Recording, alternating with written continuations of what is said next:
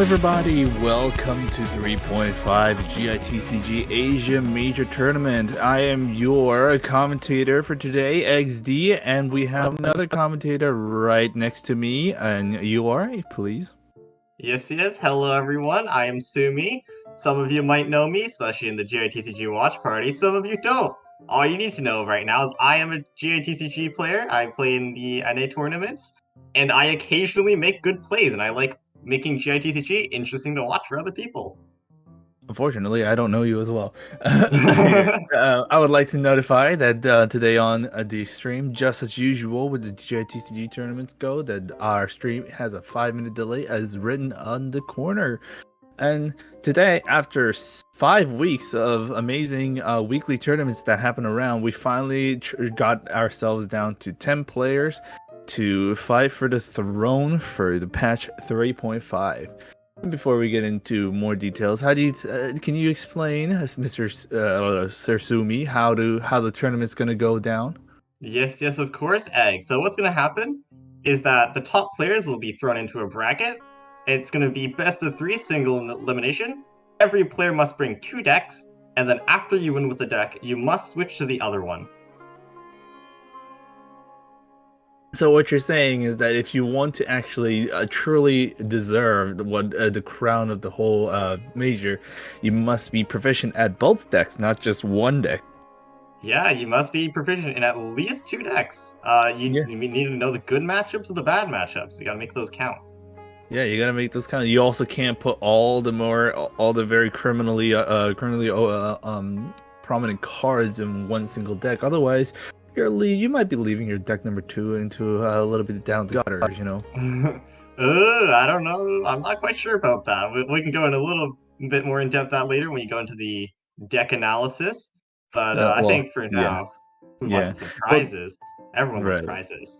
Everyone loves prizes. That's literally why they're here. Otherwise, I don't know why they would be here. First place would be getting 50 US dollars. Second place will be getting 30 US dollars. Third and fourth will be getting 15 US dollars. And fifth and eighth will be getting a complimentary blessing of the welcome moon. Compliments to the chef. Anyway. Yes, indeed. And then with And that all out the way, I think we're ready mhm. for a nice overview of who's in our Asia majors. Hold on, let me pick it out from the grounds here. In the meantime, we also have making sure no one actually, becomes a dirty cheater. The 5-minute delay is because of that reason. And now, let us introduce the contestants one by one. I'm pretty sure there's some really good familiar faces around, and I think I see a new face, like one or two new faces around the thing. And maybe I'm just really uh not remembering stuff. Well, but there's a roster. We have a Dotier, Crapaholic, Ariel, Zenon, Kremlin, Duck, Sherry, Arc, Scaramouche, but backwards, and UIP.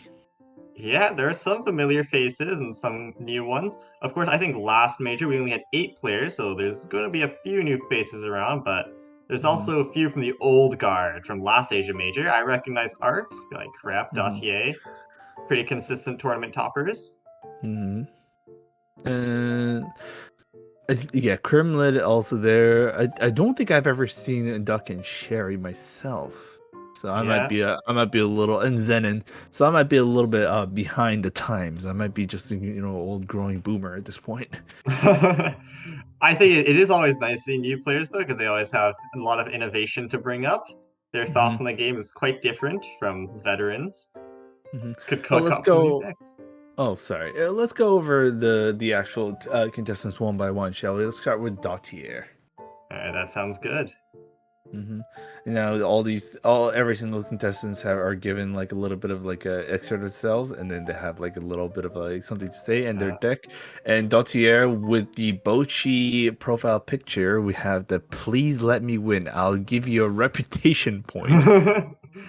Honestly, I think pretty based, and of course their quote, "Don't play MMEC." That's pretty based. I can Yeah, agree with that. and it seems like their deck one is going to be a Superconduct Ganyu, and the deck number two is going to be Freeze with Barbara Kaya variant.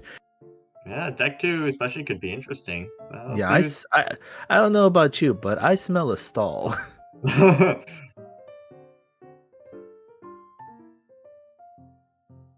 and then Of course, the Crepaholic usual here. crapaholic.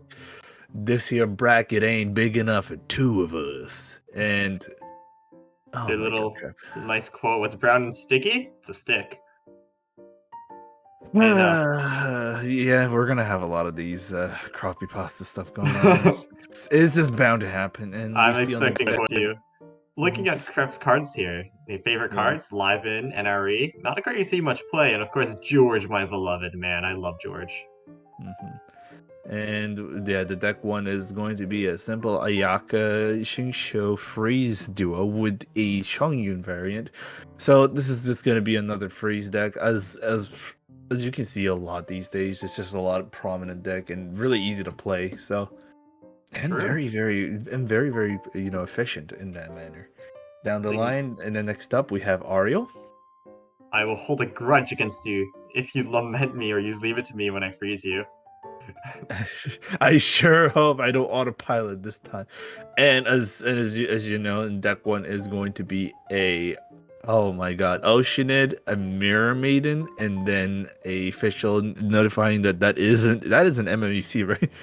It is an MMEC, that is correct. Oh boy, that's gonna be a one heck of a thing. And just to add more wound, salt to the wound, we have a freeze team again with the Chongyun variant, and of Yeah. course, their favorite cards are the Chongyun and Calix's arts. Mm-hmm. Next up, gotta say, yeah, I think there's like freeze in almost every single deck so far we'd look into. Yeah, Freeze is a really strong archetype. It's pretty versatile. It's like got pretty nice matchups. Zenon is Mhm. next. The floor is lava. I win. If the floor is lava, I win. Interesting. I'm so sleepy. Can I take a nap? This is kind of like everyone's feelings right now. There's never a time where you don't want to take take a nap. And of course, deck one, the same old Chongyun variant freeze team, and deck two being the overload team with Fatui Agent and Keqing and Bennett. Yeah, pretty strong decks. hmm Got some pretty nice matchups. And understanding everything, of course, their favorite card is going to be Leave It to Me. Hey, always good to have against the freeze mirror. Always, always. Always. You'd love to have that card in hand. Who's Yeah. next? Who's next on the And chopping block? next up will be Crimland. Crimland is so sleep deprived and without practice, so they just want to be a little gentle when they go against it. Oceany Nerve win. And of course, with their favorite card is Lament, and like a statement like that, I think they're tired of MMEC meta. hmm I think they got a And grudge. surprisingly, this is the first contestant to not bring a freeze into their deck, and their deck one is the Vaporize with Fatu Agent, so they're looking for a one shot. In deck two, they have the Exodia Noel deck, but you secretly allow a Churl pressing deck. That's my Yeah, favorite deck. That's literally my favorite deck. It's just like the overbearing terror of Noel, but in actuality, it's the Lawatron punching things. honestly, like that deck. It's pretty strong. Very few characters are able to outduel Noelle, especially in 1v1s. Mhm. And like, of course, with like Wolves Graves and everything, and you get Ocean Summons and Lawatron, which do really nice value for their dice cost, so you're able to chip them down within Gravestoning range. So Right. pretty strong deck, but not Yeah. something I actually expected to see at majors. Yeah. All right. Let's go look at Duck now. So, it's from what I can see, a duck. Let me get the card out a little bit. Oh, here it is. Duck, a Oh, wow. relatively It's new. literally a duck. Wow. It's literally duck. No, not AMQ Duck. uh, Reject GCG, return to AMQ. ooh. Oh boy. And then we have a Freeze Ganyu variant with an Klee deck. Well, of course, Klee is always going to be very nice to fight against. And we have the Lament card as a favorite card, so it seems like the Lament's just being favored around here and there. I think it's just a lot of a lot of people have grudges against MMEC. It True. is. And MM and Lament kind of just acknowledges and negates a lot of those situations when it counts. I do love the profile pic from Duck. That is wonderfully drawn. Hmm. I think it's one of the best ones. He wins. Truly. They win. Duck wins. Surely they went up profile pick. I trust. All right. Well, next up, we do have a Sherry. Hold on. Getting a little bit of a try. Are you all here to compete for second place? That Well, is confidence. yeah. Welcome to the a server of trying to let you feel the precious and terrifying of the launch. So, of course, the deck one is going to be MMEC. And then deck 2 is going to be a nice standard Aya Freeze. And it's quite funny because their favorite card is Klee, and yet they don't use it in their arsenal, which is kind of funny. True. A little Hmm. bit ironic.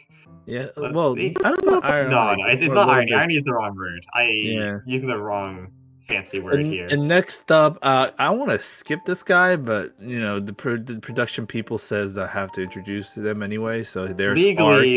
Legally, we have to go over this. Yeah, legally we have to go over this, but oh my god. Oh my god. Yeah, there it is. No thanks, bro. Yeah, boy, R. Kennedy Pepega aim about the skill issue this majors because of the Resident Evil 4 brain rot. Someone's been playing Resident Evil 4, a game that I don't have right now, but really wishes to have. Um, of course, Arc doing Arc things. What else is new here? And of course, his deck 2 is I do see an MMEC, and deck 1 is the classic Ganyu Freeze team. Didn't Arc use Noel before? I think he changed up the thing there. I could not remember, but like with favorite cards of Oceanid, Abyssal Summons, and Oceanid, I mean, I wouldn't have been surprised if one of these decks became Noel all of a sudden. Of course. I am not surprised by a single bit. Anyways, next down the line we do have I think it's Scaramouche but backwards. Uh, Oh, ooh, I don't think that's the right card. whoa, hang on. Is that the right guy? Oh, hold I on. don't think this is the right one. So I don't GB think this is Darkside was one of our NA Matrix players. Yeah, I was I like, don't huh. know. I don't know how they managed to sneak their way up here. That's interesting. That was a bit of GB would an oopsie infiltrating moment. Asia. It's fine. Are you saying that they're actually showing up in different kind of regions? Ah, here we go. Scaramouche There it is. backwards. Death to Scaramouche all backwards. MMEC. Honestly, I can agree with both these statements. Death to all MMEC, and please don't abuse. It's kind of funny because they still use a Mirror Maiden in one of their decks. However, it has a Sino on it, so it's a Sino Electric Charge. And deck 2 is the double Animo with the Mona, the Classique, Based and the El Classique deck that used to be a anti-meta deck where it was really prominent in shutting down meta decks in the early days. But around this time, there's still a solid deck, but not as super effective as before. yeah, double ammo. If you play well, you can always win. And favorite Hmm. card, Jade Plume Terror Shroom, the chicken. Never use the chicken. Every time I look at a chicken, it's just always the second word chicken. And lastly, we have UIP with the LOL, and they have expressed that they're 4-1. Deck 1 is MMEC, what a shocker. And deck 2 is the Ganyu Freeze deck. And the favorite cards are Ganyu and Fischl. With Ganyu Fischl as your favorite card, man. Deck 2 should have been Ganyu SC. But of course, Fischl used in MMEC. Oh, I mean, they did use both their favorite cards. But Yeah, I feel they're like if your using favorite both. cards are Ganyu and Fischl, you gotta play Ganyu SC, man. It's honestly such a fun deck. I will always advocate for it. It is my personal favorite. Of course, it would be for you, huh? I think with that though, that is our last Asia player. Yeah, that's it. That's all the introductions that we have, and the tournament staffers are here again, being just as great as any other tournaments preparing. And we do have our mastermind production manager in the backgrounds, ready to bonk me in the head some point, I guess. And I guess we're gonna be moving on to our brackets if we can. I think they made I think they did make sure the bracket is all set to go. Yeah, it should be coming up relatively soon. Yeah, and then we'll get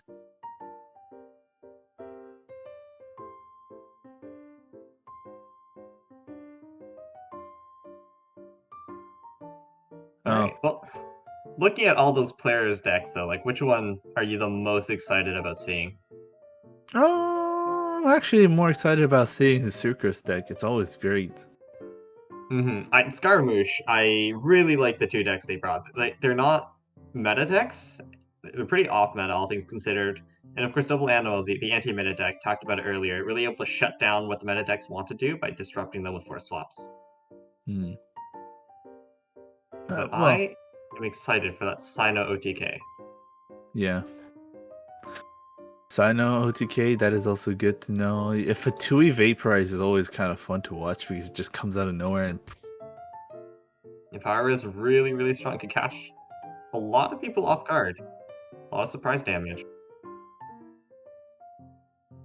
And yeah, we do have a confirmation on who we're gonna see.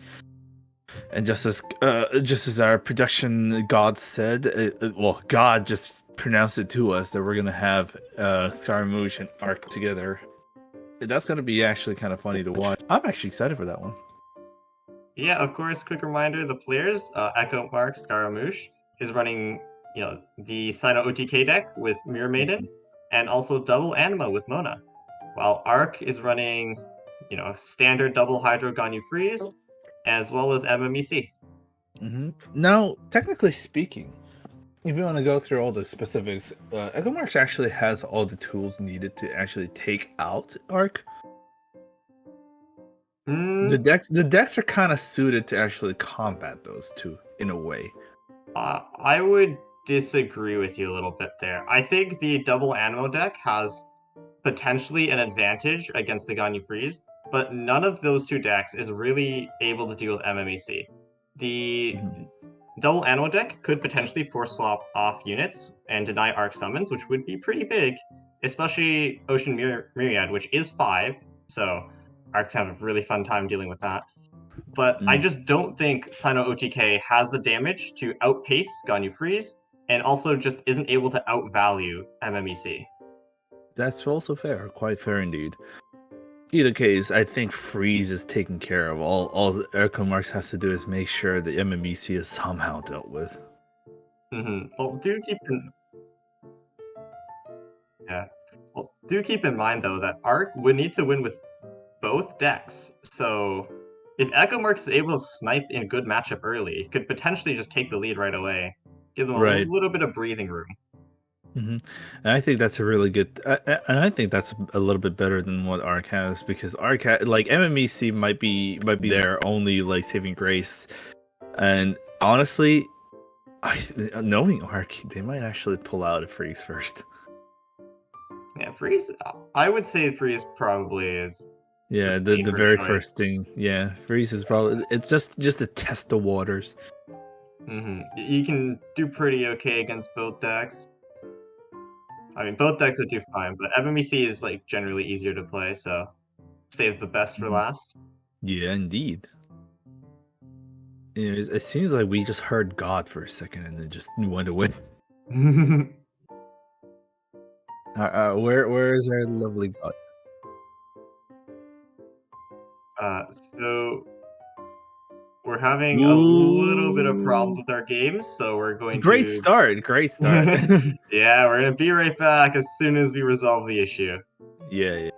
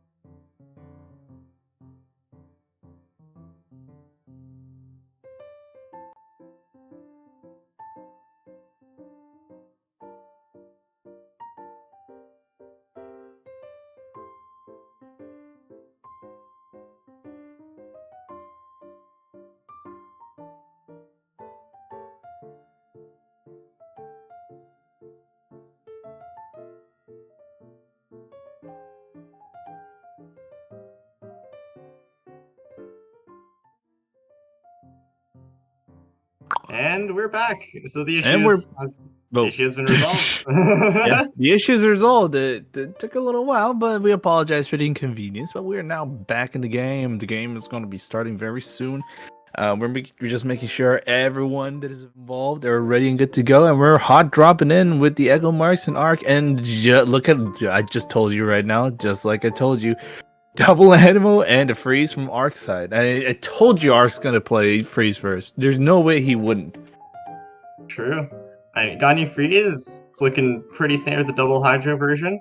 And Mhm. then Echo Marks, we'll see if they're running any secret sauce we should be aware of. But Mhm. probably just a standard game plan. Maybe try to deny Rain Sword, swap Ganyu off. Standard stuff. Mhm. And now looks like looks like the game loading time is actually having some problems here. Well, we get to see they get to fully appreciate what their decks actually going to be going through. So that's actually a good thing to see. Ah, there Yeah. it is. The game is actually. I thought Something the game crashed for a second there, but something to never note mind. in Double Animo is that character order actually becomes important now. Hmm. If like I don't know which matchup are optimized for. It's overload most of the time, although sometimes you optimize for Sucrose because Sucrose is the more popular character card. Sucrose and Jean, both of them all together has like a power to just like choose which direction they want to go. So that's also really that's what I like to call like a little bit of an advantage on this spot as well. Yeah, so Uh, if you're not aware, Sucrose skill will always swap you to the character on your left, and Jean will swap on the right. With a mhm. card like Chaotic Entropy or Leave It to Me, you're able to make it so your opponent is not able to stay on their carry. You Yeah. constantly just force them off, force them to waste dice to swap back, force them to just take free damage or just do suboptimal plays. And of course, Ario will help with that situation. Wait, did I say Ario? Mona. Mona will help with that situation very well. Seems like we have a good common start of Xingqiu on Arc side because they always always want to go start with Xingqiu's burst as soon as possible. And Echo Marx is trying to stop that, or at least try to make sure that Xingqiu won't be able to do it a second time. Yeah, Echo Mark's Dice of Cringe really hard, so it won't actually be able to swap Xingqiu off, which is a little bit annoying. Mm-hmm. So they are going for the toss-up. I feel like if you're going for a toss-up, you would rather much do it run 8 dice. You have much higher chance of getting what you want. Mm-hmm. Okay, well, that's still a very good situation. There we go. They just got what they needed just And it in got the time. Reanimo, and it's going to swap Uh-huh. to... It swaps to Mona. I Mhm. don't know about this one. I feel like if you want to swap off, you'd rather swap to Ganyu, because Ganyu no Rain Sword is not much of a threat. Right. And it Even also then, denies a fast action to Xingqiu. I think overall even this is then, fine, it's though. still good. Yeah, it's fine as long as Xingqiu is being delayed in the situation. I don't think that's a bit of an issue. Oh, and then we forget that like Mona has a passive that kind of negates that situation. So that might be a little bit of an unfortunate situation, but Echo Marks will actually just end a turn right there. Um, but Yeah. so will Arc. Both players opting to live in. Interesting to know that Echo Marks does have Chaotic Entropy, so it could fast swap here and swap Xingqiu into Ganyu. Would make Xingqiu within lethal range of a skill. Mhm. So there's that at least, but you know, it looks like it's only 2 Chaotic Entropies to Leave It to Me, so we'll have 3 others if they want to fast swap. Right. And Echo Mark's getting a little bit of a weird dice situation, but it doesn't really matter as much considering that they can actually always go through the situation. They will be giving a sack frags to Sucrose, it seems like. Yeah, Book Tech, and then just tune 1, because you don't need 2 talents. Mm-hmm. You always don't. Would What's rather, yeah, interesting to wants to get know live in. What's interesting to note is that Echo Marks is opting to run Instructors. That's not a very popular card. Many double anima players choose to just run either Lucky Dogs or Millilith. Instructors is a little bit of a niche tech option that's not too commonly seen. Mm-hmm. Unfortunately, Arc was able to get the Shincho burst off, so Echo Marks is going to have to play a little bit careful now. Ooh, and Arc forgot to play a Chang, which is a little bit unfortunate. Mm-hmm. Because Echo Marks, if they go for a swirl, obviously would have gone 1 stack on it. Yeah. EchoMarks has the opportunity to like swap mana and pass on to Liben, so that no matter what Arc does, they can force swap on a character they like. I don't think tuning your hand for entropy is a good idea. Right. This here, right now, is just better if yeah, switching to Mona is probably the best idea here. Otherwise, down the line, EchoMarks is going to suffer. So there it is. And EchoMarks actually seeing that is a potential. We'll move out. If I'm Arc here, I don't care. I'm playing Chang the Ninth, Big Paimon, and I'll just pass. Xingqiu on 2, if they decide to swap off, and Jean Mona skill, either way I'm going to go to Ganyu. And if they stay on Mona, they're not doing anything, and they're not really pressuring me to do anything, so I can just stay on Xingqiu nice and comfortable. Yep, and that is the end of the round indeed. Staying on Xingqiu, yeah, that makes sense. And with all that ramp Arc play, this will be a really big turn for him. Lots of dice, 12 dice round. We'll have turn priority though, so could choose to swap to Mona or something, or maybe just Xingqiu rain screen. Because EchoMarks really not getting those dice down the line. Oh yeah, my lord. That's not good.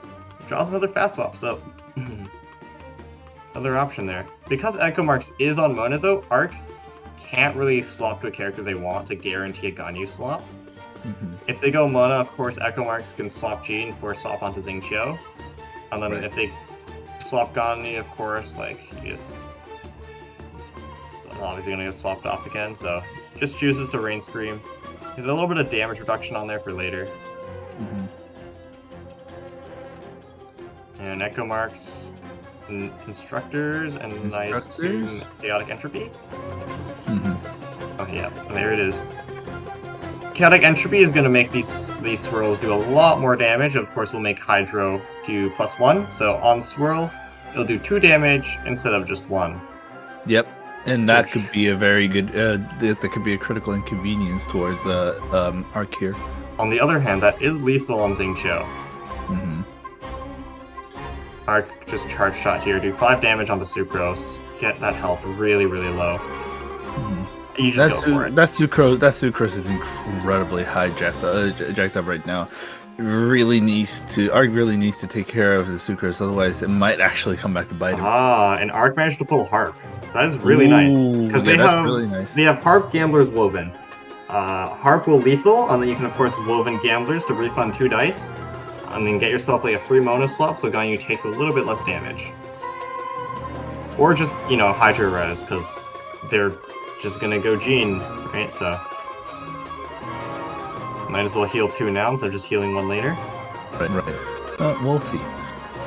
So far that Sucrose is Arc's biggest threat currently, and then there's Mona just kind of living off to 6 HP right now, doing not much there to be said.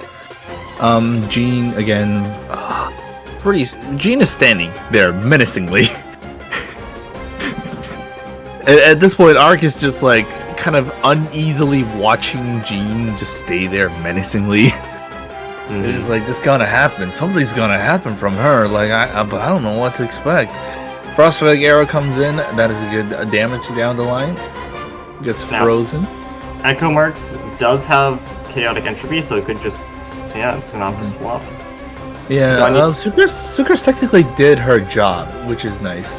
Oh, I forgot that they had the Animal Resonance card. That's always a really nice eject button card. Just I need to get out of here. Press button very very precariously.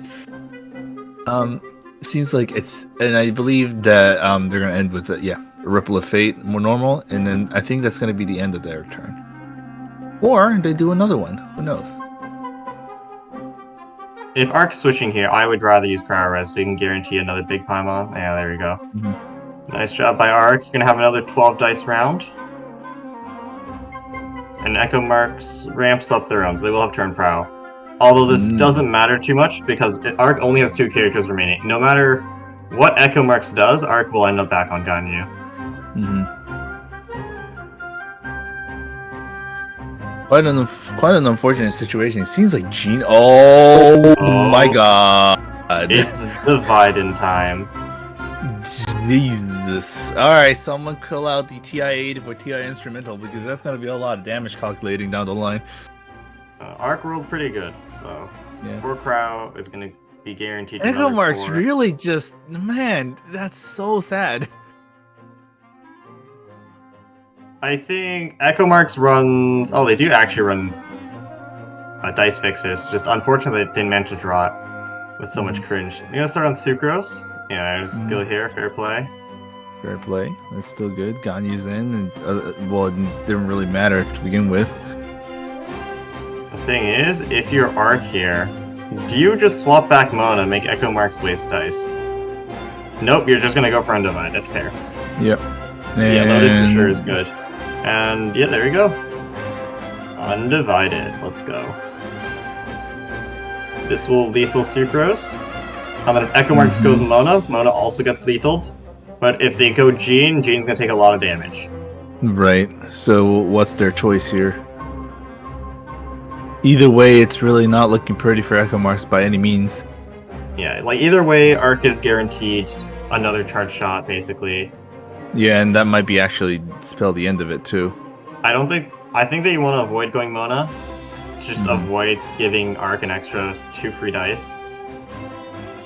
But going Jean here is also pretty bad, because no matter what you do, Jean is just going to get lethal this turn, guaranteed. Right.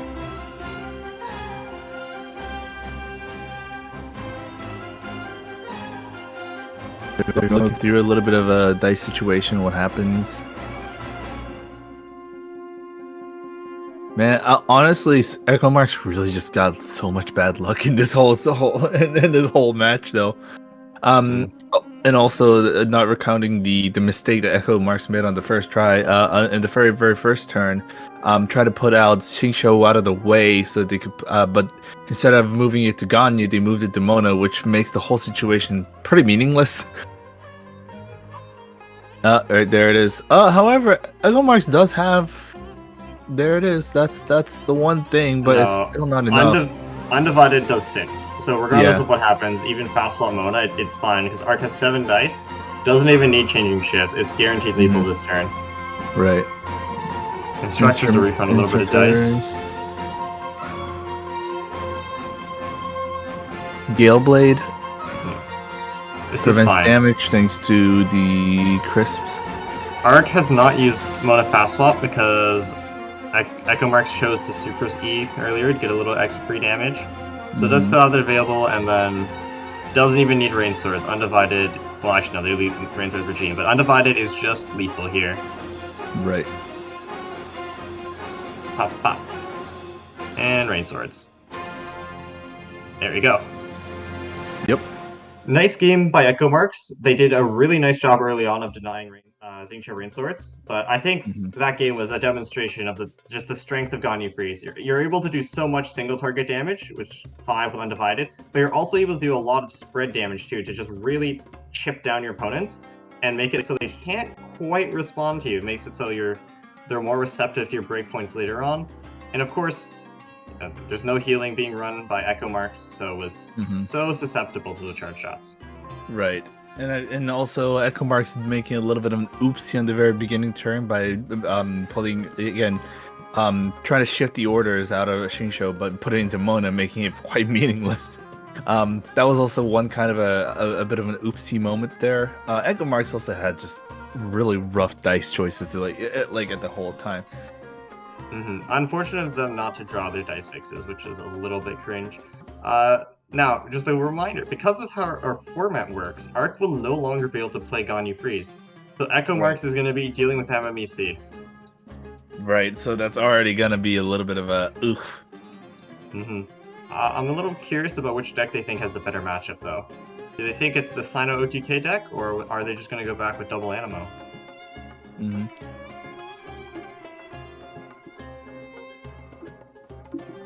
And well, honestly, I think Echo Marks is gonna stay. This week, like, here's the thing: it's MMEC. Like, there's whichever kind of deck they play with, it's gonna be a really wreck of a time. So I think they're just gonna stick to the double Animo whenever it's possible. But they will have to win with the Sino OTK deck eventually. Yeah, it And they looks like are sticking with double ammo. Looks like Yeah. they're thinking about it because they just swapped back. But yeah, Arc is forced to play MMEC. Ark has a really huge advantage right now because the freeze has gotten done with. Now they have to get through an MMEC. It's already a really strong deck. Yeah, Echo Marks will have to come back and sweep Arc to make it 2-1. The reverse sweep. I've seen Echo Marks do some. I've seen Echo Marks create a miracle here and there, so I believe them. Always believe in miracles. An interesting thing I see about Arc's MMEC list is they don't run toss-up, like a lot of other players. Echo Marks getting a double toss up, that might be actually useful to them for the current with the current dice of cringe moments they've been having constantly. Might not need it this game. We'll see though. Already got 2 Animo, rolled Hydra. That's a pretty nice roll. This time Arc has a quad dice, a quad Dendro dice, which is kind of funny. Yes, and looking at Arc's MMEC list, it appears that they've optimized for Sucrose, which makes more sense. Sucrose is the more popular character, and typically in MMEC decks, they go for Sucrose first, so it makes sense. Ocean is going for the first summon down the line, and we do have the mirror reflection. Yeah, standard opening for Echo Marks. I don't expect anything special. And then Arc choosing just to go full ramp. And have the dice do anything else. Right. Unfortunately, the Ocean has summoned the Squirrel, which can be good. It's just right now Mirror Maiden has not been set up just yet, so the Squirrel can be a little bit of a nuisance. You'd rather have for the very beginning, if you want to have a long running effect, you should just get a Sparrow instead. Is that a Sparrow? Is it a Sparrow? I'm not really sure on that front. The bird. Switching MMEC, out. the ideal opening most of the time is Myriad, which is a 5-cost summon into Oz. It lets you get out a lot of pressure, and on a double Electro Charge, if your opponent procs George, will do 8 damage to the active character and 2 ECs. So, quite a bit. Echo Mark's going to force swap Official here, which is a little bit questionable, but it's fine. Get the damage out.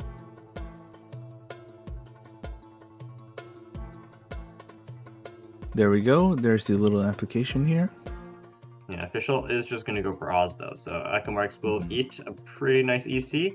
And then Arc also has to leave it to me, so it could just be Official Oz, fast swap, get the Myriad out. And then Arc is pretty set up because all the full board of summons. And then Echo Marks going to have to tank it. Echo Marks has a pretty good number of animal dice going on, but Arc has a pretty good number of Hydra dice. So it's the dice count is already actually pretty jacked. It's just gonna be whoever's gonna go with what. There's the first Electro Charge of the game. The first of many, to be fairly honest. Now the question is, will Echo Marks is gonna decide to just go to Sucrose? No, it's always Sucrose. Typically in double anima, you want to charge up that Sucrose as fast as possible. Gonna go for Book, alright. With Instructors, that will refund too, so it could skill again. And there it goes. Number 2 on the E. In this situation, Echo Marks could just choose to ramp, because, of course, 3 Animo, they could play the big Paimon.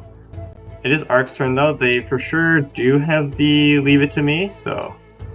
So it's really... Go for fast one Myriad. Ooh, look at all those foods they have. That's actually...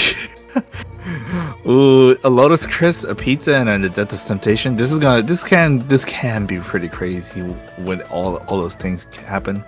Speaking of food, in MMEC it's typically 1 Adeptus, and you run a little bit more food for extra healing. It's usually better in the mirror, and it's better against Ganyu, because it makes charge shots a little less effective, and it makes their breakpoints harder to reach.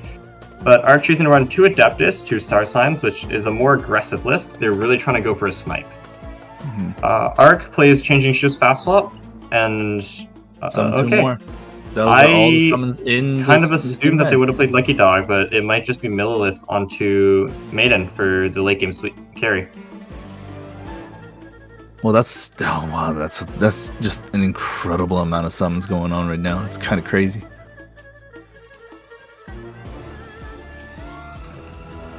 And of course, there's the woven and then the pizza just to mitigate all the damage that they've been taking. And the round's ended. Echo Marks will take 6 here. So, Mm-hmm. yeah, Mona lives on 1. Good math by Echo Marks.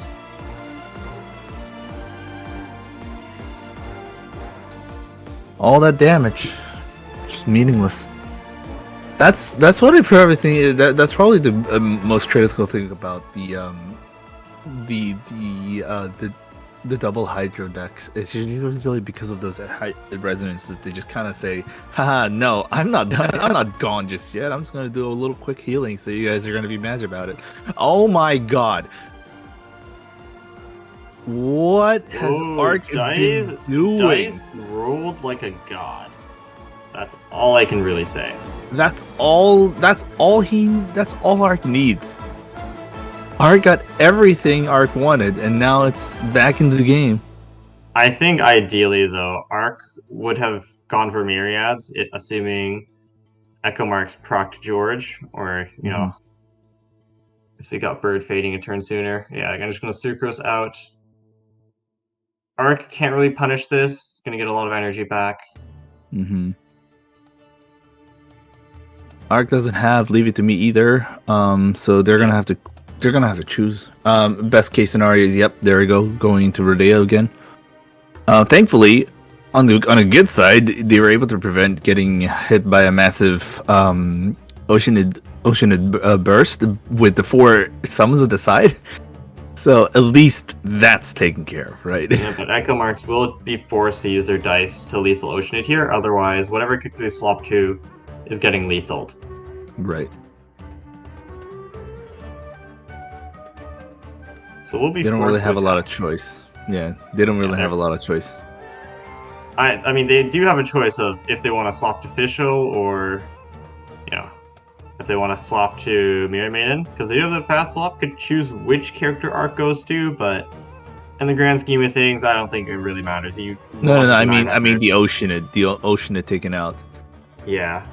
That one is just, you know, you're really forced to do that regardless. Yeah, it's going to happen. They're gonna have to face it. Echo Marks could choose the fast swap gene though, and swap Arc into Mirror Maiden. Yeah. However, well, they're really. Oh. Are they actually choosing? Ah, they're gonna go Mona. Okay. Mm-hmm. They do have the dice. They do have the dice numbers to make it work. If I'm Arc here, I'm bursting. Like, if I swap, Ocean's getting lethal anyway, so I might as well. Oh, wait, what? Did they use a fast swap? I thought this was changing ships. Okay. No, it was fast swap. It was Leave It to Me. And because George's shield is gone, that's enough to take it out. The question now is, does Echo Marks want to create the Omen, or do we just want to go for it? And they just decide to go for it.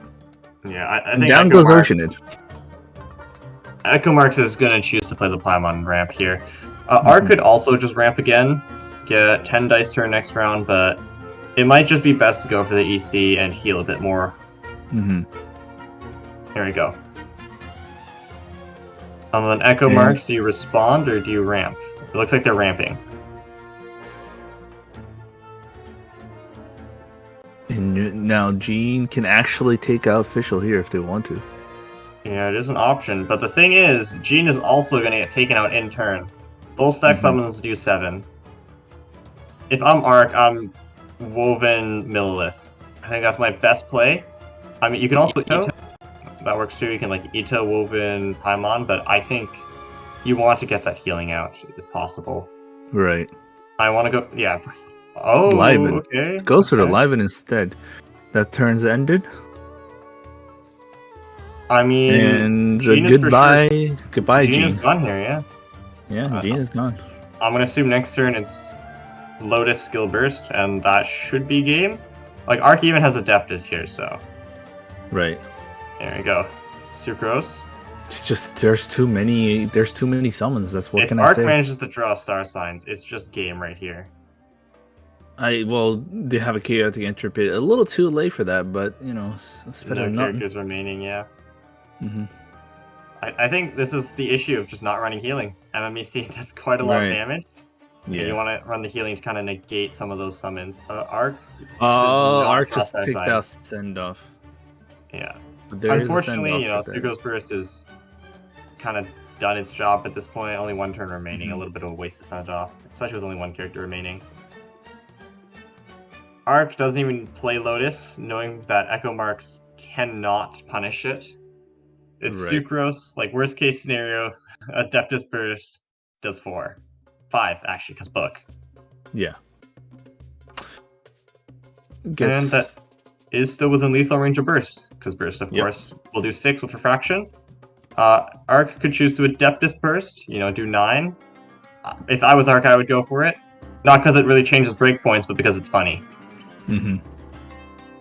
The hee hee ha ha moments are always there. They're gonna go for send off or bonus BM. And the That's Adeptus. the There you go. Temptage. There it is. 9 damage down the line. That's it. And that is bye bye Sucrose. Yep. Quite unfortunate.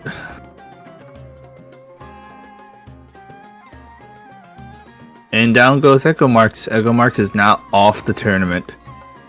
That is true. And Arc goes 2-0 into the next round. So congratulations. Yeah, it was a very convincing 2-0. MMEC always being the really good hard meta right now. Yeah. There's really not much you can do about that. Like at that point. I think I think that kind of came down to a little bit of deck building. Echo Marks, I actually surprisingly liked the book into instructors. It let them refund 2 dice, which I think was pretty interesting because, of course, in double Animo, you're swirling quite a bit, so getting a lot of use out of it. But I also feel like because there's no healing, like it's such a bad matchup in a double Hydro because double Hydro has so much healing. There was just not much backup. Well, actually, I think they didn't bring any foods because they thought Jean would help out, but if they're not going to use Jean that much in any case, that's not going to help out. From my experience, Jean very rarely gets burst out. Mm-hmm. It's because, they were fixated on the Sucrose, which is understandable, but sometimes you just have to look at all the things outside. Maybe there might be an option here and there. But who knows? Jean really just did not see the light of day at all. Yeah, Jean did not come in at all. Kind of wish they did, but Sucrose is very powerful. It's just Chaotic Entropy came out a little too late as well. There's just not much. There's just Echo Marks was just not working out. I think Echo Marks made it closer than I would have thought, though. It was a really nice showing from the double Animo. Like being able to get 2 dice refund every time you skilled on Sucrose was really nice. It managed to chip Arc down to fairly low hit points. Of course, Mirror Maiden is still healthy because it was never really came on, didn't take the 4 damage skills from Sucrose, but managed to take down 2 characters and make it decently close. Yeah, it was very good, close. Echo Marks did all they could at that time, even despite all the little mishaps here and there, and the luck being just not. Arc was really lucky. Arc was incredibly lucky. Can we like actually note that to like an admit like just a little admitting party here. Arc has gone so lucky today. He must be he spent all of his like luck on the lotteries and anything just for the little heart of dice, Yeah, a little side note though. I'm a little bit sad I didn't get to see the Sino deck. A little bit sad. But double Animo, it's always a treat. Always a fun deck to see. Alright, looks like we're going to have Doug versus Creepa now. They're going to come up soon. Let's take a look at what decks they're playing, though. Yeah, let's get a little bit of look-see while we get for the next one. While we prepare. Looks like Duck is running... the good old... Wasn't Duck also running MMEC? No, Duck is actually not running MMEC. No, yeah, you're right. Duck's not running that one. Duck is running double Cryo Ganyu Freeze, and their second deck being Cleave Ape. Yeah, there we go. I'm actually not that bad about that one. I actually don't feel bad about that one. Crapaholic, I know for sure that has an MMEC there. There you go. They have a freeze. Crappa has a freeze. I know that. Now, to note, the double crow version of the Ganyu Freeze, as opposed to the Mona one, is well, I can't really call it a recent innovation anymore because it has been a while, but Mm-hmm. it is on the newer side of decks. Generally, Mona was preferred, but Chongyun gives you a flexibility that the double Hydra one doesn't have. Because Mm-hmm. obviously Xingqiu is not a unit after you get Rain Swords, so kind of irrelevant. And Yeah. Chongyun gives you a second carry just in case your opponent manages to snipe Ganyu. Yeah. But also no free fast swap, so it's also a little more rigid in that sense. Yeah. Gonna have to get through a lot of situations, right, to make sure it works. By the way, can I just say, like, I'm still very proud of creating the tuna mode. It's still one of my proudest moments in life. I was the very first part. I was the very first one to create that one. Anyways, there it is. They have instead of a Ganyu freeze, they have a Iyaka freeze with the Chongyun variant, and of course the deck 2 being the MMEC, the classic. Yes. Chong Freeze, I would say, is an advantage against Ganyu Freeze, mainly because you have those two characters that, well, I mean, your entire team is able to freeze as opposed to just one. And you have a fast swap to kind of freeze the Ganyu. And your OTK is also a little bit stronger, because you can do things like MMR and like NSC, play parametric more reliably, which Ganyu decks can't do. Right. And of course, MMEC, just generally strong deck. Also optimized for the Sucrose matchup. Well, now we're gonna have to go look at the others. Well, yeah, I think they're still setting up on the other side. So, well, this is gonna be very very crazy here. I mean, since we've done it last time, deck predictions. What do you think our players are going to choose to go for in round one?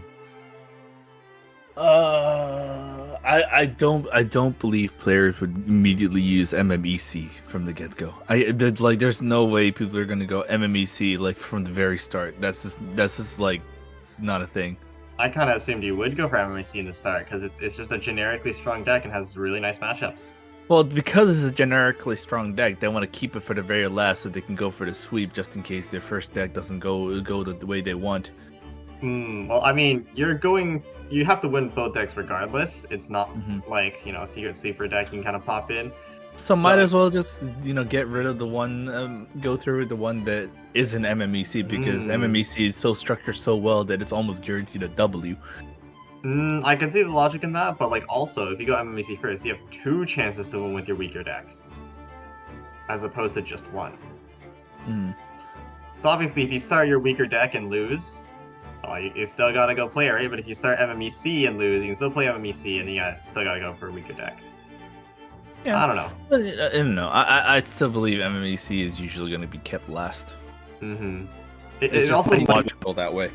It also might be players trying to go for the matchup sniping. Obviously, some decks have not ideal matchups, and some decks have matchups where they'll just dominate.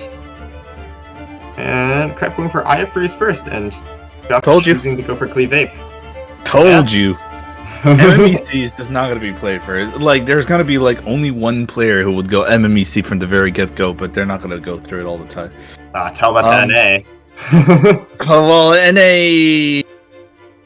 Yeah, I don't play NA, bro. I don't care. Dude, I don't think I've ever been into a single NA tournament. Wow. It's not biased. That's just me with the time zone difference. No, that makes sense. What else do you want from me? I mean, you're casting for Asia, so that does make sense. And Europe. I just don't look at NA at all. You guys are just uninterested. No, I'm just kidding. Anyways, it looks like Crapaholic is going to be starting with Chongyun. Or sorry, Chungus.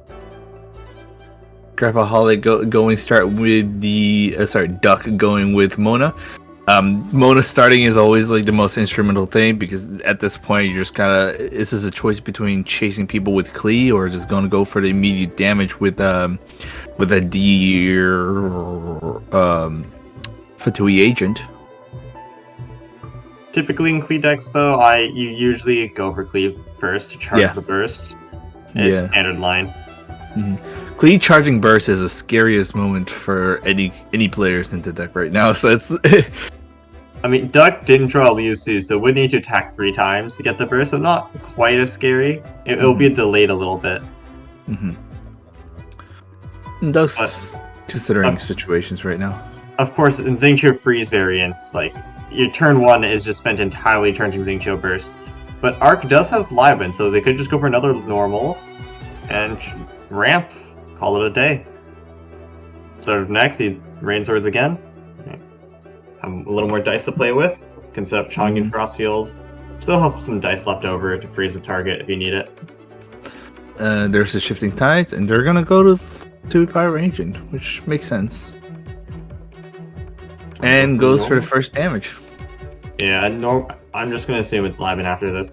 I think this is okay. Like, Agent has shield, so of course has a more effective health than other characters, so able to tank a little bit more. Doc realizing that like can't really charge Klee, so might as well just let my tankiest character take a few hits. Yeah. Honestly, I see it. It's understandable. And Krep left on 3 dice. Just gonna choose the big Paimon. Yeah, just gonna go for the Paimon. I think this is smart because Paimon lost 2 turns. Liven like only lost 1, obviously. And then they're gonna fill their hand anyways with Chang next turn, so it doesn't really matter too much. And then after this, they can come in with the 12 dice round. Yeah. And really start to put Duck on the back. Oh my god. Oh my god. Like a god. What is up with today where the dices are either extremely cringe or just extremely godsend? There's no middle ground today. Like, you just don't see the middle ground these days. Yeah, I think Duck rolled okay though. 3 power, you take it. Yeah, you take it, but like, you know, still, it's like, damn. That's lethal. Yeah, that's actually. Yeah, Crabaholics now in kind of a dangerous situation. You don't have a Xingqiu burst. That's gonna be a little bit of a struggle. Funnily enough, this exact same thing happened in EU Major Finals. That's not good for Crab. Without the Xingqiu Rain Swords, Aya Freeze is no longer a deck. Yeah. Like, you can't exhibit pressure. Like the worst you could do is 3 damage skills. It's like the Scaramouche boss fight, but the Scaramouche boss fight forgot to bring the legs. That's the legs. They lost the legs. It's just the torso now. What are they gonna do? They're gonna have to do something, but that's something. Good luck, man. It's gonna be hard. It's not all bad for Crep, though, because there is Ito there, right? Could Ito burst on Chongyun, which would be lethal. Duck has no dice to respond, and if that first card in the hand is a Gambler's, they might actually still be able to make something out of this turn. Yeah, but Jesus, turn 2 and already like 1 down, 1 at 1 HP. That's kind of rough. If you're Duck, you just kind of want to swap. You don't want to, like, you don't want to risk a Gambler's reset. And if you're Crep here, I assume it's just ramp because you can't really do anything. Might as well try to make Aika do something. Transformer. Really nice of Duck to just keep that power resonance though, and Crep kind of playing into the hands of Duck with that power res. And now Duck has the Ito card, so that's gonna be another. Just came a turn late though. Would have been lethal on Chongyun if they had it a turn before, but it's fine. It's fine. Duck has actually made a huge gap. The gap is there. If Duck can grab a Gambler's, that would be game ending. Oh, 2 send off dead cards.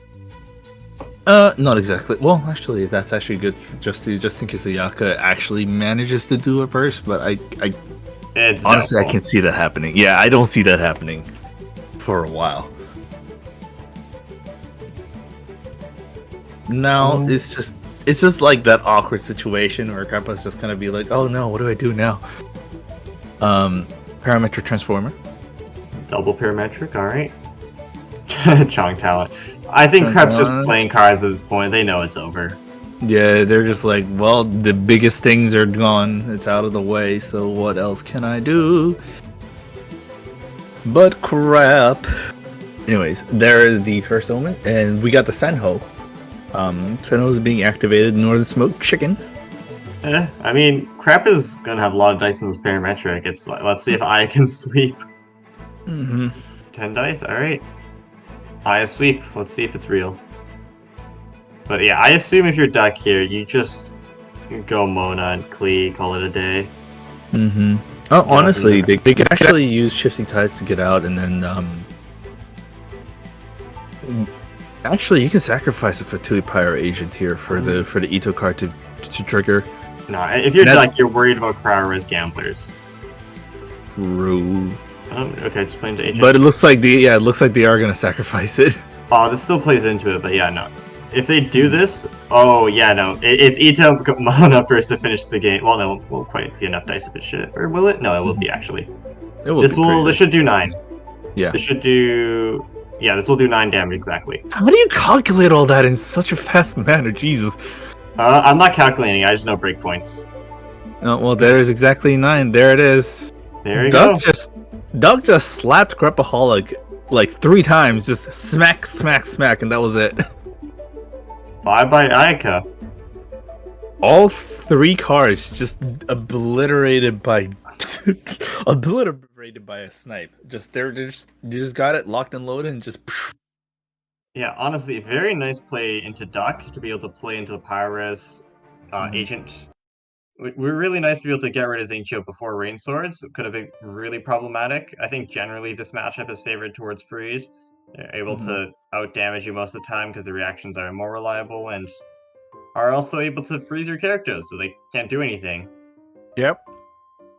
Well, now we have another huge problem is that there is still the MMEC still alive and well, and Duck has just lost their vape team. So Duck is going to be using a different team. Vape team, so they are playing double Crow Ganyu. If I'm Crep here, I'm going for MMEC. I believe that's the better matchup. Although that time they would. Although Aya Freeze does have a good matchup into Ganyu Freeze, in my opinion at least. I think just being able to freeze on 2 of your characters as opposed to 1, and not being reliant on having perfect dice makes that deck a little more flexible, able to output more pressure than Ganyu Freeze. Well, we'll just have to see once we get there, don't we? I mean, we'll have to see. Players are going to take a little time to choose their deck, so. Anyways, it seems like they're all getting ready. It's as simple. They're just gonna have to go through and choose their decks real quick, and then I think that's very nice play by Duck, though. They did. Duck very well. Duck knew all the things. Yeah, they did very well to play around the lines of Pyres. Looking at Ducks, they didn't even need a calculator, dude. They're just like, I know this is gonna win. Looking at Duck's deck, though, they are running double send off, double lament. So really don't like MMEC. Yeah, the MMEC is just like, they're like, I'm ready. Something's gonna happen. I am so ready to counter it.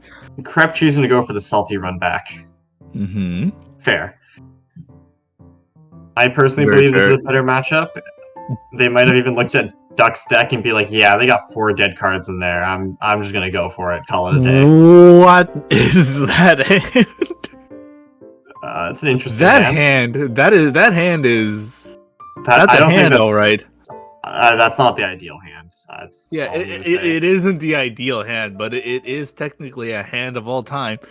It is certainly one of them. It is certainly one of the hands of all time. Duck gets a pretty mediocre result. They're gonna have to. Well, actually, Paimon's bestest companion is still there, so they can actually go through it a little bit better. Ooh, Crep's got no ramp, so that's not ideal. I'm honestly expecting both players to kind of just hit each other. Does Crep have a fast swap here? If I have a fast swap, I'm going for it. I'm going to deny those Rain Swords. No, they have 2 Timmies. No, it's just Timmy. Normal. Unfortunately, wait, no, like Crep can't even go for it. Doesn't have enough. And oof. Crep decides to give the double gamblers and then decides to end the turn like there. Full ramp on Duck. I think this is probably fine because it's not like Xingqiu is really able to punish, and like if they freeze, ooh, Crep Ito. Would you look at that? Duck is going first, but with only 1 energy on Xingqiu. If Crep managed to somehow top deck and leave it to me, they could deny Rain Swords and just get their own. Right. Which would not be very good for Duck. Their pressure would be 1 turn delayed. kind of an awkward situation on either side, but it's fine. It does not appear that Crap has a Leave It to Me, so Mm-hmm. I'm just gonna go for the Rain Swords. Mm-hmm. And so we'll duck. Rain Sword Mirror. Mm-hmm. I mean, what else did we expect out of this? We knew it's gonna happen. Now the question is, what's the plan here? It seems just Chong talent. 3 turns of freezing. It's pretty nice. You take those. A duck looking like they're gonna respond with their own. Might be thinking of just going for another normal. Yeah, that might also make sense. Rain At this Swords- point, because it's pretty much a mirror match, it's just like which side is thinking what.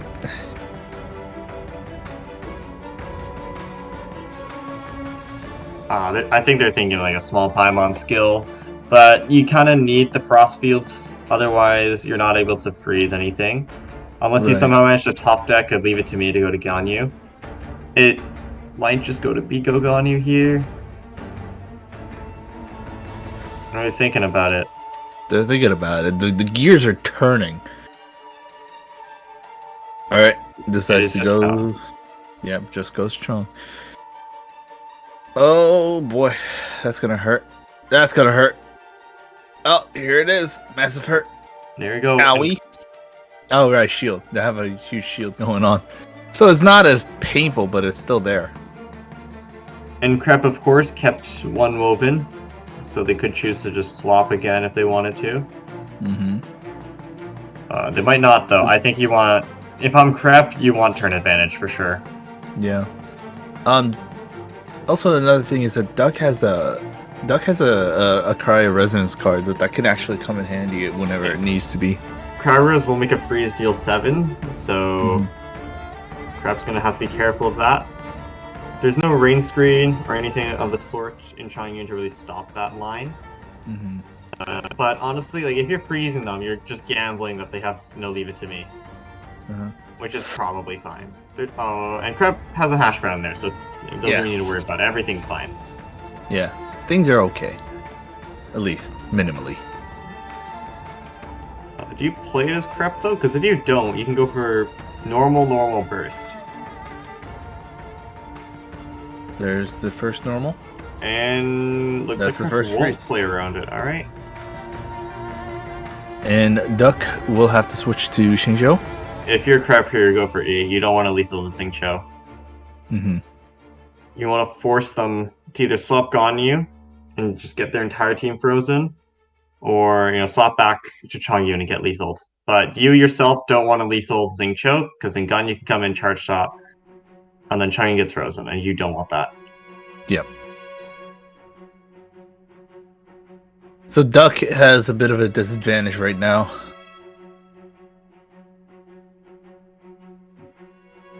Getting frozen first is just the worst. Mm-hmm. You just like and if you're in a situation you're just gonna get frozen by everything, that even sucks more. Like what else can you do at that point? I think the ideal line, if I'm correct here, is I'm going to reset Frost Field, and then I'll use the last of my dice to swap to Xingqiu and Hash Brown on Changyun. Wouldn't skill still take out? No. Oh wait, 4. no, just close, just a few shy. And decides to switch to Chongyun. Yeah, okay, now I'm going to go for normal. Mm-hmm. Because with Changyun talent, it makes my normals do 3, and then if they go to Xingqiu, a Rain Sword's lethal. If they go to Ganyu, they now Cryo on it, and call it a day. Is Crep give a burst? I'd rather not. I would just tune Liu Su. You're never getting used to that card anymore. Xingqiu already got Rain Swords. You typically don't get a second round. You don't need a second round. Goes for bestest companion. There it is. Yeah, there's but normal. like I much rather just tune Liu Su, honestly. There you go. Good dice refund. Go Ganyu. All right. Ganyu gets Hydro slathered a bit. The question is, what's the move here? Thinking of Cryo Res. So that's the Ito, because not getting used to that card. Mm-hmm. thinking about it? Yeah, there you go. Thinking Go about for it. I'm really thinking about it. There's no reason not to at this point. There it is. Yeah, there's Oh. 7.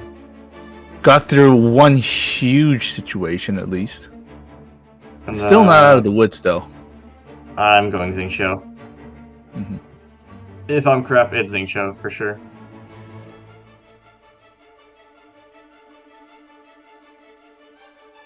Rainsword's willing to do 2, Xingqiu lives on 1. And then I'm just going to assume Ganyu's going to go for the burst, that's fine, right? You could even choose to go Lotus on Xingqiu if you really wanted to. Or, you can just normal again. Yeah, there we go. And the freeze. And the freeze.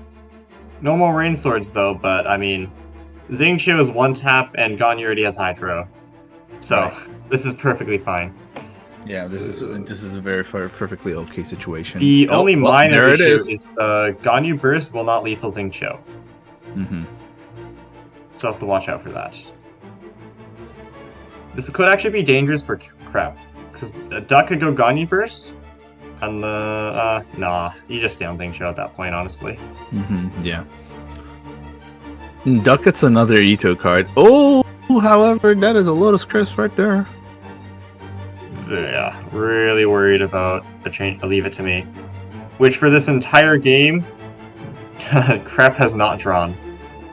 Mm-hmm. There's not a lot of options, are there?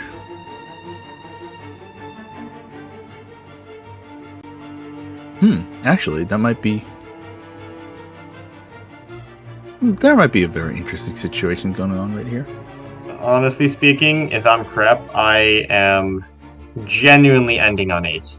Yeah, honestly, that's probably the better idea. Probably, no, it's Lotus on Xingqiu and then you end on 8. Mm-hmm. Alright, no, because gets shattered, doesn't matter anyways. You might want to do something with Lotus. You can go, like, put an Ayaka or something. And Duck has used a lot of ramp already, so... You want turn prowl so Xingqiu could freeze. And then, yeah, like, I might genuinely be ending on 8 here. I feel like an Ayaka swap is not ideal, because it's just pulling into a woven charge shot, and you don't like that. Right.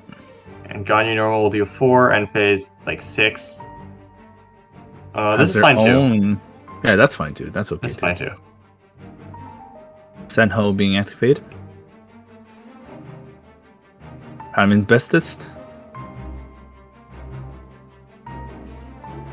The flower. Get some barrier.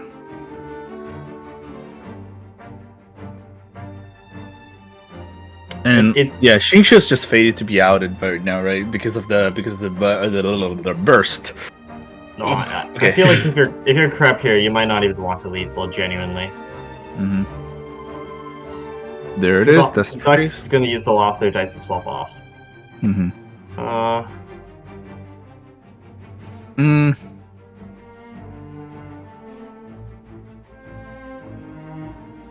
Kind of in a rock and a hard place, huh?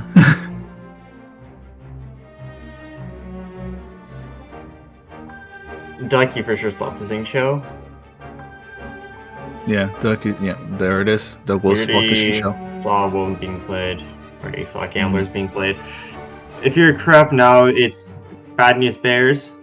If you're lethal here, right, Ishgani's just gonna charge shot, win the game. But also, if you don't, right, next turn you still have to deal with that Xingqiu, and like, what do you do now? Yep. Tough spot. Tough spot. Can't do much about it.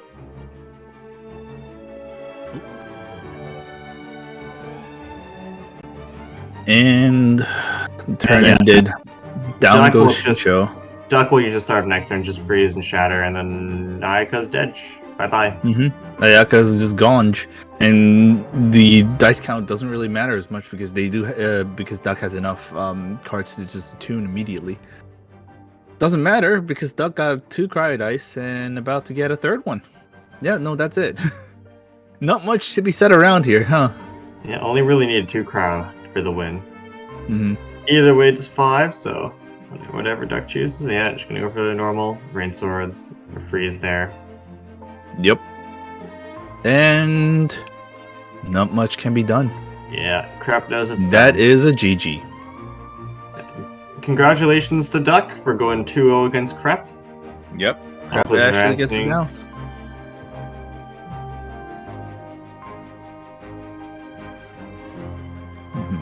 So, well, that's it. Duck will take the victory. Crepaholic, unfortunate, will have to pack their bags and just go back home. Even though I'm pretty sure they're at home, but you know what I'm talking about. Pack their bags, figuratively speaking. Packing your bags theoretically. Do you even pack that? How do you theoretically pack a bag? Anyways, so that was it. So I think that was good enough for the top 10. So I think we're gonna move on to the semifinals. But before Yeah. that, I think we are gonna slow down a little bit. But we do want to see what happened to the bracket so far because there are other matches that we didn't actually get to see due to time constraints. So let's actually look at the bracket to see how it's going. If you look at the there's been a development. Dottier is still get by, so it's fine. Arc beats Scaramouche. So Dottier and Arc is set to go against each other. Kremlet and Zenon, both who had a buys, did their matches on the semis. And Kremlet will take the W from Zenon, but still loses a match. We don't know the. We're probably gonna get results for sharing UIP right after that, but Crapaholic and Duck just now finishes their match 2-0 for Duck. So Ariel will have to after Ariel goes through their match with the winner of Sherry and UIP, they will have to face Duck, and Dottier and Arc, the winner of those two sides, will have to face Crimlet. Yeah, and speaking of Duck and Crepaholic, those are some pretty nice games. Like Duck being able to come out with the Zing Choke lethal before Rain Swords, which was really huge in that match. And in Mhm. game two, Crepaholic did a really nice job of keeping it close, like being able to freeze lock Duck for an entire team. But just Yeah. in the end, wasn't quite able to get through all the health. Ran out of Rain Swords, not quite enough HP to lethal, and Duck managed to finish off with Ganyu. So that was a really close game, even if the scoreline doesn't quite reflect it. If you ask me, I feel like Crapaholic should have just gone MMEC for like after losing the first round, but I think they just wanted to be a little bit more persistent with it. Because it is their last trump card. So if that doesn't work, then Ayaka Freeze sure wouldn't work for them, at Might least in also, their minds. yeah, it might also be a comfort thing. But looking at the Hmm. player list, obviously we saw the Scaramouche game and Crepaholic. Both of those Hmm. players are eliminated. So Hmm. got 8 remaining. Yeah. Well, at least we'll get to see them at some point. But right now, we're gonna go for a little short commercial. No, just a break. That's what we're gonna do. Commercial break without the commercial. Commercial break without commercial. Would you believe it? But it's happening, at least down in the GITCG lane. So I think we're gonna go have a really good nice break, and we will come back and reconvene with the semifinals and other matches down the line. Yes, yes. See you soon.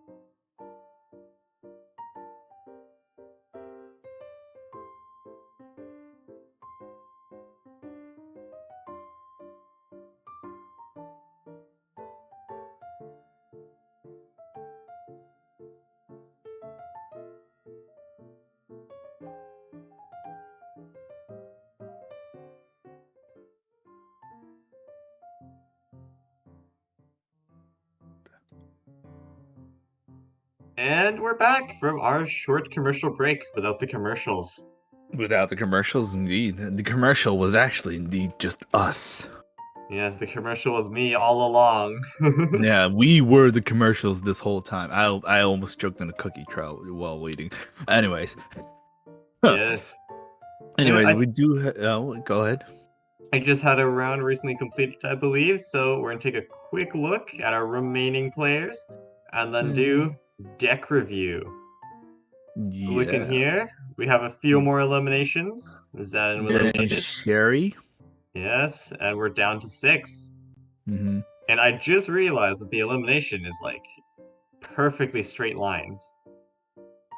It's We a very nice striped t-shirt I'm looking at right now. completely planned. Just saying, you know. Yes, so what you don't know is that we rigged the bracket so it would look pretty on the infographic. No, we didn't rig the black bracket. We just knew all these players too well that we can just We predict their could, scores. could predict the order exactly. Yeah, predict everything. It looks like Bochi-chan is still alive and well. We're good. Yep. I Alright. actually believe that. I actually can see that the Bochi-chan actually being good at TCG. Anyways, Uh, um, we're looking at some of the decks, right? The reviewing the decks of the people that have lost their way. yes, we are. So we're gonna be looking at Arc and Dautier's deck Mm-hmm. first. It's happening as we speak too. So. Yeah, so Arc's deck, we saw this earlier. We know what they're running. MMEC and then double Hydro Ganyu, pretty standard. Mm-hmm. And then Dautier choosing to run double Cryo SC, as well Mm-hmm. as just standard Aya Freeze with Chong talent. I think what's interesting about specifically Arc's Ganyu deck is they're choosing to run Harp, which isn't something Ganyu players run nowadays. Typically, it's just like more healing, Right. or like even more a second toss up, which is what Arc cut for it, or like another Leave It to Me because Well, they the were thing only is, running one. the thing is, they actually compensate that with soothing water. I mean, if double Hydro decks are playing it anyways, right? So like, just get Yeah. another Hash Brown in there. Mm-hmm. I think Harp is interesting. It makes it so, of course, Gagne can do 7 with Rain Sword's Church Shot, and it can do 8 on an Undivided. How much that makes a difference, I don't know. It's Skyward Harp is ramp in and of itself, but how much use out you get out of it is a little questionable. Mm-hmm. Only one leave it to me as well because you really don't need that when there's a Mona in the play. Yeah, that's true. And also choosing to run Strategize and over Warp, which is a little bit interesting. Strategize, of course, you get the immediate draw power, but Warp just draws you more in the long run. Mm-hmm. Uh, Well, looking over, looking over Dautier, though, choosing to run one Gravestone up in the one Chong deck. Paimon. Uh, wait, am I seeing things? That's two Chongyins. I don't think that's allowed. Wait a minute. Wait, hold on, what? Ah, there we go. We got it Oh, fixed. there you go. Oh, there. So I lied. Dautier was not running standard Aya Freeze. They were running this very interesting Kaya Freeze deck. Nah, there we go. That makes so much more sense. It makes so much more sense. I was Uh, like, it's like, did the TOs actually forget? Oh, are we gonna see it disqualified by our fault? no, everything is coming together now. It makes more sense. Oh, yeah, our production gods finally made sure all the things are correct. uh, We are good. Yeah, Dachi running full tubby stall package. It's got everything. Oh Look at that. That is one boy. stall deck. That is Running one hell of a stall deck, and then using a Kaya for it too. So yeah, it's running a not full stall, but it's a little bit of a more aggressive version of stall, but it's still stall. I mean like you got Aquila, you got Kaya talent, you got the new Millilith, so you no longer overheal. Mm-hmm. Like even running Barber talent, which I'm gonna be perfectly honest, I don't even know what that does anymore because no one plays it. Choosing to run like locations over healing, which is fair because Tubby after you play it, it's free value. Mm-hmm. Uh, only got it's also got library. Of course, it still is planning on going the long game, so you want to make sure your dice don't cringe you. Right. Oh, by the way, just for the people, these are the talent skill card for Barbara.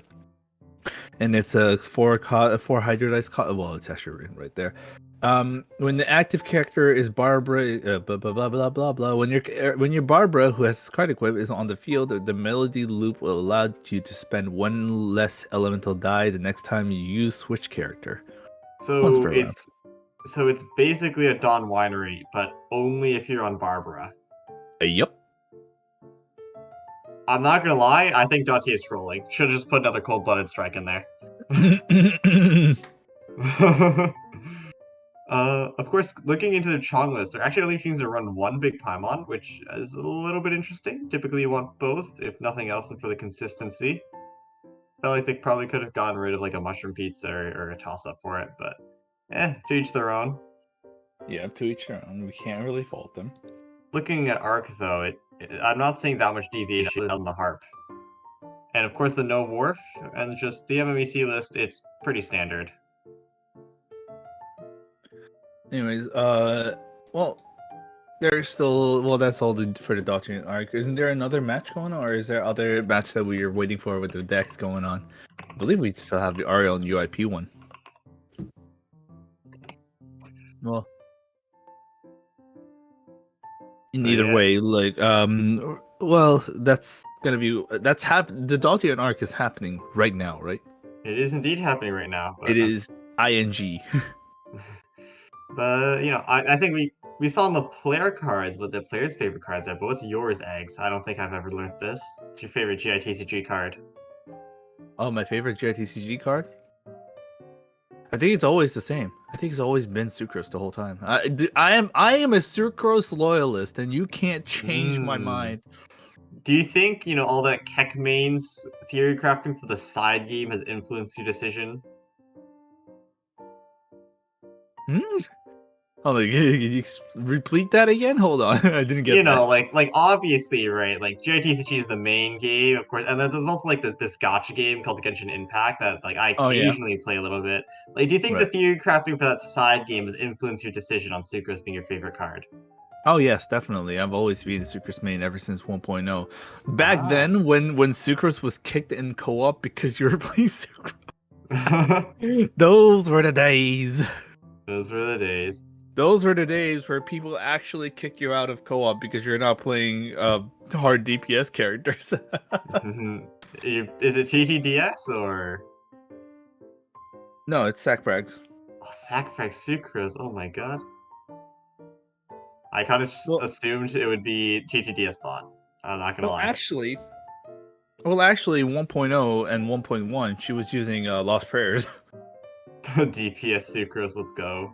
Yes, DPS Sucrose, where her E was doing 20Ks, and then her charge attacks were doing 10Ks. Yeah, and then we farmed enough artifacts to realize that those were rookie numbers.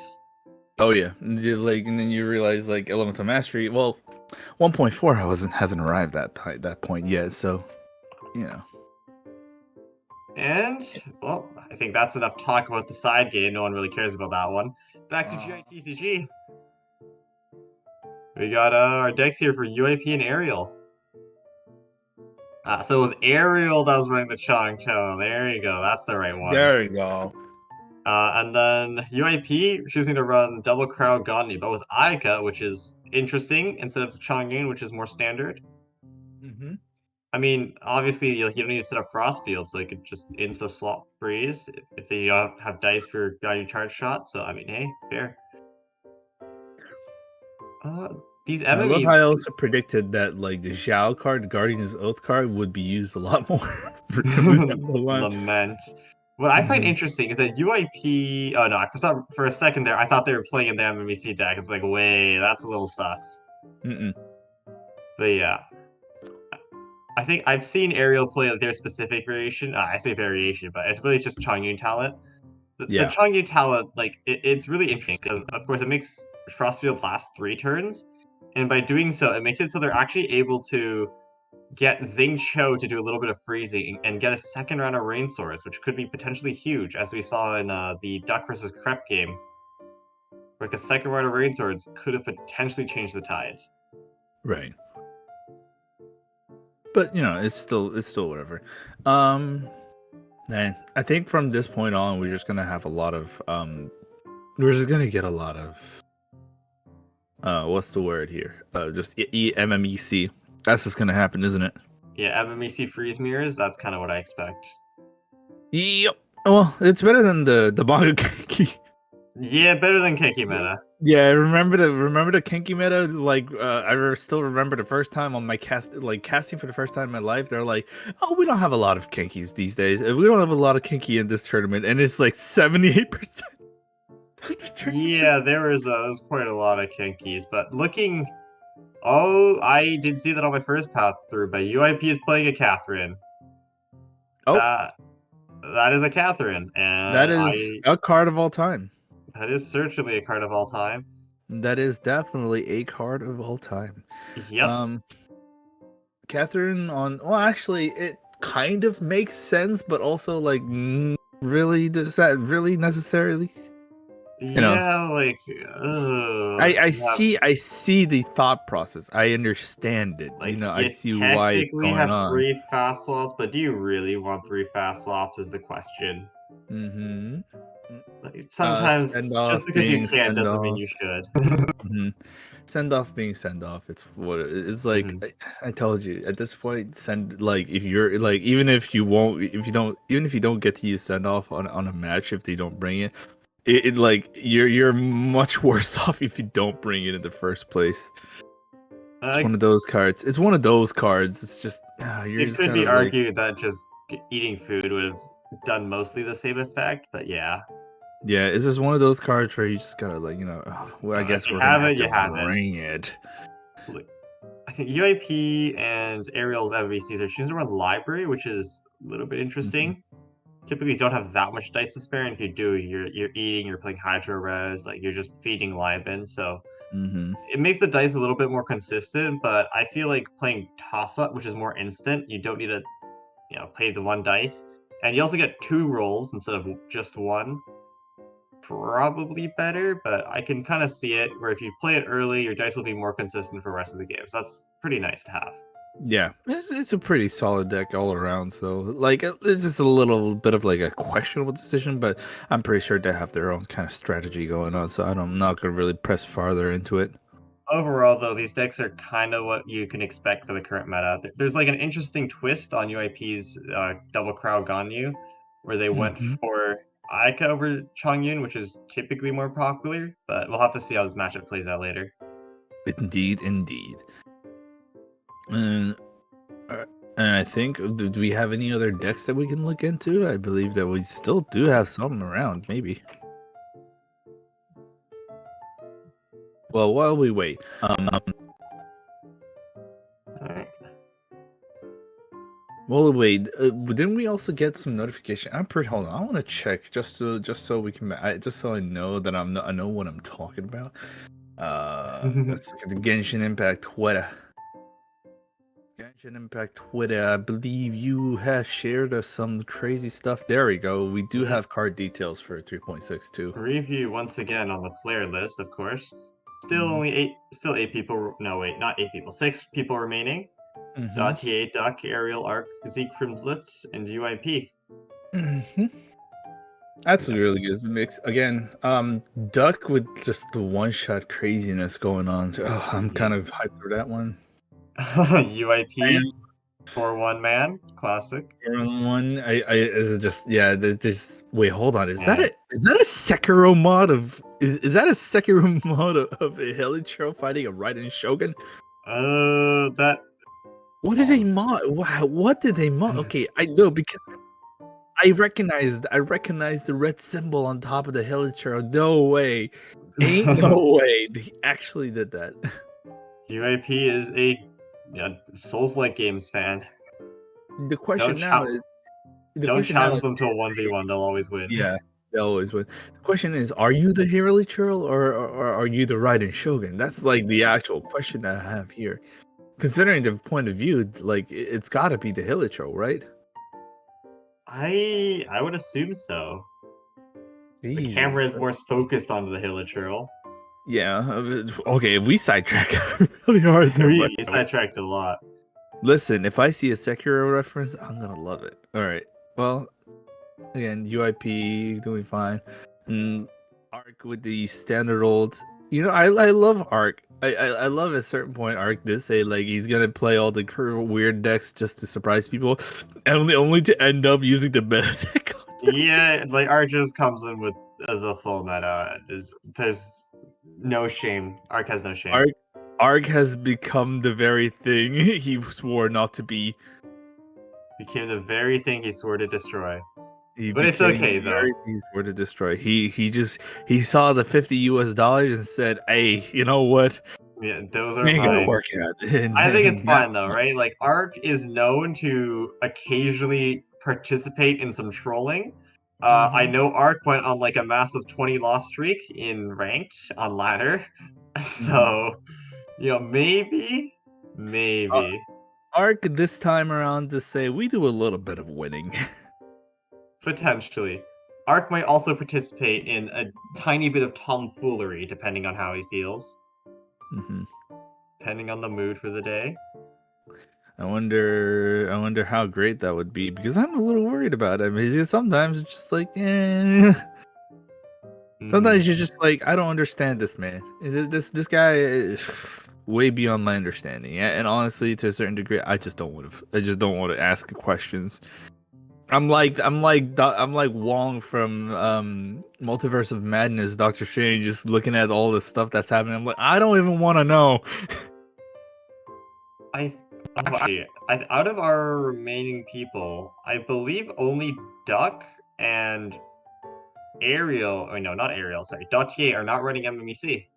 hmm Everyone else is, so we have two bastions of hope left in a vast sea of darkness. hmm Although I kind of worried that if one of those two win the tournament, they're gonna be like, see, MMEC is not meta.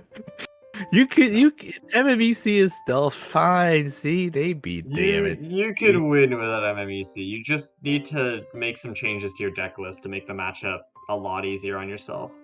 Yeah, you just need to make sure you create a deck that is absolutely catered toward that deck. Honestly, like just play healing. Healing makes MMEC have to spend extra time getting summons out. Mhm. So But that also requires getting into the stall meta, which is also a demon of its well, own.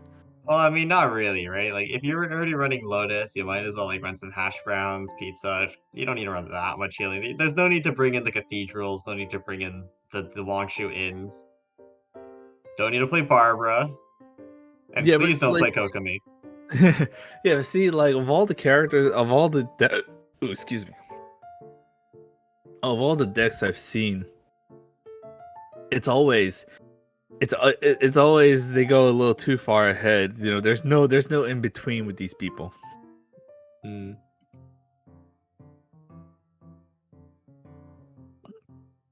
Oh god, I'm doing hic. I got the real case of the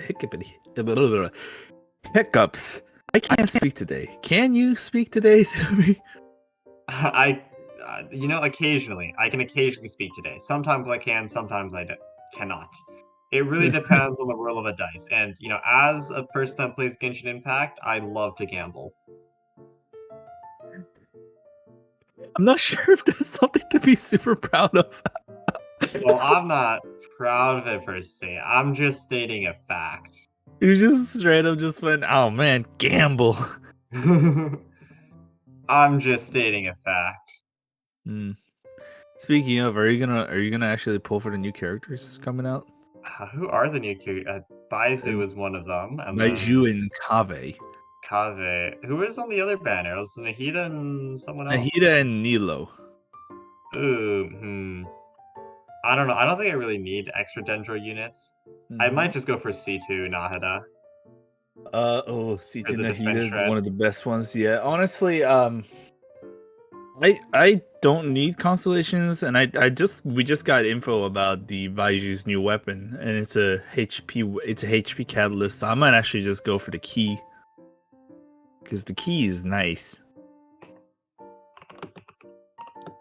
Anyways, coming back to a And couple of other things, and it seems like we do have yes, we recently got right. We just recently got any news about the TCG stuff.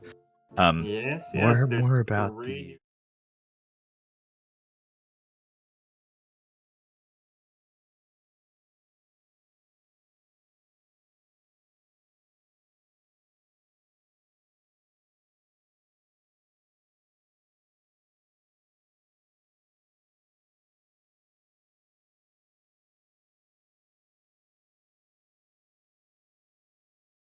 trick, but spread across 3 rounds.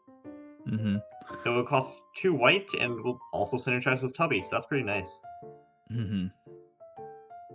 And we do have a new sword, this Favonius sword. I thought we were just gonna have three kind of weapons per type, but I guess not. That's gonna be the case. And it's gonna be after using an element of skill, they're gonna gain an additional energy. Now this one, I'm a little worried, just a slight bit. Honestly, I think it's fine. Because It's then at first, fine. like, you could potentially get it turn 1, but, like, also, do you really care? No. Keq No, Burst is 3 cost, so, like, that's fine. Rook E2, like, I Xingqiu feel like Burst, you I feel care like about. in a long run, it's gonna come and bite people in the back. Xingqiu Burst is like, it's like hope. I think right now, Fast Sword is fine, and, like, even with some of the upcoming sword character, it's probably still fine. I don't think it'll be an issue mainly because GITCG right now the meta is really fast, even with MMEC, which brings a lot of healing. Games Hmm. typically end within 3 to 5 rounds, so I don't think the sword is going to get much use. And then Moving we on do for have three yeah, characters that is coming up very soon. Honestly, I'm actually pretty happy with the upcoming characters coming down the line because we finally get some little bit of versatility going on. So we have Ito. yep. I Um, mean, normal tech, it's standard for Claymore characters, and just, well, I mean, hmm it's standard for everything that's not a catalyst. Just do 2 physical damage. uh-huh. And And element, then elemental skill is throwing Ushi, just like the side game. It deals 1 geo damage, but then it gets something called a superlative super strength, which is pretty much the main key point about this character. yeah, it's going to be like a character status, kind of like Eula's Grimheart, where, if you got enough of it, you can do something special. Not quite sure what you do with it yet, though. There's probably some more information if we scroll down a bit. Yup. Hold on. Let me scroll that down for you just so you can have a little bit of a look see. Okay. There we go. And Ushi is when your active character receives damage, you just take 1 less damage, honestly. It's just a little bit of a shield going on. Well, that's Ushi. Yeah, and Uchi has 1 shield point, like kind of like Mona Summon, exactly Mm-hmm. like Mona Summon actually, but geo damage. And when Uchi has all stacks gone, will not be depleted, Mm-hmm. and can be triggered once the summon is present. When your active character receives damage, Arataki Ito gains superlative super strength. Yep, and end phase will do 1 geo damage. So yeah, so Uchi functions exactly like Mona Summon, but Yep. will just do geo damage instead. So it could actually proc off-field crystallizes, which is pretty nice.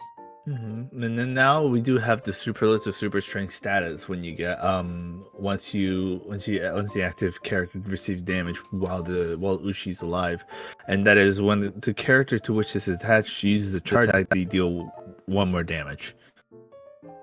Oh, That's all pretty right. much what it is. Yep. And then the elemental burst is just straight off 5 damage from the get go, and then gets a new status called the Raging Oni King. Yeah, I expect this burst to be pretty similar to Razor's, especially with being 3/3 and doing 5 immediately and also gaining an Mm-hmm. effect. But let's see what the effect is. I think my favorite is still like the talent card. We're gonna see the talent card down the line, but like I think his talent card is probably like Uh, one of the more interesting ones for let's me. see, Raging Oni King. This the character which is card has their normal attack deal +2 damage, and the physical damage converted to Geo. So Ito will now do 4 Geo damage. It will last Mm-hmm. 2 rounds, just like Razor Burst, and after the character which this attaches a normal attack gains 1 superlative super strength once per round. So this is pretty interesting. Like you can use Mm-hmm. the superlative super strength from Ushi to like gain 5 damage normal attacks, and then once per round you can even reset one of those stacks. So that's really nice. Right. And what's funny is the talent card together is the talent card is actually the normal attack this time. Oh, that's actually really unique. We've never seen one of those Mm-hmm. before. Mm-hmm. Now this is the really weirdly funny part. So it's like when you use the card, if you use it just gives you another one. It just gives you it just use you for the second time in a run. When your active character is Arataki Ito, equip this card. After your Arataki Ito equips this card, immediately use Fight Club Legend once, which is Ito's normal attacks. Yeah, After your and if art, superlative super strength is on top of that, you just do more damage on top of that. huh? He's just It's a bully. He's just normal damage bully. That's what's going on. it's just free one damage. Honestly, you're Mm-hmm. not complaining about free one damage. Mm-hmm. You take those. Yeah, it's just like actual thing. Just bash, bash, bash, bash. Like it actually just follows in line with the logic of the side game. Yeah, I think Ito has the potential to be a really interesting card. Like, of course, Mm-hmm. being Geo Claymore unit, like, there's going to be comparisons to Noel, but also plays slightly differently. Like, Ushi gives one shield point as immediately as opposed to Noel, which gives two, but you can also do potentially double crystallize with something like Mona summon. So, Mona Ito meta, question mark? Might be a little too Mm-hmm. cope, but after you do a little bit of that to chip your opponent down, you can go in with your burst if you manage to get enough energy and start slapping. Yeah, I definitely wouldn't go past that. And that's Ito for the time being. We do have two more characters from here, and one of them is I'm actually very happy because they're finally introducing a new Dendro. Actually, hopefully the next one we're gonna show is the Dendro guy. Hold on, All right, let's let see. me look at the cards real quick. Roll of the dice. There's 50-50 chance, and yeah, Tainari will be the next Dendro Bow character. Could Tainari finally be the buff quick and needed? Maybe, Maybe. Yeah, so Tainari maybe. normal attack, it's going to be the same as every other bow character, so it's nothing too special. But Mm-hmm. elemental skill costs 3 dice, pretty standard. Gonna do 2 dendro damage, and Tainari gains a buff. So Yep. then, when Tainari is buffed, whenever they use a charge attack, their physical damage would be converted to dendro damage, and their skill damage would summon a cluster boom error, which will deal 1 damage end phase with a max of 2. Yep. And for those who are unfamiliar with the charged attack mechanic, if your dice is even and you do a normal attack, it will count as a charge attack, kind of like Clee. Yes. It's kind of like a clean moment. Clee moment indeed. And then Dendro Burst, it does 4 damage to the initial target and then does 1 piercing. So that's honestly quite a hefty burst. Will do a lot of upfront damage. Mm-hmm. And you also realize that there's like quicken existing, so who knows how much actually like that actually goes into now. Yeah, maybe. Tainari is like, it's kind of like a reverse Kale, where you have the summons on the skill, and then you have Mm-hmm. Sidewinder on the burst. Tainari is probably going to be an interesting card. It might make Quicken a lot stronger. Yeah, Would you and do I'm the all honors? and I'm Would you like to yeah do the honors reading the talent card? yeah the talent card. This one is 4 cost, which is quite a hefty cost. But is that actually worth it? Well, after Tainari uses the card, he's gonna use the elemental skill, and after that, when it's affected by the Vich, oh god, these are so the status you get after you do the skill. The attack costs 1 less an aligned element. Oh, so it's like Clee passive, I guess. Yeah, it's extra police passive. All right, and we have 1 card remaining. It's Ayato. Let's see what he does. Mm-hmm. Ayato took his sweet time coming into the room. I swear to God. So Ayato, of course, normal attack, pretty standard, nothing really special. Mm-hmm. What does elemental skill do? Let's see. So it will do 2 Hydro immediately, and then Ayato gains a buff, which converts his normal attacks to Hydro damage, and it'll make him deal +1. Right.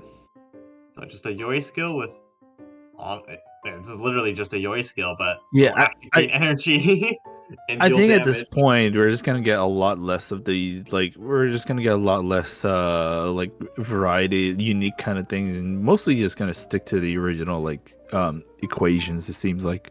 Hmm, maybe. An elemental burst deals 3 Hydro initially, summons a Garden of Purity, which will do 2 Hydro damage, and when it's on field, normal attacks do +1. So it's It's a 3/3 burst. It's like kind of like a Colon Amber in that regard. You know, Mm-hmm. get it out, do 2 damage. Like most burst summons will just do 2 damage. And the buffing is pretty interesting. Right. And then wait, in the talent card. Yeah, when your active character, equip with. The talent card is gonna be like so it feels like the talent card definitely makes him like a snowball character because like if the enemy's remaining HP is 6 or less, you just do 1 additional damage. Honestly, it's like budget. What's it called? Budget gravestone. We take those. Yeah. Hmm. It's just you know what, like it's like you're gonna meet your end. You might as well get it faster. Yeah, speed it up a little bit. Like free damage Yeah. is free damage. Can't complain But about in free damage. but in a game where like sniping things are pretty much free weekend, I don't know how much worth it that would be. Hmm. Um, I but the I think low cost definitely makes it a lot yeah, easier you to won't like need to use. pay anything more for it. I think the main issue though with Aito as a unit Hmm. is that he's Hydro. Yeah. And other than Xiangling, we don't really have any good drivers to pair with Ayato. There's nothing to really follow up on his infused normal attacks. And Xiangling like only has 2 Pyronators to follow up on it. And it's also not that strong in the current meta. Hmm. So all these characters actually they're actually pretty decent into what they're doing. I actually like Tighnari a lot more because finally we have another Dendro unit. Yeah, I think Quicken is going to see an uptick in play rate. Hmm. I think especially with his skill, not having to charge up a burst for it makes it a little bit easier for Quicken to proc an end phase. And of course, if you play the Sara double Dundra version of Quicken, that burst would actually hurt. Do 6 Yeah. damage, Adeptus can make it do 9, and like, if you manage to proc a reaction, that's 10 damage right there. Yeah, it's just pain. Just extra pain. Actual pain. And unlike Chicken, your burst won't reset at the end of the turn. Hmm. So it's just, I think Tighnari has the better potential out of the three, at least, Yeah, in my that's opinion. true. I think But Ito is also kind of like Ito's no slouch either. Ito has potential. Like, of course, Ushi, being able to tank Hmm. one and also potentially doing off-field crystallizes, which Hmm. is really, really nice. It's like a more aggressive version of Noelle.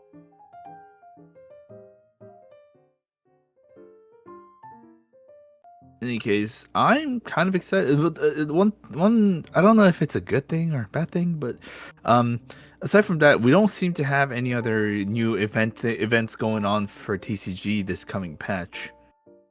It's probably going to be heated again, but yeah. I am pretty excited for the next patch. I think these new characters will shake up the meta a little bit. Probably not enough to dethrone MMEC, but might be able to bring Quicken back up to tier 1 status. Probably. I just want to see like MMEC kind of getting a dent out of this because of this upcoming cards, but one only hopes. There's only so much you can hope for. That's true. There is only so much space for the meta. And if you don't cut it, you don't cut it. Yep, you just don't cut it. You don't cut it. Um, it kind of puts me in like a little bit of a shame because recently the meta has been just kind of like in a stale one-sided thing. Mhm. It's a lot less varied than I expected at the very first, at least. I think with the majors going on, though, you need to bring 2 decks. So there's a little bit more room for a little optimization. Because you have Mm-hmm. to optimize for MEC because you expect people to bring that deck. Mm-hmm. But you also have to, kind of build for your own deck as well. Certain Right. decks have cards that they want to run that others don't. But you also have to keep in mind what your opponent has to play and how to play around that. Right. In any case, it seems like the tournament must be progressing to a good amount. And yes, we do have a match actually coming up very soon. We do have Ariel versus Duck. Yes, Era, we didn't get to see their side of the bracket, so this will be the first time we see them today. And we obviously just saw a game from Duck, where in game 1, they managed to get a second turn kill into Xingqiu before Rain Swords, and really close game too, where they were able to out Rain Swords crap. Mm-hmm. It's always the rain swords. It's always the rain swords when it's Always the related. Rain Swords. Always the rain swords. You lost a match, probably rain swords. You won a match very closely, probably the rain swords. Yeah, and like looking at Ariel's deck, just a quick reminder since it's been a while since like their player card. Of course, they're running MMEC. It's everyone's running MMEC. And deck Mm-hmm. 2, they're going for just the standard Eye of Freeze. Nothing really special there. Yep. Kind of, kind of the standard of what we expect at this Yeah, point. you just kind of expect this and nothing else. Well, it's Duck has gone through it anyway, so might as well do it once more time. Just gotta win one more time. Maybe just get rid of Xingqiu immediately from the very get-go. Yeah, exactly. And this Yeah. is the semifinals match, I believe. So Mm-hmm. whoever wins this, We'll go wait, to no, this is finals. quarter. Is this quarter semi? I think this is No, hold on. Let me see. semi. Hold on. Bracket check. Ariel and Duck. No, it is semifinals. Yes, it is semifinals. So winner of this will actually go on to the finals. But like already making it this far to the quarters, they're guaranteed to. No, they went to semis. Sorry, they're guaranteed $15. So that's pretty good. Nice. At least they got the money out of it, you know. Yeah, they got this money worth. Now, well, we'll see what happens for the next time. Yeah, I think now that another game is on, we should do deck predictions. What do you think both players are bringing? I think it's gonna be the same. Duck's gonna bring Klee, and Ariel's probably gonna bring Ayaka Freeze. Yeah, I expect Duck to go with the Klee first. It appears to be like a comfort thing. Mm-hmm. I mean, Duck looked really good on both decks, so it really could bring either one. I'm But still like, dying on a hill that these players will not pull out the MMEC immediately. I don't know. I personally, if I was them, I would go MMEC first to get the early advantage. I The would thing is, rather like, see again, one. even if you get the early advantage, you just can't play MMEC after that. So Yeah, it's just like I have more chances with the second deck. I don't know. I think it's just different ways of looking at it, but both are valid. yeah, you just want to beat the first one for, like really fast, and then just eat MMEC just for comfortably getting into the next part of the bracket. At least that's how I think about it. And honestly, I think that's what they're gonna do. MMEC sweep time. Mm-hmm. MMEC sweeping, yeah, that's what's gonna happen. Honestly, I can't think of another way. And we're finally getting into a match. Oh my god! It's how long how long have I longed for this? So Duck is bringing Cleave Ape, and then Ariel is of course bringing the MMEC. All right, let's start it up, shall we? Duck is going first. He's going to choose to keep the entire hand, reroll hash browns. To manage to roll Leo Su this time. So okay, Sumi, I think you just gotta cut off audio for a few seconds. It's fine. they will actually be able to charge a Cleave Ape, potentially. Yeah, probably. Can charge a burst faster, but yeah, nothing too special. I think Hydro. No, it's no Hydro. It's a little unfortunate, actually. It's not the most ideal situation, but they can still work with it. I don't doubt it for a second. I'm gonna. Ariel. Yeah. Oh my God! They did not get good dice. That is absolutely terrible. I think this is fine though, right? Like if you're Ariel, I think it's just Worf. You go lucky dog ever with your remaining dice. Call it a day. Yeah. That's probably the safest way to go about it. But will they? I don't know. Will they? And Duck going to go for the woven, Dumpty Dumpty, and with their 2 remaining dice, go for the charge shot. Of course, Klee getting discounted because of the explosive spark. Also, chunking down Rodea to 5, that's not good. And Mona Summon end phase will, of course, get another vape off. Ariel's gonna do math here. Like, can they punish me? And the answer Yeah. is probably not. Probably not. Yeah. No, Rodea was guaranteed to live on 1 because of George. Yeah. If George wasn't there, it's a different story. Yeah. So it's a very lucky summon right there. George wins games. And George. Yeah, George clutches games, honestly. George messes with your opponent's breakpoints. Mm-hmm. However, decides to switch to official instead.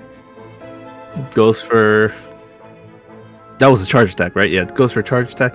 And immediately Klee's ready to burst. Yeah, and Ariel...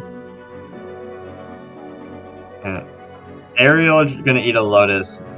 So that Summon Vape for Mona, just gonna get negated. Effectively cleansing Fischl, and letting Ariel get a free SC. So it's fine. Yeah. And of course, with Rodea not having any element, could just swap back a Myriad. Boy. You see that? You see the Pyro Resonance card right there? I do see the Pyro Resonance card. Ooh, that's gonna be that's gonna hurty. It will hurt eventually, but Duck not able to make use out of it right now. There's an Adeptus there too, so Ariel's actually has to watch out. I'm gonna assume Duck is gonna go for Duck. Ariel does go first, yeah. Yeah. Adeptus will only do 6, so everything's perfectly fine at this point in time. Doesn't really need to worry about it. And also, ooh, that's Dice of Cringe. That is one extreme Dice of Cringe, unfortunately. Looks like they can't do anything. I don't know. I feel like if you're Duck, like, you just swap Mona, I guess. And then see like, Duck actually can't do anything. It is such a bad RNG dice right now that, like, Duck literally has to sacrifice a lot of cards or just, like, roll with it somehow. Because this is more the burst. Yeah, this is not good. If I'm Duck right now, though, I think you go Mona, and you probably try to bait an Oceanid swap so you can, go for the Adeptus Burst. Ariel does have 2 fast swaps, though, so that's not really that much of a threat. Yeah, I'm just gonna use one now. No reason not to, like, wary about Adeptus Burst, but not a good position. There's George. Yeah, and no Klee Bomb, so it's perfectly safe to heal up. Yeah.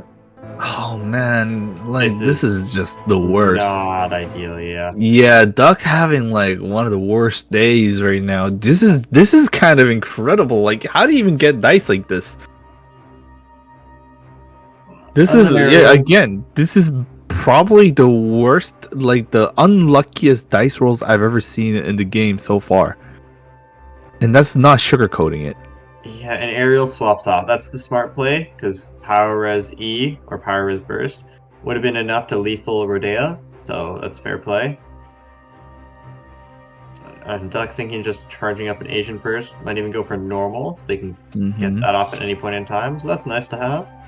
Yeah, at least they made use of all the dice, even with the very, very ridiculous situation they've been put in. Funny thing is, I'm going to assume Ariel's just going to go back to Myriads again. Yeah, most likely. If they are, though, they have to accept the fact that Rodea has a very high likelihood of getting lethal. Oh, there's a Leave It To Me right over there. They had that in hand since the start of the game, so. Oh, I thought they had just got another one. Nah, they had 2. The problem here is if Ariel goes for the Myriad, Rodea's guaranteed getting lethal, because we can see in Duck's hand Power Res and Adeptus. Right. Yeah, which would do 10 damage, so unless Ariel's got like a Lotus, it's looking pretty doomed for Rodea. I think the match itself will still be going fine in their favor, because Ob Summon is still up. I'm going for Knight Rider, alright.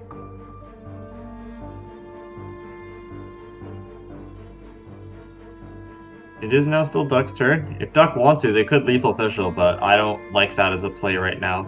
It doesn't really do you too much, because they already got up their second Oz. And if you just lethal them now, it's a free swap into Rodea. Oh, there's the Adeptus. There's the Adeptus. Gonna go for it. And down goes Fischl. Yeah, I mean, that's a Gambler's Reset. That's pretty good. Yeah. There we go. Ooh, that's now all of a sudden looking really good. And not to mention, Klee has a burst. Klee exists. That Klee is right there. She's like, I'm here. And Mhm. Ariel has every reason to be afraid of it now. Now another question is Duck gonna keep is Duck actually gonna keep the Fatui agent? Because Fatui agent technically did all that he had, like, it has to do. Could keep it. They could. Not exactly Uh, out of, well, but decides to sacrifice Ito's card and go straight for a skill. And now it's back to being tanky. and Ariel And gonna move in lineman. Yep. yeah, I think Rampart. Ariel is trying to look for a way to do a one shot with Oceanid, but um Ocean Burst Duck's kind of currently. stalling. Ocean Burst currently does 6. Yeah. So would be enough to lethal agent if they choose to go for it. Alternatively, they could just choose to Myriad again, but Duck just drew Lament. Yeah, Doug just not just one, but two. Only That's gonna really be has the incredible. dice to do one. I feel like if I'm Duck, whatever Ariel does, I'm gonna respond by swapping Klee, and I'll just Lament first. Call it Yeah. a day. What are the odds? Well, yeah, also, like, yeah, Ocean is still alive and well, so might have to consider. Like, you could consider it, but, you know, there's still a lot of things to be The had. Gotta go immediately. I think the only problem with Lament though is that Ariel has got 10 dice. Could just get another round of summons in. hmm I think so. I think Duck can use it, but they're just gonna wait. I think Duck's just gonna wait. Yeah, it depends on if Ariel is going for the Myriad summons or not. They have the option of lethaling Agent right now, but might choose not Mhm. to do it for whatever Yeah. reason. There it is. There's a double summon. If you're Duck, the play is Lament Swap Klee. Yeah. Duck's got a hands on it. Duck is like, I have my hands on it. And there There you go, it that's is. Lament. And it's also critical because Oz is gone. Yeah, that's all that stuff gone. That's a lot of stuff gone, but Oz being gone like incredibly fast. Now that's a bit of a blow to the head. If Um, Duck wants to go for a skill, they must tune 2. I doubt they're getting another use out of Lament, so I would personally tune that.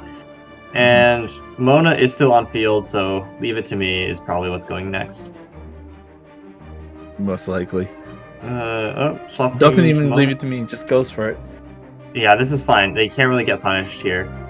Mm-hmm. Adeptus Burst would have done a max of 5, so not even within range. And then it's going to be a Tune Lament, and then get the Mona summon out. Whatever happens next turn, you swap Cleave Power, Res Burst, call it a day. That puts you in a pretty advantageous position if you're Duck.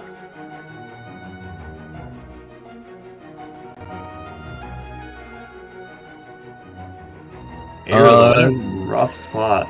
They just Yeah, got lamented. Ariel's whole plan just got rocked. So it's like, what is Ariel gonna do? Like, Ariel's just like, what am I gonna do now? Like, my whole thing's gone. And I remember checking the dice really quick. Yeah, doesn't have any dice to actually make work. Even with the Paimon's best companion Paimon, it's not gonna be enough. Pulls out Liben. I think they're just gonna go for a Liben boost.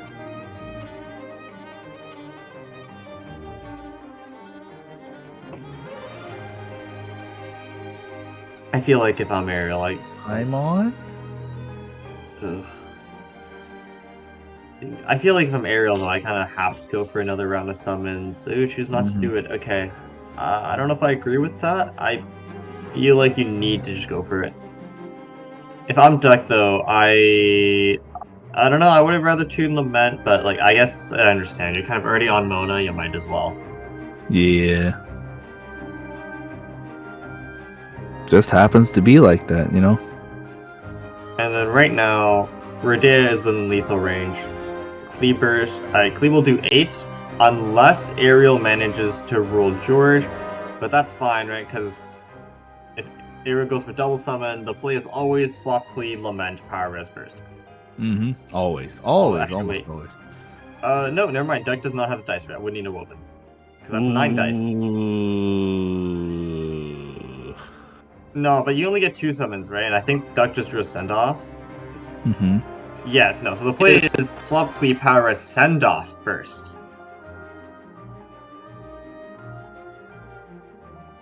There we go. Roll George, so we need to send that off. Fast swap, you lethal it. There's a send off. And there's a send George, off. send off George. That's a good shoot. That's a good move. Fast swap Clee. Switch. Fast swap Klee. Yes, and you just tune your entire hand for this. Yeah, Yeah, I'd do you it. tune your entire hand for this. A little Mm-hmm. unfortunate that Duck had to tune their entire hand for this, but you always tune your entire hand for this. Yeah. Otherwise, There it's you too go. late. There it is. And there it is. And Klee has done her job. That's it. Klee's done everything. Everything that Klee needed to do has been done. And then now at this point, with your last remaining dice, you want to swap to Agent. Mm-hmm. Also, not to mention that Mona has enough skill. Mona has enough energy to use her burst. So that's gonna be another thing that they gotta be worrying about. Yeah, and then just you swap Agent. Like, yes, Arrow gets a priority, but it also doesn't matter. Yeah. Like you're gonna tank the summon, and then Arrow's gonna be forced to act. Either force a normal or lethal the agent. Normaling agent is a little bit cringe, and then agent can respond with a normal of their own. And agent not being like catalyst user will just do more. Yep. Oh my god. Ooh, Duck had one of the worst dice of cringe I've ever seen, and then now just kind of remedied that. Yeah, Duck is able to pull it back after 2 straight turns of cringe. Like only Duck in this world can pull himself out of cringe. This is just one of them. Really, And really nice gameplay by Duck though. And now Duck's like, finally, I'm getting some dice. Oh, full pyro. The This is very tomfoolery in this man. It should now- just be game for Aerial because no matter what Yeah. happens, it's like normal burst is lethal, and then Hydro Rose. Okay, that might change a little bit. No, it's fine.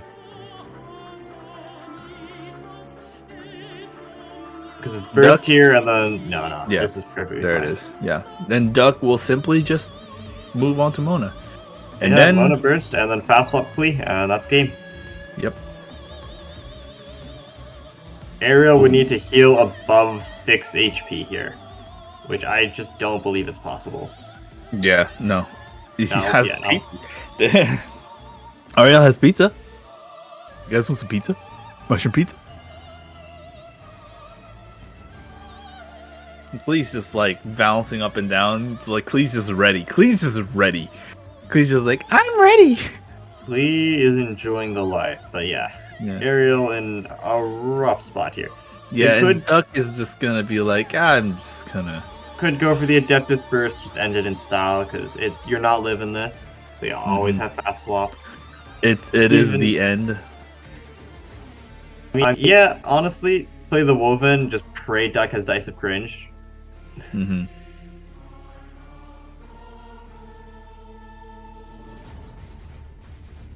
That hurts, but not enough. Indeed, and then just fast swap. Fast swap and Dodoko. I mean, Jumpty Dumpty. 6 damage on the And Duck will take her win. double. Duck will. She's gonna take the W, and that's the first one. RL needs to get through another match. However, Duck does not have her the cleat deck anymore. Now they have to use what was it? It was still freeze, right? It was freeze. Yeah, double Cryogon. That's gonna be another will to get through, and they beat the MMEC. Is RL gonna keep pulling the MMEC special, or are they gonna just move on to another deck just to make sure it works or not? I mean, Aerial is running like standard Aya freeze, and they could try to go for the freeze mirror against Duck's double Crow Ganyu freeze. In that matchup, I would favor the Aya freeze, but like they might also go for MMEC, which is a generically stronger deck. So either one is an option. Regardless, though, they would have to win with both. Though one option could potentially make it easier to go to game 3. But it should be fine. I don't really think. It looks like I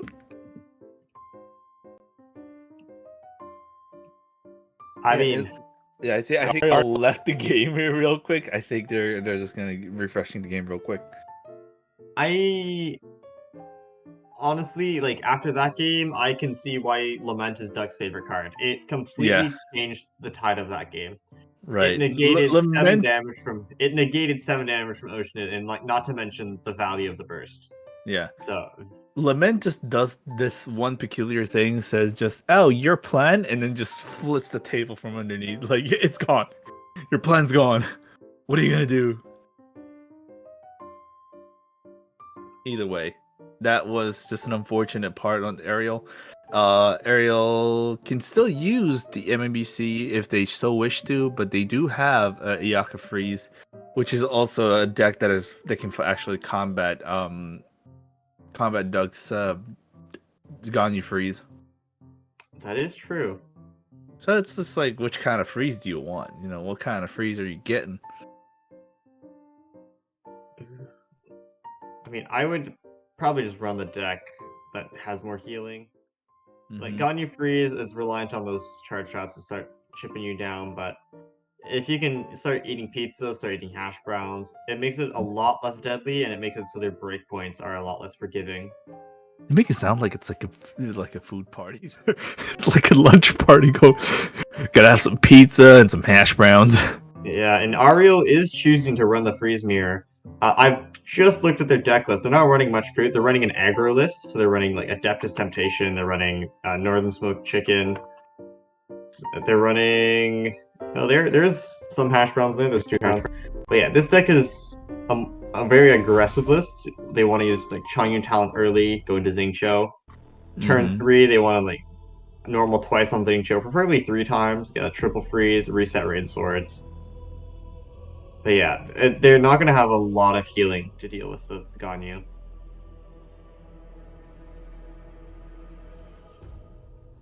Both having weird dice from the very start. I think dice today is just, again, dice is just really weird today. Both starting on Xingqiu, this is fine.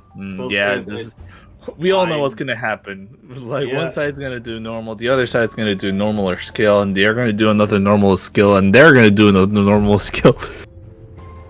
Yep, just standard Xingqiu opening. Nothing really special. What else is new? Right? There's nothing else new. The song and dance. Yeah, at this point, it's just like, the Spider-Man meme. Ariel actually has the option to just double ramp instead, but I chooses not to do it. Goes for another normal. Yep. What else is new? Nothing different here. And then just live and pass, because I don't think you want to tune your hand. Oh, Ariel goes for... I think, is this Woven live and pass, or is Big Paimon? Okay. Paimon. Well, that's a pretty good... It's a pretty good start. Meanwhile, Duck has no options but to just use Liven, which is still fine either way. Yes. Unfortunately, drew Lament and Sun Off, which in this matchup, there are 2 dead cards. So, in Duck's deck, there are 4 dead cards. Well, all the more to convert later down the line, so it's not terrible just yet. Yeah, ideally, though, it's gonna work now. It's gonna work now. I feel like, though, ideally, you'd much rather draw cards you could use as opposed to cards that are just half a small Paimon each. Indeed, of course. But, some life gives you lemons, you just gotta work with it. Gotta work with it, indeed. He's gonna go for it. There it is. Both sides. So far, nothing has really made a difference. It's just 2. Oh, there we go. The question now is how they're gonna treat this. Now this is where the turns diverge. Never mind, it's not diverging anytime soon. Oh, is it? Oh yeah, no, it's not diverging anytime soon. It's fine. I think Duck just wants to take a hit and then go Ganyu Gamblers. Yeah. Ariel wants to set up for the next turn. They're going to go for Frostfield and Ramp. No matter what happens, Ariel is guaranteed to have turn advantage. Yeah. So deck will have to play around that. Like they would really want to top deck. I'll leave it to me, but it's just an interesting play. Something's going. Something's happening. Honestly, I think this is the issue with the double Crow version of Ganyu Freeze. It's like you want to get Frostfield up, but like you also want to go Ganyu and end on Chongyun. Like the double Hydra version of Ganyu Freeze doesn't have that issue where you just get Xingqiu Rain Swords up, turn 2, you ramp, Fauna, and then it's like, you're living the life. And Aya Freeze, the sword variations also don't have that issue because it's always Rain Swords and Chongyun talent, but the double Cryo one, like, yes, it's flexible, but the setup is different for whatever character you decide to go onto. It's also why I just don't like the deck, personally. Yeah, I understand. I need to think too much about it. Holy Ariel. Oh my god, Ariel rolled like a god. Jesus. Alright, well, this is going to be interesting. Well, Chong going to get frozen. That's just going to happen. Yep. Ariel has Cryo Res, but I don't think you want to use it personally. Yeah. I think it's just you freeze. If they go Xingqiu, that's when you Cryo Res E. Yeah, is that a leave it to me? Yes, it is. Unfortunately, there's no gamblers in hand, which they would have really liked. Yeah, Xingqiu here. I think now you go Cryo Res E. No. You wanna leave actually, here. Oof, does not go for that. I don't know. I would have personally went for the lethal. Because, like, yes, it would be Ganyu, but, like, also, you have fast swap. Shifting Tides? I would assume Xingqiu, yeah. Nice, can still attack twice. Forces deck to spend some dice, either go into Xingqiu or something else. Right. Unfortunately, Ariel doesn't have a Gamblers, would have really enjoyed that. At this point, yeah, the duck is just trying to waste time on Ariel, and Ariel's just gonna have to, get through it. Switches to show. That makes sense. So what are we gonna do? Lethaling Xingqiu here? Ooh, lethaling. Just go for an E. I think you want to preserve Rain Swords. There's no point in going for a normal. Xingqiu should be taken down by a Rain Screed. It's probably 1 HP. Like Rain Screed is done. You already have Hydra on your head, so there's no reason not to go for it. There it is. There's the Ganyu, finally. Yeah, there's the Ganyu. Duck does have a Ito and Woven currently in hand, so could do some stuff there. I'm pretty sure they're guaranteed 1 charge shot at the very least, based on what I saw from their dice. It goes to the E first. Here. And then, no. Ariel can choose the full ramp. If you're Duck, I probably want to swap to Chongyun. Or no. Oh, they're gonna go for charge shot. All right. Oh, and then they get the gambler set going on, and then they can switch to Chongyun right after that. There it is, Xingqiu out of the field. There it is indeed. Now, if you're Ariel, the safe swap is to go to Aika just in case there's a Woven. So Woven, it would lethal if Duck is able to do another normal, and you don't want that. Like right now, worst case scenario, I'd kind of just takes a little bit of damage, and it's fine for the most part. There it is, switch to Chongyun. Both sides have 2 Rain Swords, which makes sense. It's fine. Activating Liven. If you're Ariel, it's Gambler's E. Chongyun gets lethal, and then no matter what happens to Aika, you fast swap Chongyun normal. Right. There's still 1 turn left on Frostfield. Yeah, and Duck needs a good card, a good dice. Duck did get it though. Ariel has their dice fixed by Gamblers. Ooh, Chong talent. There's another round of Gamblers. So yeah, ideally Gamblers would have came a turn earlier, but this is fine too. Duck. Alright, sorry, not Duck. Ariel. Gamblers E. It does 2 is enough to lethal, and then Duck left on just Ganyu. There it is, and the Gambler's coming in. Gambler's coming in. There we go. Yep, the Ambler's coming in. And then the E. No, cryo res is excessive. You don't need to do this Yeah, unless it's. Uh, that is a little bit excessive, but like it makes it so normal lethals now, and then rain swords go onto Ganyu. I mean, you probably didn't need to do that because you still have Frostfield. I would right. understand that play more if you didn't have it, but I think this is game either way Yeah. because no matter what happens, it's fast swap Chongyun.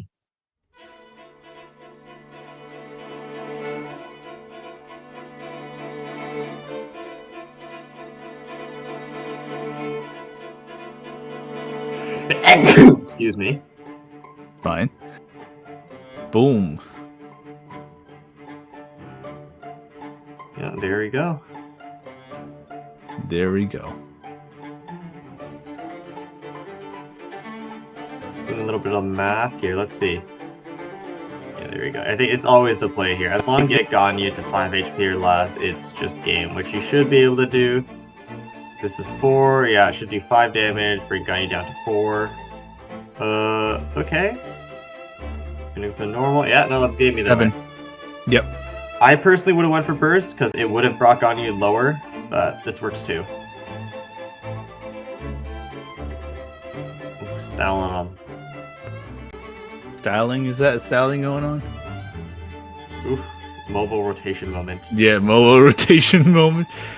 And down goes Duck. That is game. Now that actually results in Ariel having to use MMEC and Duck still having to use the same one. Still has to use the Ganyu freeze. Honestly, it's fine. Yeah, it's still fine. It's not bad. Yeah, although like the double crow version of the crow is more aggressive, but you don't have the healing to mitigate the MMEC summons. So yeah, I don't know. This is could really go either way. With cryo res, your breakpoints for lethal are a little more generous, but you also can't sustain as much. Yeah. It's generally MMEC favored, but Duck might be able to pull out a snipe from nowhere. I believe in the power of the snipe. Power of snipe. Honestly, yeah. All Duck has to do is get rid of official, and that's actually like a good lead way. Getting rid of Ocean is also a good idea too, but Official only needs 2 Oz's, and Ocean ideally gets 3 Myriads, including the beginning one. But yeah, it's probably fine. Yeah, it's probably fine. It's probably fine. It's probably fine. It is favored towards Aerial in this matchup, generally speaking. But we've seen crazier matchups happen. Like EU, there was a lot of upsets. Yeah. Both players using the decks they haven't won on yet.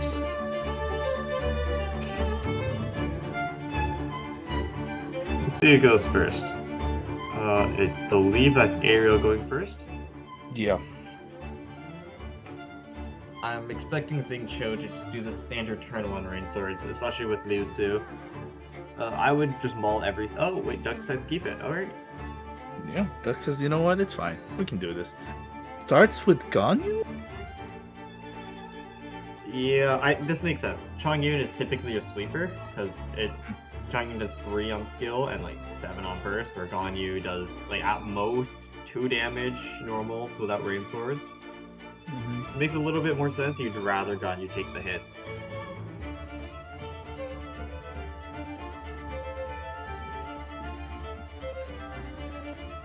Aerial rolled okay. 3 Electro. Yeah, I'm gonna gamble on the library. Yeah. They would want like 1 more Hydra if possible. Ooh, that's not the element you wanted. Yeah, that's really not what they wanted. Bestest companion is probably the only way they can do it now. Yeah, I'm gonna trade the second library.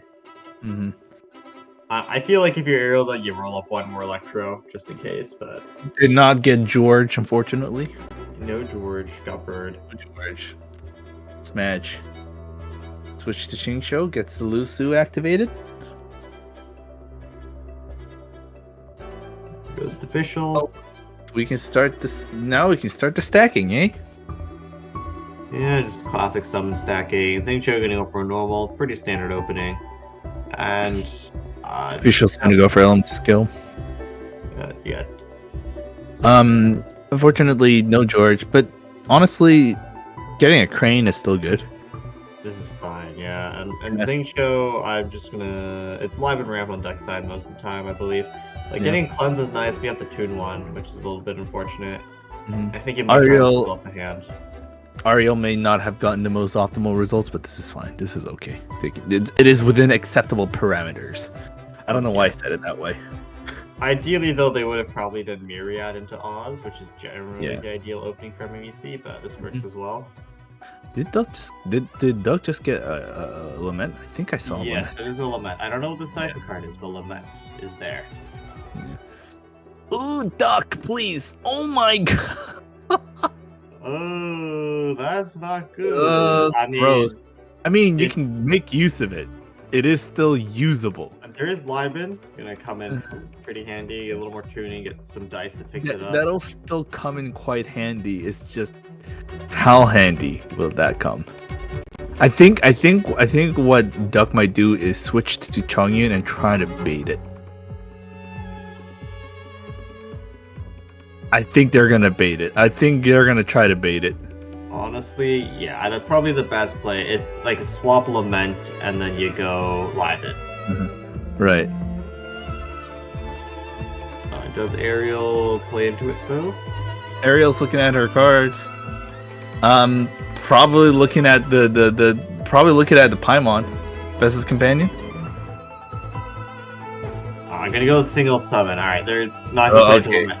It's like this way. Worst case scenario, they can just summon again as opposed to just being forced to end their turn. Right.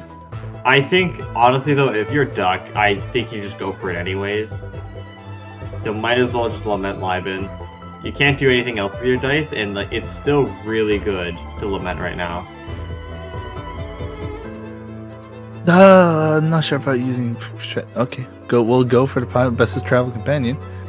Okay, I can understand this play from Duck. It's understandable. It's pretty what makes sense. I think they're playing to bait out another summon, but like we know the Ariel doesn't have the dice, so it's just gonna be ramping.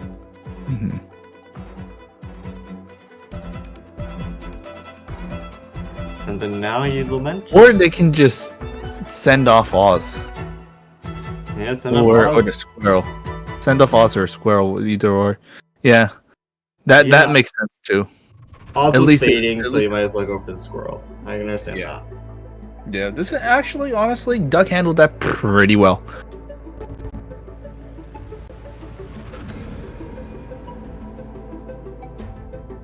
Although I feel like if you're Lamenting, you would have taken less damage instead if you just Lament. Well, honestly, you also want to set up the process. Yeah, well, yes, it's still fine, right? Like Ariel has to now.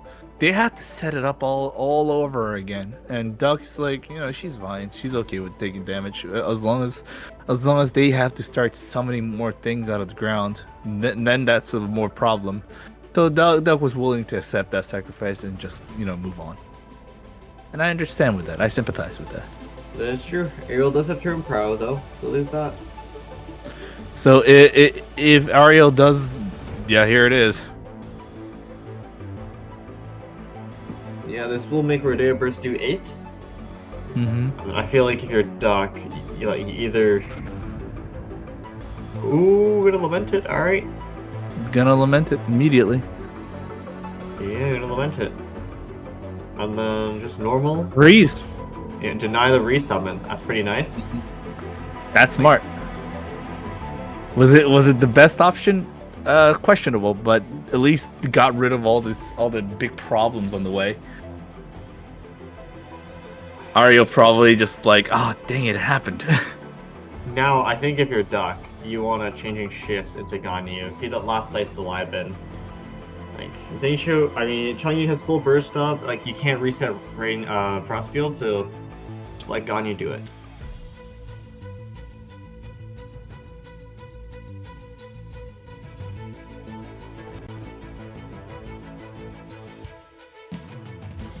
Ariel deciding between a Mirror Maiden swap or official.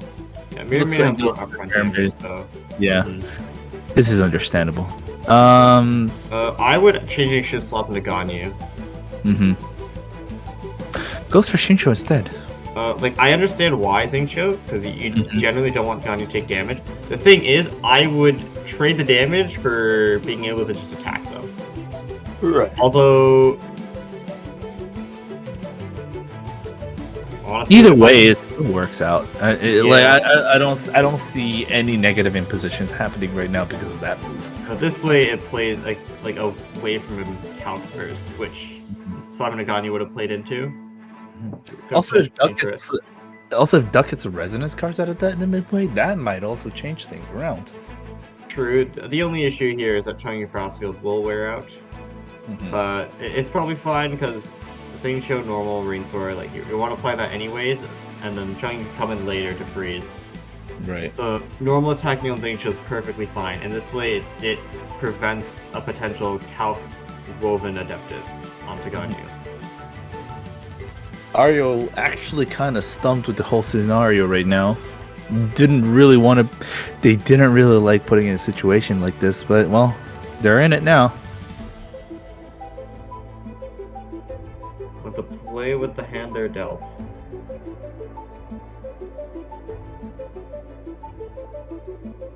Shouldn't go for it, and E. You should left on 2, and with Doug, the last dice, yeah, there we go, end turn. And then if you're Aerial, live and pass. Nothing else you could really do unless you want to swap off, but I don't think you want to swap Rode. You want to get at least one round of summons in before then. Although official would be a fine play, but you're kind of risking it to a fast swap burst from Chongyun. Right.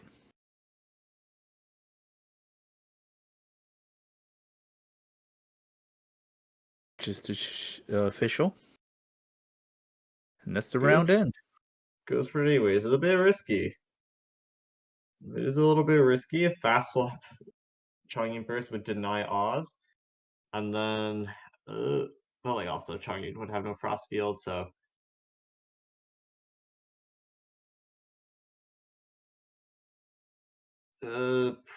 Got 4 dice from Doug. That's pretty okay.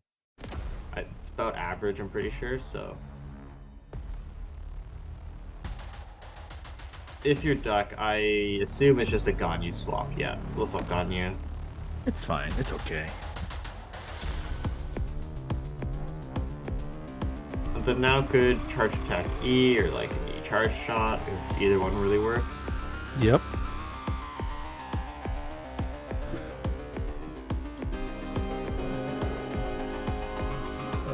Charge shot is guaranteed to lethal ocean, so won't be able to get another summon out, and then just left on Mirror Maiden and Oz in Fischl. Ooh, Ariel does a fast though, really thinking about going for it. Yep, going for it. But going Maiden, this is a no. Counts Adeptus. This is fine. Oh yeah. Gonna deny it.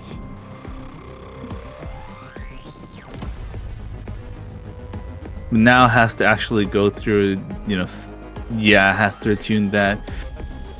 I guess it was kind of a worthy situation to go through, but that was a lot of resources spent in all in one go. The only downside is that Duck can't do anything else. I disagree with that a little bit. Probably would have set up Frostfield, but it really can't get punished anyway. Honestly, they can go Frostfield right now. It's still okay. Yeah, honestly, wouldn't have gotten punished either way. If Ariel chooses to Lotus here, it's still lethal. If they choose to go to Fischl, it's lethal. One of their characters is guaranteed to go down this turn. Actually, you can't use Lotus Relief because Adeptus is already. Yeah, Adeptus did just get eaten. So Mirror Maiden is kind of faded. It's just, do you want to put a Lotus Crisp Flower on a character that you want to save? Maybe just to save Oceanid. I don't know about that one. I think the problem Duck is having right now is you want to get value out of like another Oceanid summon, but you also need Mirror Maiden alive, otherwise you don't have a duelist. And like, yeah, Fischl is healthy, but Fischl deals at most 2 damage with normals, and Chongyun is Yeah, right. You're gonna get another Yep, cross there it field is. up. Mm-hmm. And who do they swap to? Now here's the thing: if they, oh, that's gone. No, that's it. That's gone. That's Gonzo. Oh, that's double Ito. Oh Yeah, that's no. double Ito. That's Gonzo. I No, didn't that's even it. realize there were two Itos. Yeah, I thought it no, was just there were two one. Itos. I saw the Ito. I'm like, no, that's gonna go. That's gonna go, dude. There it is. Don't go. Oh no, indeed. Dude, rain source and not needed, unneeded. Just did not need to use that at all. I don't need to use these. I'm fine. Yeah, but just Ariel all of a sudden just got two of their cards just taken away. Yeah, I think Ariel saw the lethal on Ganyu there and went for it, but Yeah, again, it's like yes, it was a good choice, but also you didn't that was get too many. There was too also- many resources. yeah, a lot of resources. The double Ito especially is devastating. But also, you in MMEC you typically want to get like at least 2 rounds of summons before you really want to go into Maiden. Just start threatening it. Before then, it's so resource intensive to go for lethal. Yeah. This is it. There's like what can Ariel do here? Apart from maybe hail. Oh well, they do have that. And then hopefully George is summoned. That's the best thing they can do. Well, actually, they do have Ooh, Hydro Resonance. no matter what though, it doesn't matter because Chung does 10. Yeah. It's impossible for Ariel to outlive that. Lotus, George, Gale, 4, 7, 9 is 1 off. And it's gonna be even worse if they do the double summon right now. Honestly, the only way Ariel lives this turn is if they single summon, roll George, and Hydro Reses. Right. Strong does 10, Hydro Res brings you up to 11 with everything else, but without George, it's over. Yeah.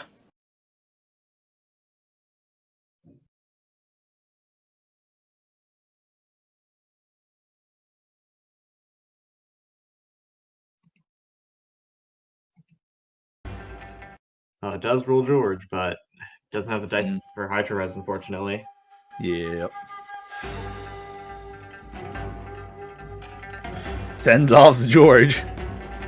Yeah, that makes... They just went, George, you can go home, man. George, you don't need it here. There we go, and that is lethal. Ocean can't heal anymore. Yeah, just gonna end. Nice game by Duck, being able to beat MMEC in with both decks. Imagine fighting two meta decks at one time without using the meta deck itself. Honestly, very nice play by Duck. They were able to count the lines really, really well. Able to really punish Ariel when they overextended, which is not something you're always able to do. And now we're down to the 4.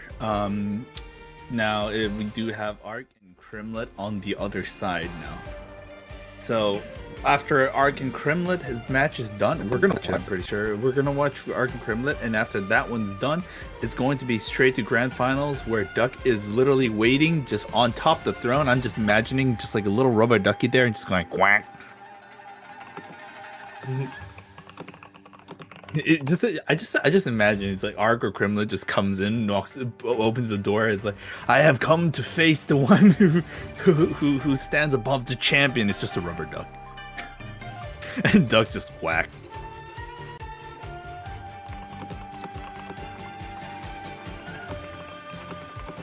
I mean, I guess looking at the decks, let's do a matchup review. So Arc, of course, is running double Hydro Ganyu with MMEC, and Crimlet is running double Cryo Ganyu with MMEC. So both running MMEC, of course, so they might have minor variations in their deck list, which might be interesting to look at. But Arc running Hydro Ganyu with the fast level Mona, while Crimlet a little more aggressive with the Chongyun. Yeah. We'll see which one works out better. Yeah, I mean, well, Arc's freeze has more like healing variability, so we'll need to see if the one shot is the one be able to take it, or if the healing skill is able to take it. Yeah, like the Changyu variation plays a little bit more into the OTK, Hmm. while the Hydro Ganyu is a more of a like a guerrilla warfare type thing. You go in, you shoot them, you freeze them, you swap off, you ramp, rinse, repeat. Indeed, that's how it goes in this world. Yeah, and looking back at our little player chart, only 4 remaining. Looked at this earlier. Z Crimslet, I think this is a little outdated because it does say Might, Zinc, Double Crow Ganyu, and MMEC, yes. So they aren't yeah, running Geoceanid, unfortunately, and also not yeah. running Mona Vape with Bennett instead of Klee, which would have been pretty interesting to see. Honestly, I You, would have liked to see that more, but I understand the meta being important and you all. gotta play meta. You gotta do what you gotta do. Yeah, you got to do what you got to do for the dub, you know. Exactly.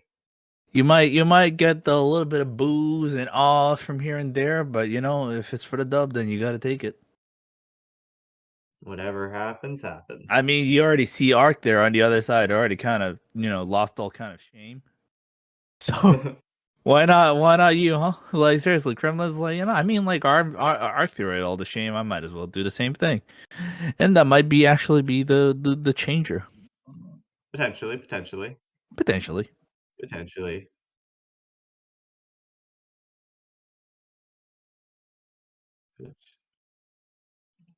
Honestly, what do you feel about the Crow versus Hydro Guardian matchup? What's your opinion on it? Cryo versus Hydro matchup. Eh, it depends on how fast the OTK is gonna work. If the OTK setup's gonna take one more turn, then that's it. Mm-hmm.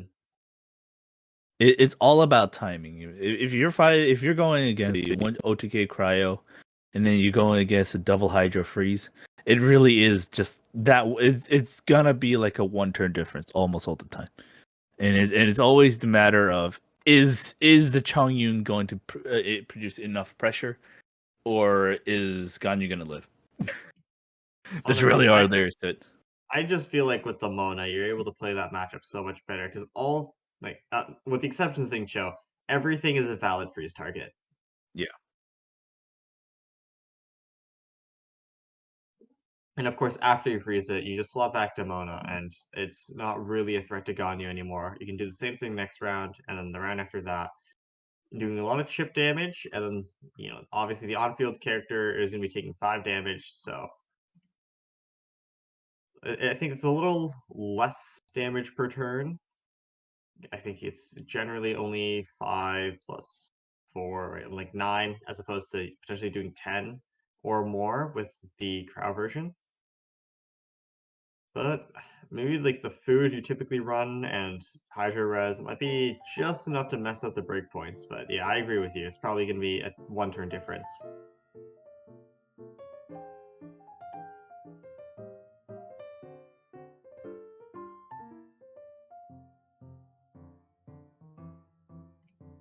Here's doing a little bit of setup before we move into our next round. So after that game, a duck has been guaranteed a spot in our grand finals, and the winner of Arc versus Z Crimslet will be their opponent. Yeah, they're setting it up. They'll do it. Yeah, we'll get it eventually.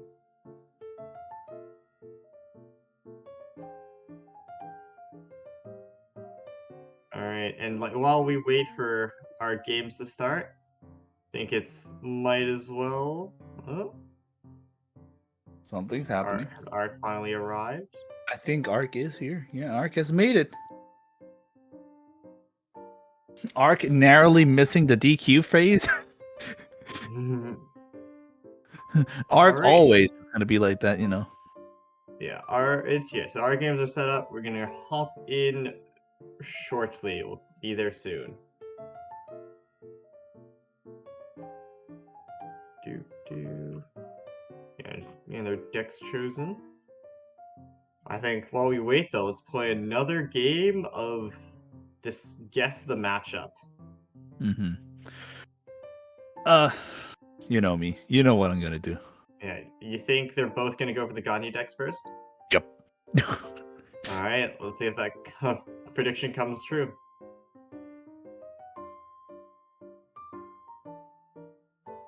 I don't see any other way. I don't know. Like, it could also just be an MMEC mirror.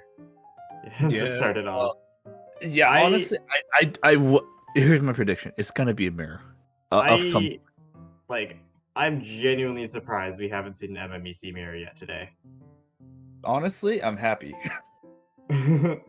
It's just I'm like okay with that. it's like 2-3 turns of summons, and then like occasionally someone maybe snipes a Calx Adeptus or something, and then they win. Like, ooh. Um, Another thing was like, yeah. Honestly, MMEC is something that both sides also don't want to have as well because they're gonna have to lament, right? They're, like both sides will want to lament each other's MMEC, but that also means there's someone are also gonna get limited. Yeah, but of course these deck So lists are yeah, pre-decided, and it's doubtful that you're running Lament in MMEC. true. There might have been some experimentation at some point, but I think it's a little too cope. Like running Lament in a summon-based deck is just asking for trouble. Mm-hmm. Alright, looks like both players are ready. We're going to be hopping in shortly. Don't quote me on that. I've been known to lie occasionally.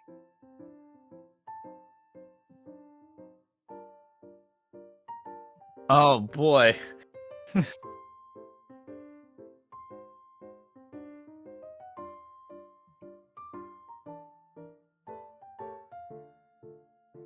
man, I wish I need to get the new cards actually. If you only I've actually been looking at my TCG stuff and I realized that I actually haven't unlocked Kokomi of all characters. no, it's fine. You don't need to unlock. You don't need to unlock Kokomi. Kokomi's not a real card. I've They don't. unlocked almost every single one of them. I'm just like I feel like I'm missing Uh, something. I look at well, the list. like I'm like, oh, if you Kokomi. if you want some advice to save coins and a little bit of your time, don't Mm. get Kokomi, don't get Beto, don't get Razor. They're not worth it. Instead, save the money to get Tainari. And like with actually, what's another card you can save? What's another card that's not too good right now? Eula's Thinking. fine, right? And also don't get Eula. Oh, okay, And never with mind. those 4 cards, like if you save up enough coins to get a nice dynamic skin for one of the actually good characters, like Ganyu. Of So course. you're welcome, everyone. I just saved you like 20 minutes of your life. But yeah, no, like Kokomi is pretty weak right now. The Hmm. summon doesn't heal enough, like it doesn't do enough. It doesn't have like the same utility as Mona with a fast swap. Like it still only gives 2 Hydro, but it's less immediate, so you have to wait till end phase for it. Just Kokomi is not it.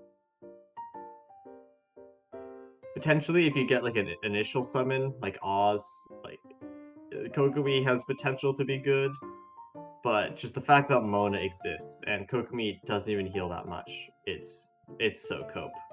Hmm.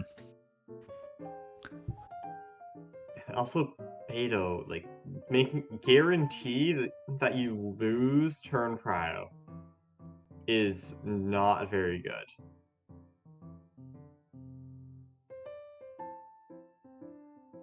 And of course, Eula. Why would you ever play Eula? Jesus, The burst, the burst our is not friend very Ares good. down in KQM is not gonna be happy hearing that. The burst is not very good, and like the skill is actually just griefing yourself. You're making yourself do 1 less damage. Oh my lord. Oh, I'm Eris is sorry, not but going to be it like happy hearing that. if you're playing Eula in GITCG, You're uh, throwing? Are you throwing? there's better options, and we'll leave it at that. So you're throwing if you're using it. Well, I mean, I think there's a difference between playing a suboptimal deck and throwing. But like, if you're playing Beto, yeah, you're throwing. Jeez. Jeez. This is why the game right now is like very stable on just one kind of meta. Oh, looks like we're actually getting in with Arc and Kremlit. The top-notch players. Arc's match previous to this one actually took 1 hour and 20 minutes. Would you like that fun fact? It was a very, very long stall match against Datier's Kaya stall, and oh boy, was it a long boy. Oh yeah, it was very long. It was like, oh, looks like we're gonna go take. Yeah, again, there's a tradition that I do is that if you take 2 stall matches and take forever, I call it watching the Lord of the Rings trilogy. Have you ever done a marathon watch of Lord of the Rings? It takes forever.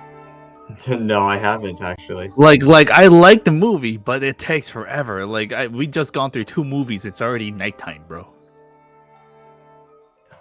Yeah, and was it Z-Crims that's gonna have Term Prow? They don't have the correct cards for the optimal start, and they're actually running Cathedral, which is an interesting choice, not a card you actually see that much of. I was talking to some TC staff, and apparently it's a tech against the MMEC Mirror, which they're not gonna play today, potentially. I see. And now we're going in. Yeah, gonna go double summon. Oh, well, it's actually surprising. They did not go double M. They did not go mirrors. Mirrors actually didn't happen. Hypercriminal actually went the MMBC. I mean, honestly, it's for the better. The mirror is still possible. If Arc wins this match, they're forced to play it, and if Z-Crimson stays on MMEC, like, we might still get the mirror, and ooh, gonna go for Cathedral, alright. Are gonna respond by Liven and Timmy, which, alright, that's interesting. I think it's fine right now.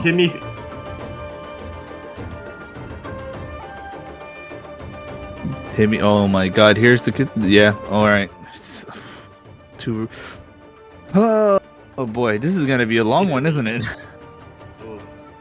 I can feel it. I can feel it in my bones. Do you feel it? I'm not feeling it. I really hope this ends fast. I do not want to sit through like how much percentage of that? How much of that are you actually, like, are you fooling yourself here, or are you just like, just taking it? No, I know this is gonna go long. Both these decks, because they're double Hydra decks, have copious amounts of healing.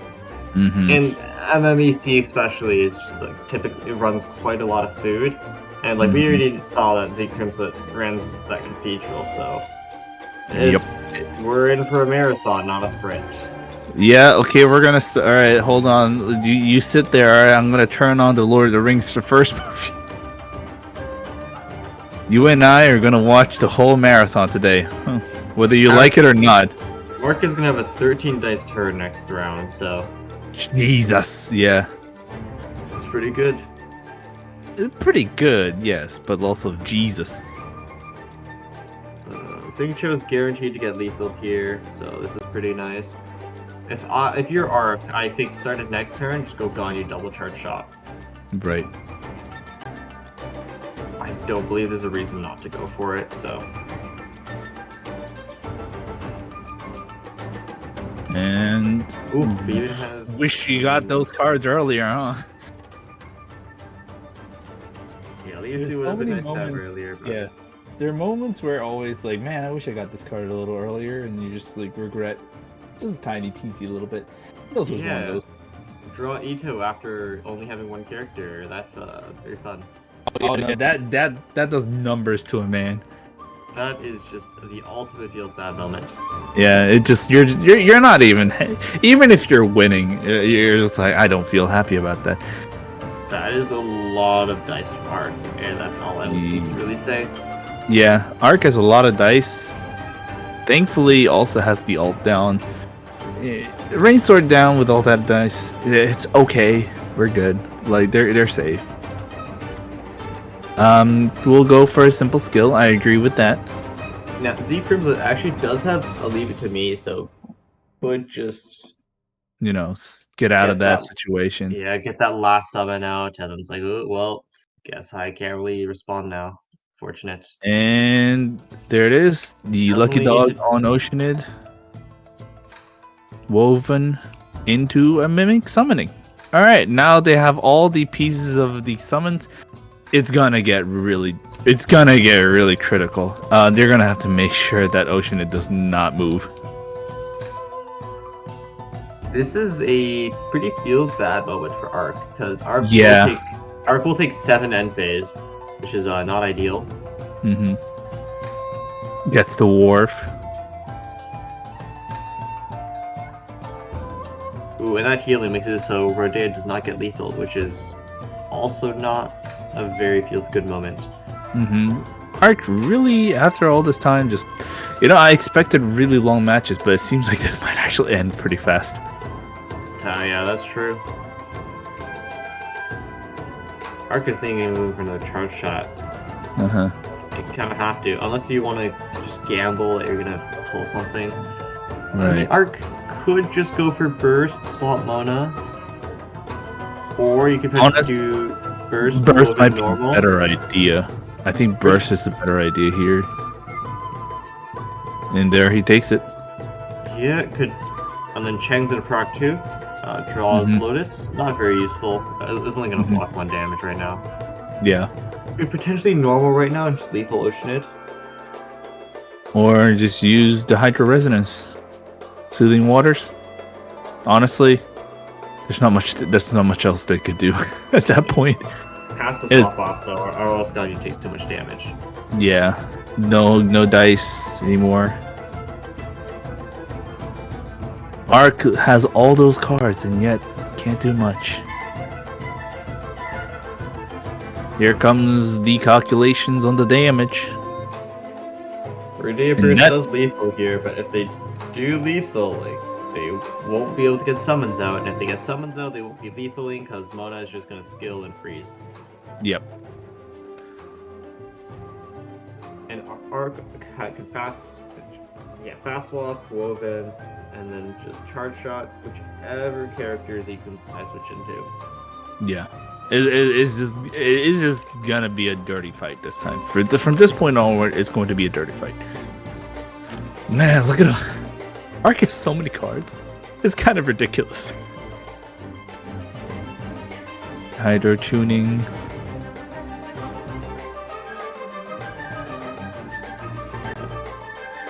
And yet, not a single lament.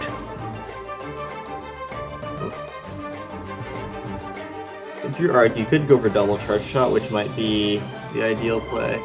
You want to for sure deny that burst, and you want to get that damage out as fast as possible. So, charge shot would be the most efficient way of doing it. Alternatively, they can just switch to Fischl and end the turn right now. Really crazy notion, yes, I know, but it is something. I mean, it is Arc's turn right now, so can't swap officially on Zekrim's side.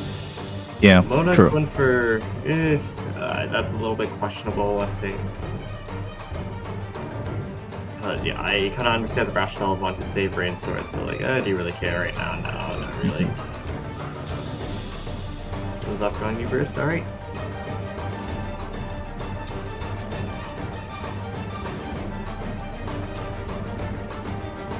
And then now Arc is in a little bit of trouble. Yeah, a little might be a little bit of an understatement, maybe, but still fine. I wouldn't go too far as to actually terrifyingly bad, but you should be worried just a tiny little bit. I think in a scenario like this, just the double charge shot would have been a lot more favorable than freezing, because of course would have frozen anyways. Mm-hmm. Either would have chunked down Z-Crim's characters a little bit more, made him a little bit easier to clean up. But guys, that could have a duelist either way. So without Rain Swords, it was looking pretty doomed regardless. Right.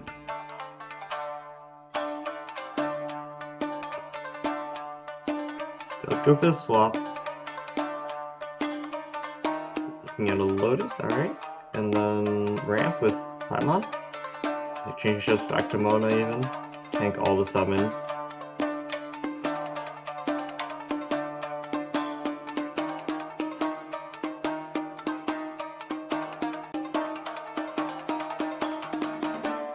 Okay. Yep. Okay, that's good. Still weird. That's the end of that. Yeah.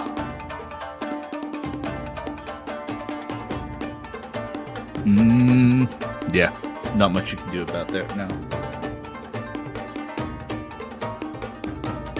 Here comes the rest of the calculations on the damage. Gets through all the damage. Mona just barely alive. Let me guess, they're gonna summon again, aren't they? Yeah, they most likely are, which is ooh. Yeah, it's Arc. just you know, Ark's just dreading at this point. Arc is just no. Finally drew that undivided.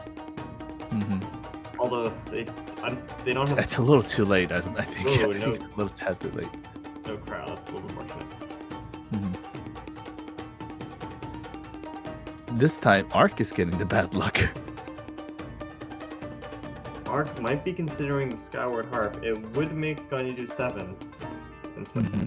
Especially with, no, actually, Undivided would do 8 for sure. And then when you get another charge shot off, it might be lethal. I mean, Ocean's healing up, got George again. Full HP Ocean with Lucky Dogs. Listen, this is hilarious. I'm pretty sure we've gone through this whole. I think we just Dormammu 2 times today, right? On this game, just alone.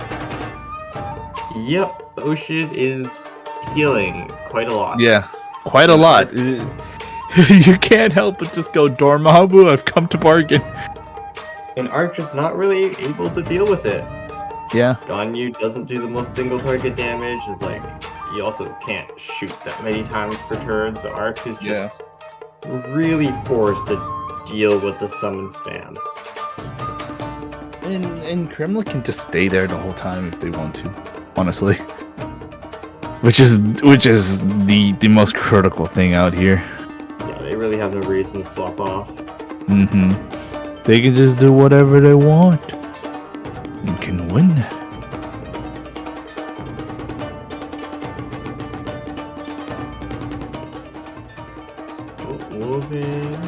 Woven. And pass. Alright. Yep. Well, unfortunate for Arc, they used one of their Wovens before, so double Woven into lethal is no longer an option. Yep. Probably just want to use the loss of their dice to sustain Mona or something, tank all the summons. 4, yeah. We can manage to heal Mona to 4. Mona will tank every summon, but then start up next, Ocean deals 6, Adeptus Full will deal 9, but Hydra Rose, Gunny lives on 1, and it's probably still over because we have mana to deal with. Yeah. I gotta say, you really do math fast. Holy crap! Dude, I can't follow all that math that fast. You just have them on down to the wire into the system. It's ridiculous. Anyways, down goes Mona. Finally. And there you go, Mona finally down. Left with just Ganyu. And it doesn't also help Arc right now is that Ganyu only has 1 rain sword left. Yeah, it only has 1 more opportunity to freeze, which is unfortunate, to say the least. And it's not even one of those, oh, I just need to do that. No, it's straight up, that's it. I mean, this is a double charge shot turn, so if Ganyu can somehow live, it's potential. Meanwhile, Oceanid with full energy, just staring menacingly. If Oceanid summons here, I mean, they roll George and it's no longer lethal, but they will get frozen. Yeah. And then now Summon here. Ganyu's not really in threat of lethal, so if I'm Arc, I just charge shot, I don't really care. Yeah. Not much they can do right now. Oh, that Lotus actually did so much to mitigate damage. However, how much is that going to actually... Oh, brother. Yep. Oh, yeah. Yep. That makes sense. Excuse me. Probably turn 1 Lotus first. Mm-hmm. My best play, it lethals artificial, right? It's like I'm doing a little damage anyways. So I have to either attack or just ramp it. I don't think I want to get Oz.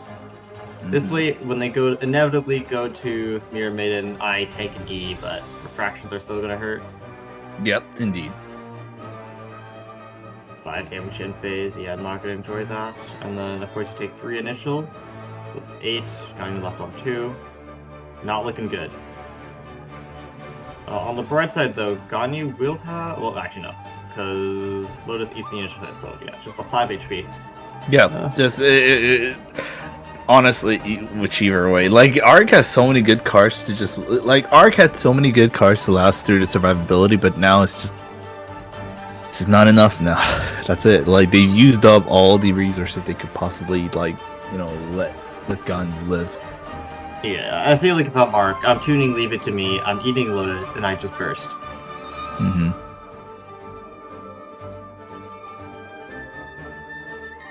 Tibby? Yeah, just need a little more time to think.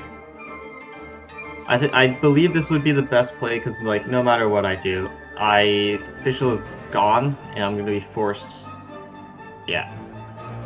Oh, opts not to burst. Just gonna pass on 4. Okay.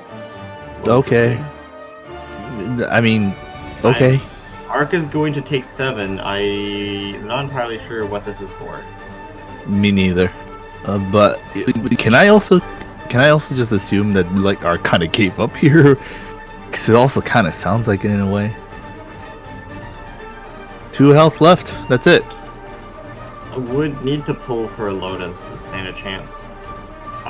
We just saw Arc used 1. I'm pretty sure I didn't see another one being used up, so there is potential here. If Strategize can pull a Lotus and then Gambler's charge shot, maybe Arc has a chance. Of course, would have to pull it.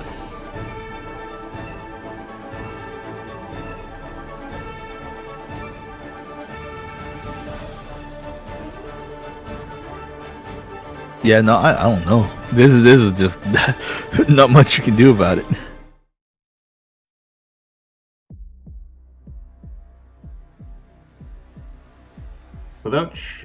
If you're not going for the Lotus pull, you have to go Pizza Gambler's E, which would make it so Mirror Maiden skill no longer lethals, but it's also still dead to Oceanid first, which will deal.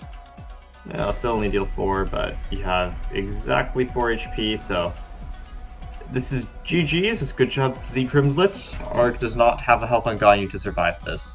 Nope, yep, that's it.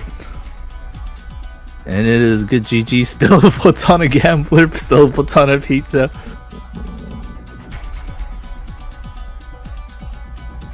Trail of the Chilin, down goes Official. However, very meaningless. Yeah, and Z Crimslet mapped this out. Ooh, yeah, death is in there. And then the E-tail just to, rub salt into the wound. Go for the flex, yep. Just a little screenshot moment right there, and boom. 6 damage. There we go. GG's to Z Crimslet. And should take down Arc in round 1. Yeah. But that was just game 1, by the way. Yeah, we still have game 2 to look forward to. I mean, the good news is we no longer have to worry about an MMEC mirror. So, that's a positive. True, that is actually true. Yeah. Crimlet can't use the MMEC, but that also kind of means Arc can. So if Arc brings an MMEC here... Oh, yeah, you're right. Go for the reverse mirror. Yeah, Arc might actually bring the MMC. They just swap that. It's kind of like they're just like, all right, it's my turn. it's my turn to the MMEC. I want to win. I want to win the game too. That might actually happen. Ugh. I think it would be fun. It would be funny. Yeah, it might be. Dude, if that's happening, that would be hilarious. Well, actually, without any further ado, they're gonna go to the second match. Crimlet's still not accepting the fight. Just there. Well, okay, we had a little bit of a. Okay, what is going on? Yeah. Well, okay. Thank God. Well, actually, is that a thank God moment? I don't know. I don't know. It probably plays faster? Question mark. Maybe. I'm not sure. I low-key do not know. Questionable. Very questionable.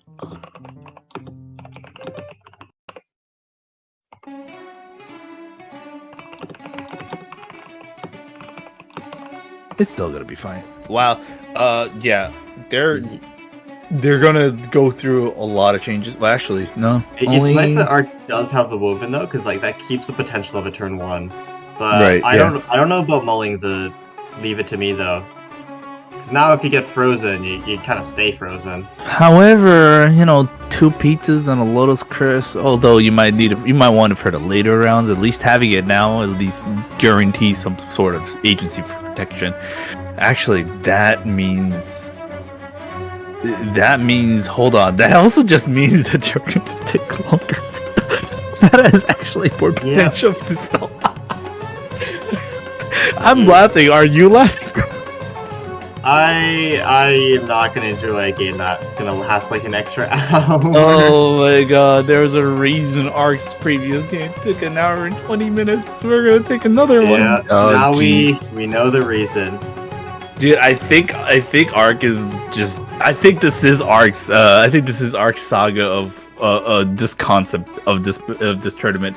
I think this is his concept. I think this is his. We do a little bit of trolling today kind of moment, If I just make my opponent FF before the game is done, I'm guaranteed to win. Actually, with the woven, Ark can actually trigger Xingqiu Burst right now. Like at least on this turn. I'm not sure if they're gonna take. I'm not sure if Ark's gonna take that chance. No, never mind. Considering that they just did a skill, they won't. Instead, I think they're gonna woven into a Liven. And let me see if my guess is right. I mean, it's the more logical pace right now, at least.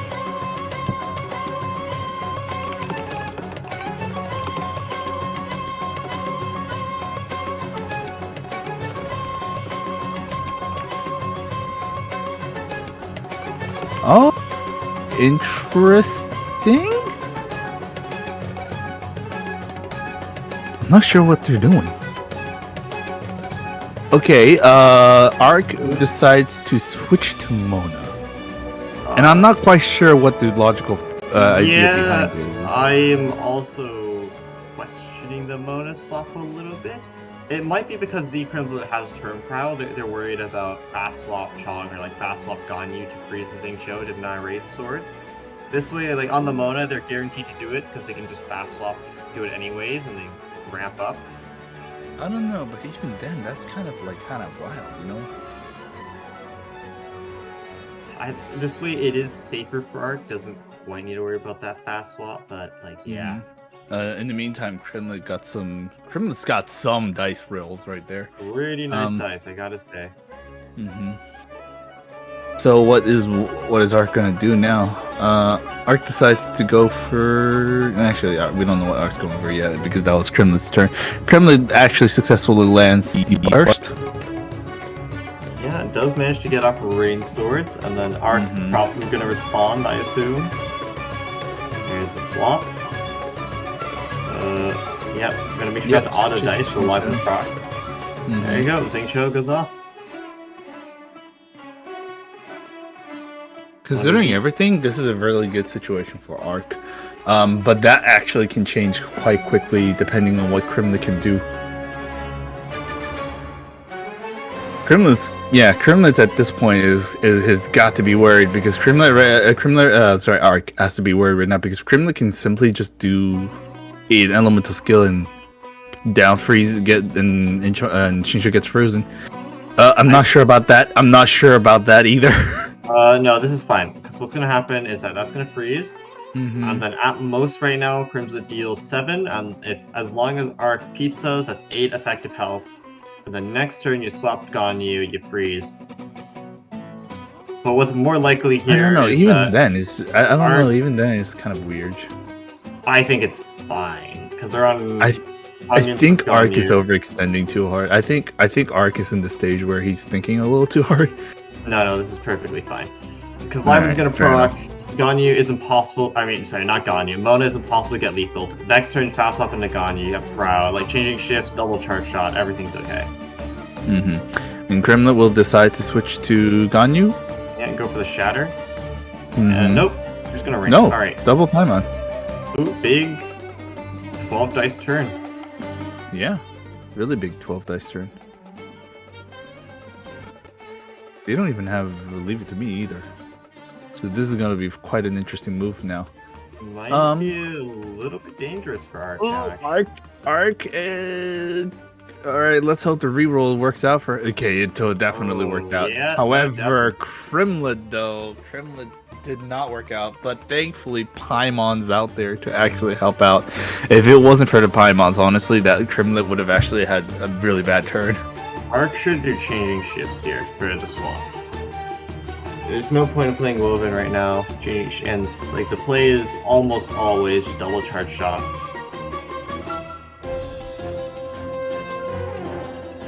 Okay. I would have preferred changing shifts, but I guess Woven does the same thing. 5 damage.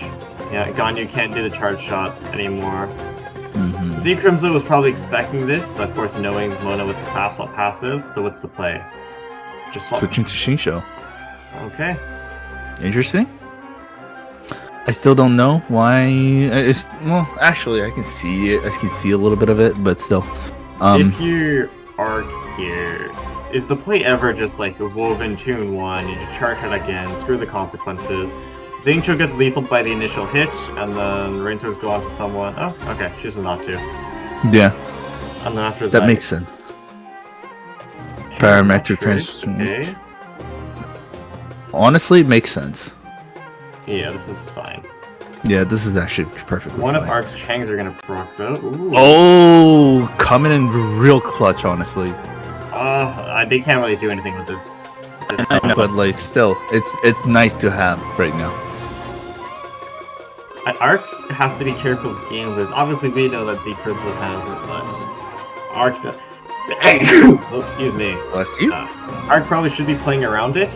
Although there's not a reason for Arc to greed here. Like, there's nothing to ramp on. So probably should just be safe and swap off to Mona. Not really a reason to stay on Xingqiu just in case gamblers, but with Parametric, it's almost guaranteed 2 characters are getting lethal anyways. So yep. Might just be fine. Oh, never mind, there is a reason to agree. There was a Liven, and I just didn't notice.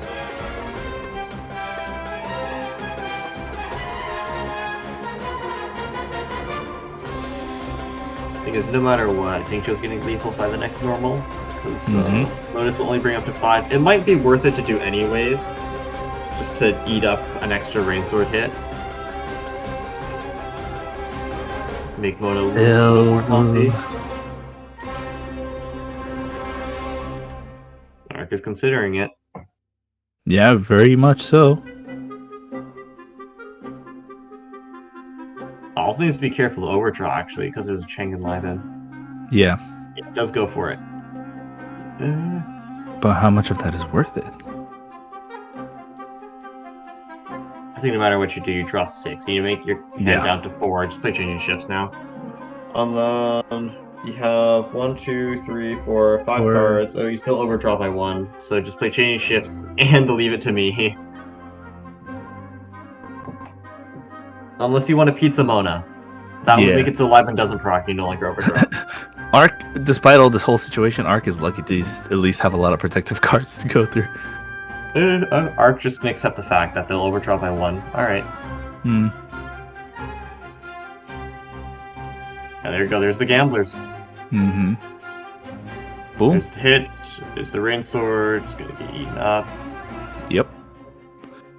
Gambler's proc. I assume Z Crimslet. I'm gonna assume Z Crimslet just resets rain sword instead of hits again. Like hitting again would be an overextension, and the next turn you're gonna get denied it's fine. This is okay. I didn't see how. Oh, never mind. Oh. Well, I mean, parametric does proc again. You get a lot of utility rain swords. The issue is though, if you don't get any Crow, you're gonna be forced to tune 2, and that's like suboptimal. This way, if you do rain swords, you could get off another set, bring it back up to 3, parametric procs, and you can live and eat food. Yeah, but decides to switch to Chongyun instead. I think this also makes sense. Frostfield was, it's not bad. I also understand this line of play. Frostfield was wearing out, and like kind of didn't want it to do so. Switch to Ganyu again. Unfortunately, Liva won't proc here. The Ganyu swap is smart, because Undivided will do 5. Yeah. And then, like, of course, Frostfield, so Ganyu is going to get frozen. And then Arc's kind of just forced to do Mona carry. Yeah. Ooh. Gravestone Ito. That's kind of nice. As dangerous.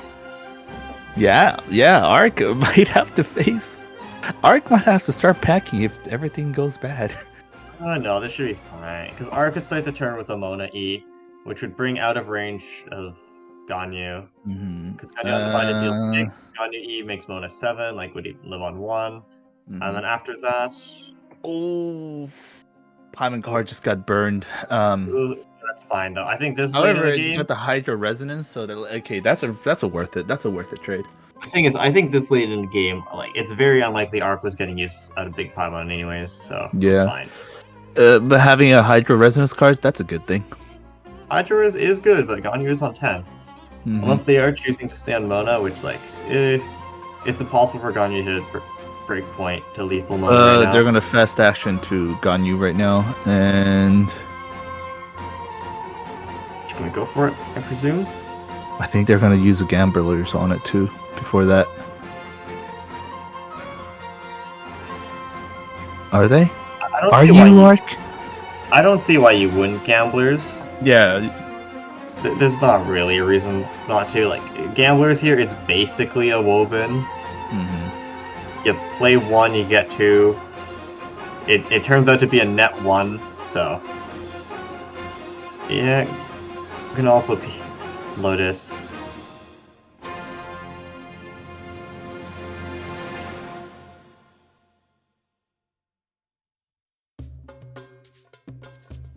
Arc knows he's gonna get frozen right after this, because it's gonna lethal Ganyu. There we go. Charge shot. And the rain swords. Only one set of rain swords left, so it's getting a little dangerous. And decides to go to Chongyun, okay. Normal. Yeah, and then rain swords, there we go. Yep. Arc forced to just win off Mona.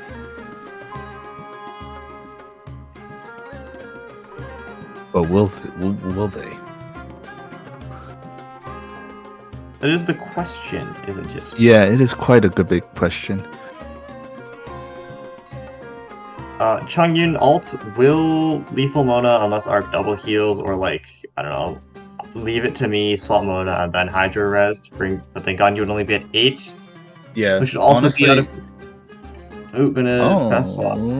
Fast swap, yeah, fast swap into Mona. Wants Prio, and then, yeah, just an E. Alright, that takes it out of lethal range of Chongyun Burst. Now, of course, no more rain swords, but Crimsley could also... Crimsley has 7 dice, too, so it's, like, quite a bit. Yeah, like, Crimsley could just go to Xingqiu. Yeah. Just reset rain swords. Or they could lethal on Chongyun. There's no gamblers to really continue it, but... But you also have to realize there's a Wolf's Gravestone on Crimlet's hand. That's true, they could. But one is 7 HP, that's out of Gravestone range. Gravestone range is 6. True. But I feel like Kremlin wants to do something because Ito card is still available to use right now. Also has wow, I just realized that they have a Ganyu card that they can just attune. I mean, Chun Burst. You know what? Gravestone would actually bring Mona back within lethal range because the extra +1. Yeah. I kind of forgot Gravestone did that, to be perfectly Yeah, honest. yeah, it does. It's just not having a rain sword available, that is kind of huge. We're just going back to the rain swords, and then Arch is gonna respond by going for Timmy Pass. Timmy Pass. There it is, the reset. There goes the rain swords. Then what else do you do?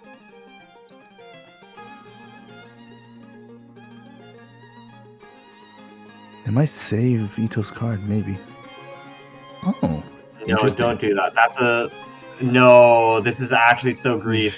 Very interesting. Ugh, I feel like it's weird. It's a bit of a weird situation, honestly. Well, I mean, Arc I think has no more woven, so actually this is fine. If Arc had another woven, like game-winning play, you just go Ganyu, charge shot normal, and it's like Chongyun is guaranteed lethal. But now it's a little more complicated. Yeah, things are a little bit weird now. As if it's already weird, it's gonna be weirder. Especially because Z Crimson just ramped.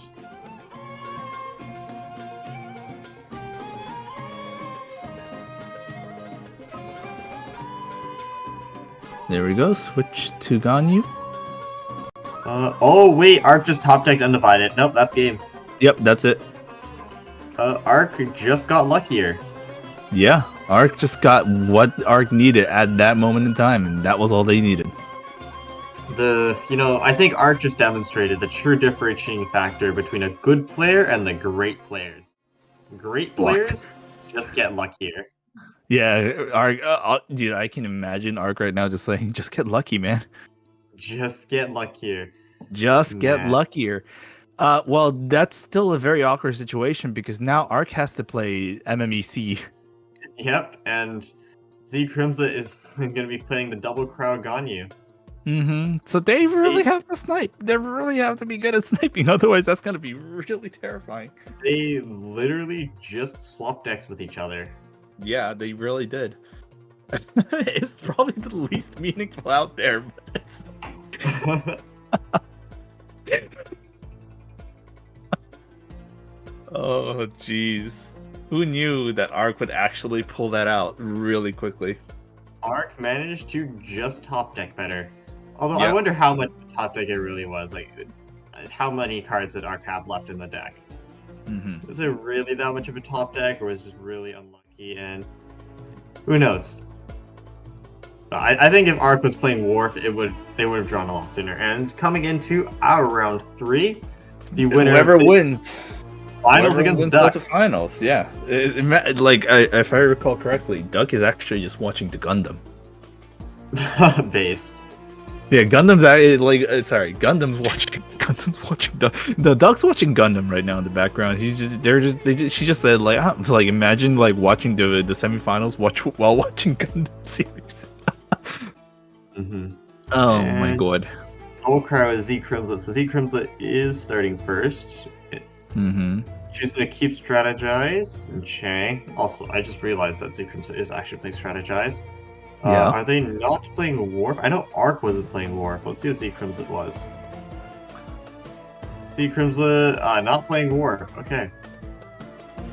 Running double Lament, double Send Off. They are really going for the MMEC decks. Yeah, okay. No, they can actually Kremlin can actually really make Arc in an annoyed situation for sure. Z Crimson might be going for the same deck list as Duck, actually. They both look very similar, and both are playing double Crowd Ganyu Freeze. And Z Crimson just taught playing double Chang. They're going to draw so much. That's interesting. That's funny. They're gonna actually draw so much. Yeah, and honestly, if Lemon comes in one of them, that's good. That's enough. That's really enough. And with the Bestest Paimon, I think there goes with the double summon. There it is. Myriad, what else is new?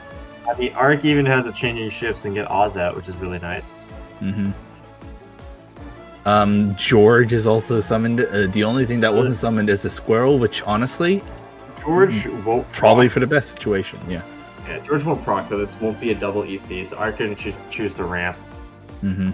He comes like gonna respond. Only one dies though, so Live not gonna proc, but we'll collect it. Yeah.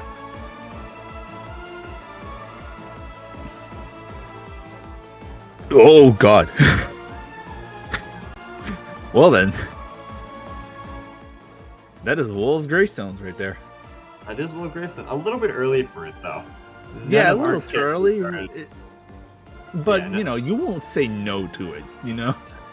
if you have nothing better to do, you might as well just play Gravestone, because Gravestone is kind of ramp in its own right.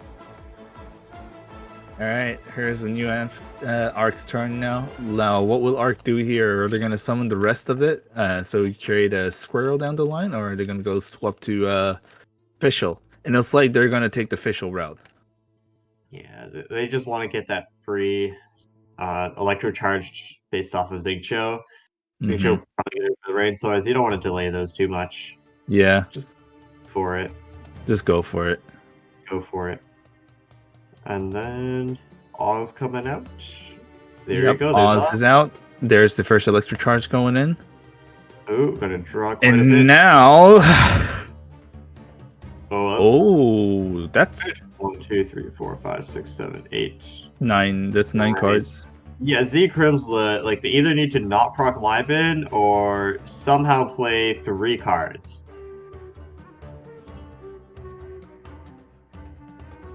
It might be worth to like go Ganyu, play Send Off.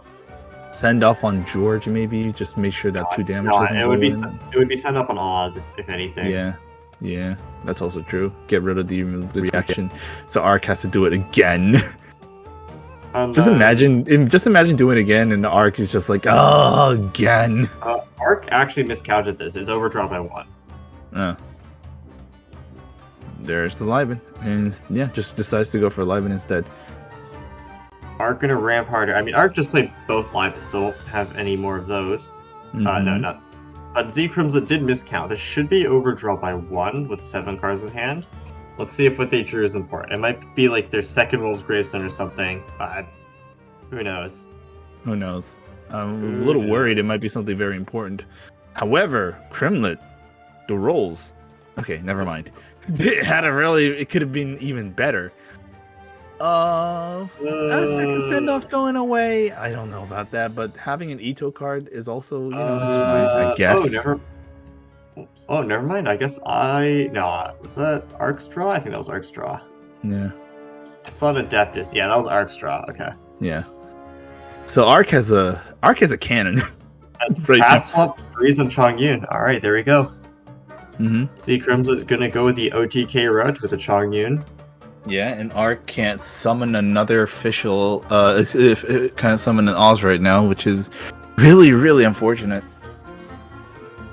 And there goes the Demon Bane. There's the normal attack and freeze.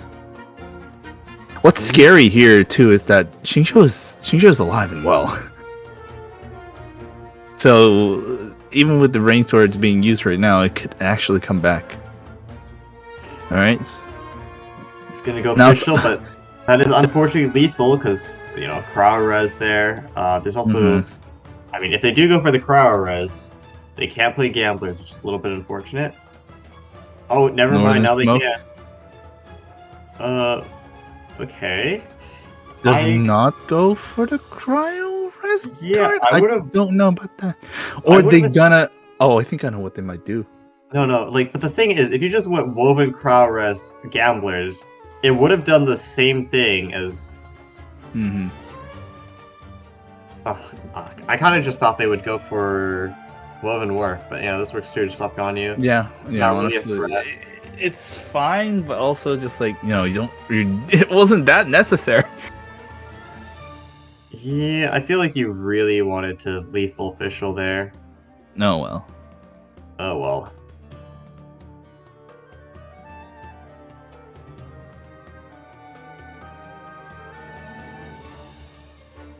Alright, let's see if Z Crimson top decks an Undivided. Because if they Mhm. do top deck an Undivided, of course, we'll go through George Shield, and someone else will eat Rain Swords. Yep. Did not top deck an Undivided. But gets a big Paimon. That's fine. Yeah. You'd take those. What Arc really wants to do, though, is just get Oz out and ramp. See, Crimson might even take this turn to try to get another round of Rain Swords, because they obviously only have one left. Mm-hmm. Alright, Crimlet's turn. Here we go. Is just gonna opt to Lethal Official, which, you know, Yeah. not fair.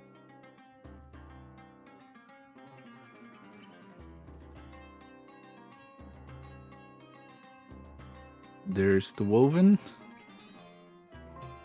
And There's here the comes Gamblers. Fish. Gets the Gamblers. Makes sense. They could Crowers, actually. They would do the same thing as Undivided. Go through George Shield, someone else eats Rain Swords. Mm-hmm. That's the exact pathway they will take. Attune the Ito card. Down we go. Boom. Gamblers refresh. Redare can eat Rain Swords. Redare's just gonna summon again, and it's like, whoop. Well, actually, now the trouble is... Oh, there's no Arcus, Ito there. yeah, Arcus double Ito, and not only that, double Calthart. So they can make a lot of shenanigans happen right now. Ito Burst with Lethal back, but a minor issue is, of course, that full stack Chong Burst, which I don't think Arc wants to deal with. But took one. Oh, he's gonna go for it. Yeah. But yeah, no, Let's see if that was worth it. Z Crimson also has another Gambler's hand, so it's gonna reset Chong Yun. There we go, there's Let's the see Gamblers. what they do. Yeah, there's the Gamblers. Yep. Like,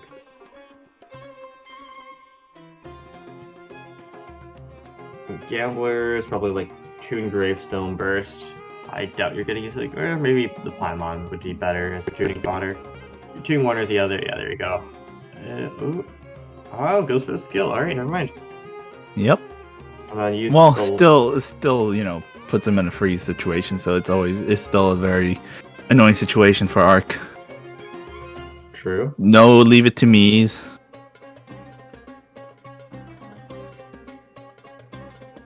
Now we switch to Xingqiu.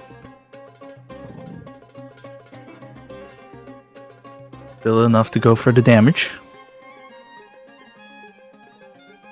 Oh, they can actually eliminate Xingqiu here. I mean, they could lethal, but what would lethal do, really, right? Like, Chong Yun takes 4, like, that's fine, but then... actually, this might actually be pretty good. Yeah, and actually it might do... Here, Chong Yun takes 4 at 5 HP, Burst is now within lethal range, especially with Adeptus. And then, like, if Arc uses the last of the dice to softer Rodea, Z Crimson is going to be forced to normal to get rid of it. Right.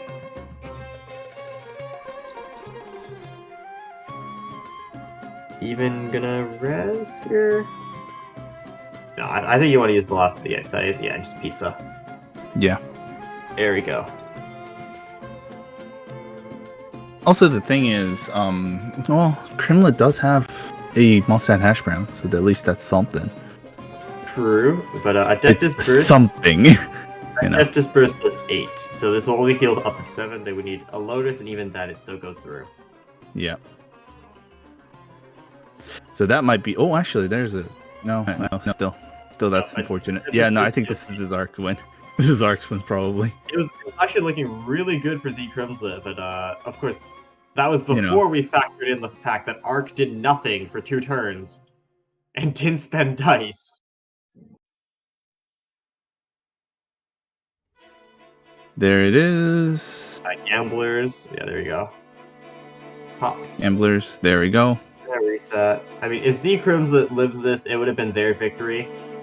Because Crowres Burst does enough to go through. It no longer does enough to go through, especially after all this healing.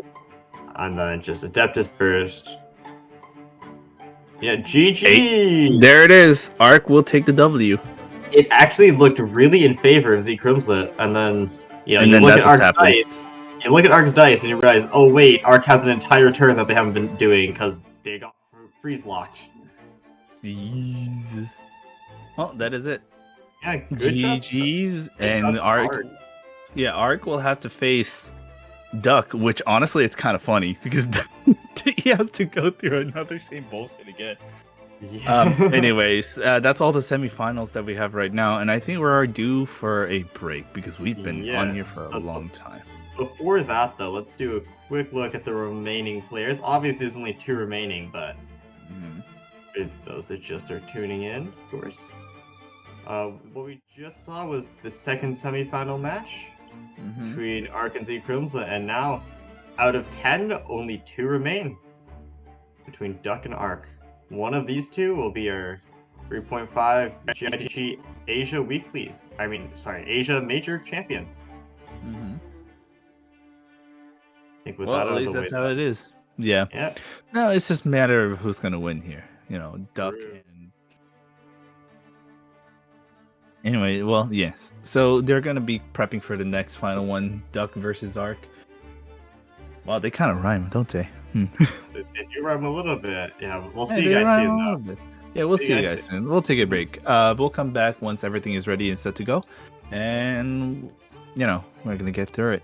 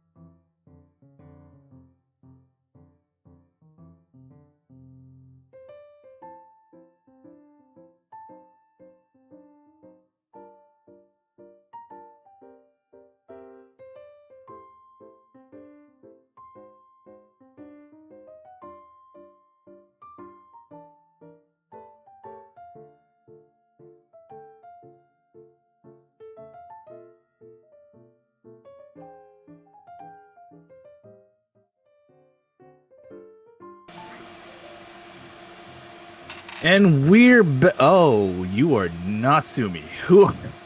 Sorry, Why are you here? I had to put him away. You know, he had to take him out. What, Just did you assassinate him? nothing personal. Was this one of those hitman jobs where you just you just kind of attack Sumi from behind? You see, there's a little too many VTubers in here. Gotta keep it real and like, you I know? see. Yeah, that's fair. I understand. That's great. As a Sumi, fellow Sumi need to egg. bench. It's been a long day for both of Yeah. us. We came hot off the tails of Yeah. EU this morning, and we did not get a lot of sleep.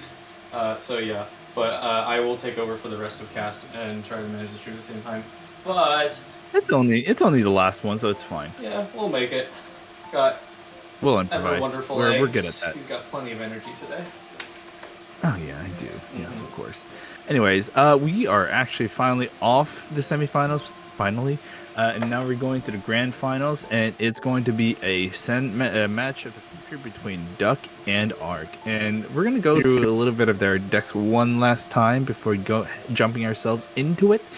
So Koju, can you, whenever you're ready?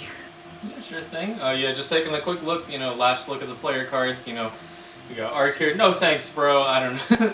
It's a reference to Resident Evil, and your boy Art Kennedy about the skill issue the majors, not because of Resident Evil 4 brain rot. I mean, I think we did observe a few skill issues now. Yeah, oh, like good skill issues, but then Ark had something that surpassed a lot of his opponents, and it's called luck. Yeah. Simply roll better. Why didn't you draw it? Yeah. It's that easy. Just draw it. Ark really did have that advantage going on down strong, and keeping the same old freeze and MMEC deck. And on the Duck side is actually quite crazy because Duck doesn't even bring MMEC, which is the meta deck right now. Yeah, Going with the Ganyu freeze deck with the Chongyun variant, and we have a Klee Chase build. I was so shocked because, like, you know, Lament is, or you know, Guardian's Oath is that card that you never really get to play against the current meta threat MMEC, but Duck was able to pull it off flawlessly, and that was crazy. So I'm curious, is it gonna be Duck's Lament usage, or is it gonna be Ark's luck draw that's gonna be working out here? That's really the question we have right now. I don't know. I feel like, you know, considering, I mean, it's gonna take a lot to try and get, like, you know, certain send-off combinations out from Duck, because I think, you know, Lament, while they did play, I would say consistently enough, quote unquote, you know, because they were able to get it in 2 rounds. It's still, I mean, you still have to have, like, the perfect dice for it. If you don't have four aligned dice, then, you know, you don't get to use it. True. As you can see on the deck list right now, Duck has a very just solid not solid. Duck has a pattern based cards right now. It's just Gambler's Paimon, Liven, Loose 2, the element resonance of each side, the Travel Companion, Changing Shifts, Ito, Leave It to Me, Calstart, Send Off, Guardian's Oath. Honestly, it's literally the same deck except just one difference on one side. Yeah, pretty much. Yeah, I believe that's literally what it is. That. Yeah, honestly, yeah. And then you have Ark's deck, which is just a mishmash of a lot of things, honestly. Yeah. The Skyward Harp is, like Sumi mentioned earlier, is definitely not the thing. The weird one. It's not necessarily weird. It's just it's so hard to fit into your deck. Like it's like you tend to not have any room for it.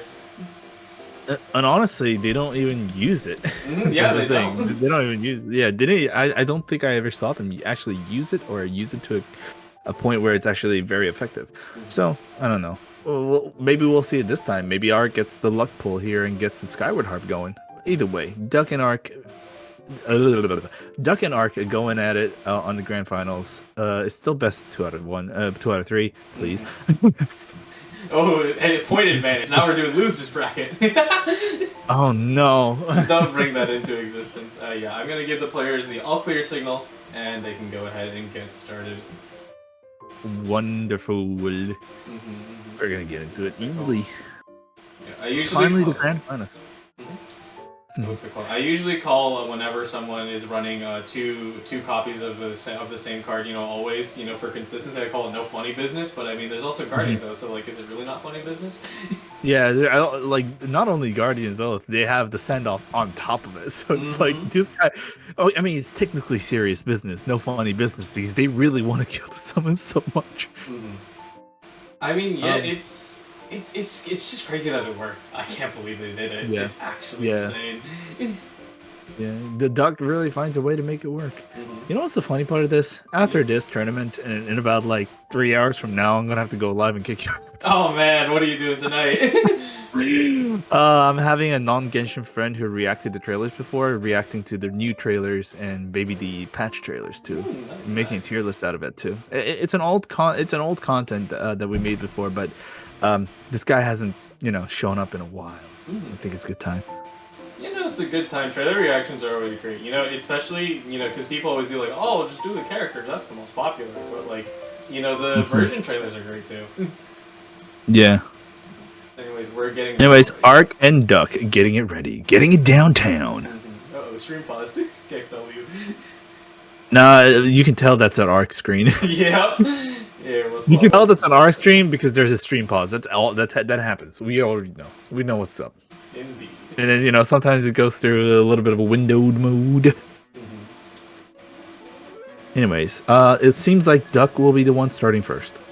Actually, no, that was Arc starting first. You switched the. Yeah, I flipped over Windows because of the pause. God damn it! And Duck gets double. Leave it to me and Paima's best. Honestly, considering all the situation, that's a pretty good starting deck. Yeah, no, it's a pretty good deck overall. I mean, but Arc has a better starting deck. Yeah, you got a better hand, man. Oh my god! Well, you know what they say? Arc with the get a better hand than Pepega. So he finally actually gets to get Timmy turn 1 because he played it as a joke at the end of one of his rounds. He's like, yeah, just throw it out there. All right, it's a good start, and seems like Arc will be starting first. Oh, not a great start. Yikes. See, okay, slightly better. Did Arc get lucky? Yeah, both sides are kind of in a bit of a weird stand, but it's fine. It's fine. It's okay. At least they both too bad because then they actually can use it. Yeah. It's going to be very obvious what both sides are going to do. Duck is probably going to do a mono skill and then switch to either or. Yeah. Whichever side, it's fine. But Arc is going to stay on Shinsho as long as possible. It's so impressive to me because this is something that we got to see in the American Major, and there's the two people who always play this deck being Duck.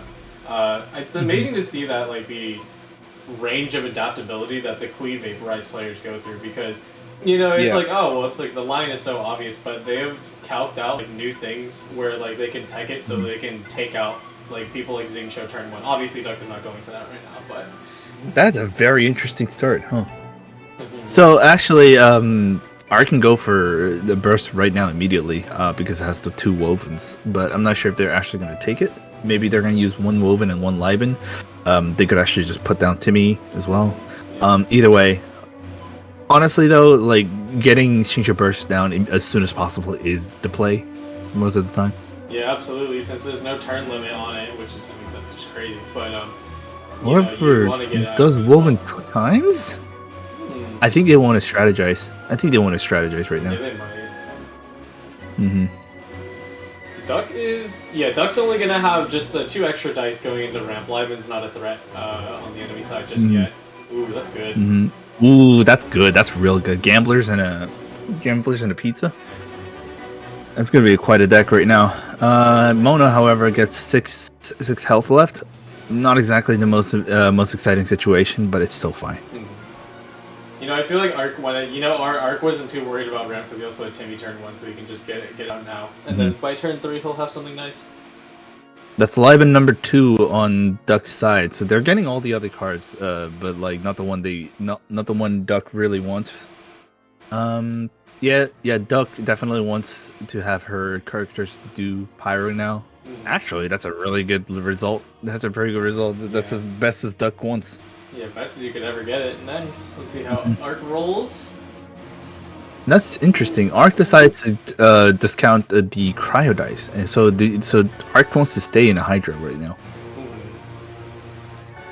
Yeah, all things No. considered, all things considered, if you don't roll enough cryo dice for Ganyu and no ramp, it's probably best to just toss it out. Ooh. Duck decides to stay on Mona and do another E. Oh, they're probably stalling on each other at this Yeah, point. they are. Yeah, they really are. But right now, if I recall correctly, Duck only has Pyro dice right now. Yep, you can take a look at their side right now. Yeah, just all pyro. All Pyro, but will not move on. We'll just keep applying the pressure to Arc. So it's just a constant fight of no, you go first, no, you go first, no, you go first, no, you go first. Yeah, exactly. Kind of reminds me of Fire Emblem when they had a PvP multiplayer. Yeah, God, true. that was bad. It's like That was so bad. It was so bad. Fate's PvP. Fate's you go PvP. first. But if I go first, then you get turn advantage. But if I go first, you get turn advantage. That's literally all there is to it, guys. Absolutely. So, they decided to end the turn right there. So you mentioned But this that- like trading hits back and forth, but it is definitely more in favor of Duck side because now you have access to Mona Burst like pretty early into the game. Right. And then now they can just save that Monoverse and just go immediately for Bomba Bakudan. Yeah. However, no dice to actually charge Liben with, so that might be a little bit unfortunate, but I think it's still in a good side. Yeah, it's ultimately in a good spot because I think, in my opinion, people always fish for like ramp cards, size cards. Oh no, you saw that, didn't you? Oh, we don't talk about those. Shh, we gotta stay quiet. We gotta stay quiet for the boys. You don't want to say, oh my god. Okay, never mind. Duck gets a really bad roll in the first time. Not too bad. Looks like we're playing Geo Sort of games, I recovers it back. Yeah, it kind of made it back. It's fine. It's an okay situation. It's just not the most ideal. Yep. Thankfully, Paimon is there to fix the situation. What does Arc do? Chang the Knight, okay. And the Knight has, oh my god, look at that card. Oh my god. Lotus Chris, 2 pizzas, a Lusu, Leave It To Me, Shifting Tides, and a Gamblers. All of these cards that Arc has right now are valuable in one way or another. The question is, I think there's going to be a point where Arc will have to sacrifice at some point, and if he's going to use cards all the way like that the whole time, then I don't know. We might see some problems. Yeah, we probably will, honestly. Mm-hmm. Let's think here. So it's interesting that because people would think that, oh man, it's great to have Xingqiu slowly building a burst again, but in reality he's not only on lethal range, but you can't restack your rain swords. You gotta expend them all, otherwise you basically just wasted them. It's a good thing that Duck has not only 1 but 2 Leave It To Me's. Yeah, super. You can do a quick switch out and switches to. Will it go to Mona? Or they're gonna go straight to Alright, they're gonna go to Mona. I think they want to burst. Yeah, most likely. Yeah. Currently speaking, I do need to see the dice on the side. Yeah, because Ganyu, unless they have Woven, which we know they don't, can't land in a charge shot, so it's not really much of a threat at all. And we'll burst. That might be a really good move right now. So yeah, as we saw, they're gonna move switched really fast.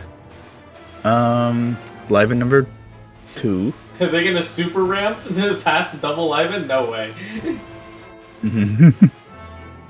Now the question is, what are they gonna do now? It is a very finicky situation to be in. Decides to end around. Decides to actually super ramp 2 Libens. Yeah, going all in for it. I mean, it's not a terrible option because Mona already serves her purpose, and Oh yeah, looking for that lethal, but they get a free swap, and then whoever takes that is gonna just be dead.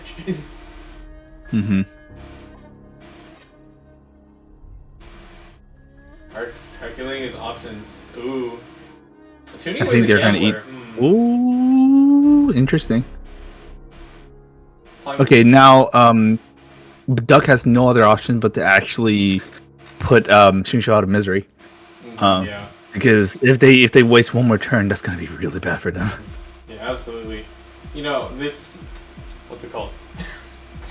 I can't remember the specific game name because it has like 2 names, but the Mona's birth bubble, that little thing, is a blessing and a curse, because if you don't have a cool big attack to use it on, you wasted it.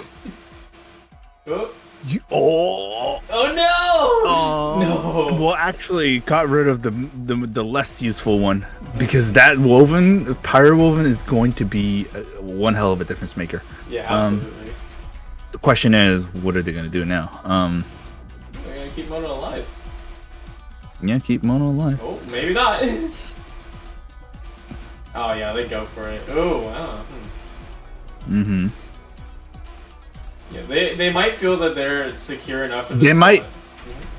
I think I know what they might do as well. They might actually get that down. Honestly, get that down, and then they're gonna Calc Arts into a burst. Yeah, absolutely. With Depth's Temptation, that's gonna happen. However, they're gonna have to survive through this freeze moment. Chain the Knife comes out. Oh wait, their Arc is probably just gonna Shark Shot now. Oh, they only have 1 card to do it. Yeah. Ooh, but do they want to spend it? Yeah. He's kind of backed into a corner here because Agent, you don't underestimate Agent. They have such easy knockout power, and Arc. If anything, they could. Arc not knowing what the cards they have for. Oh no, they're gonna go for it. Yep, there it is. Clink, clink. Gamblers will proc thanks to the piercing damage going through the other players. Uh-huh. Oh, nice. Oh, nice. But the question now is what Duck's gonna do. Duck's gonna quick swap. Boom, boom, boom, boom. Boom boom Buckedon. Not only that, the whoa, Duck, please. No, I think they're lagging. It's okay. Yeah.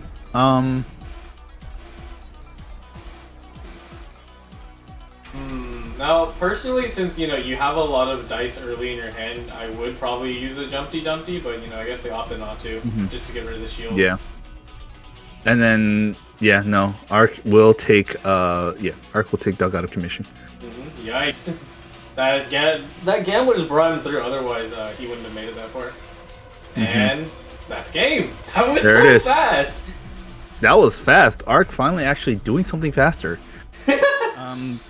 Now Arc's final deck he has right now, it would be the infamous MMEC. But we also know that Duck has a really good record of taking out MMEC decks pretty solidly, so anything can happen.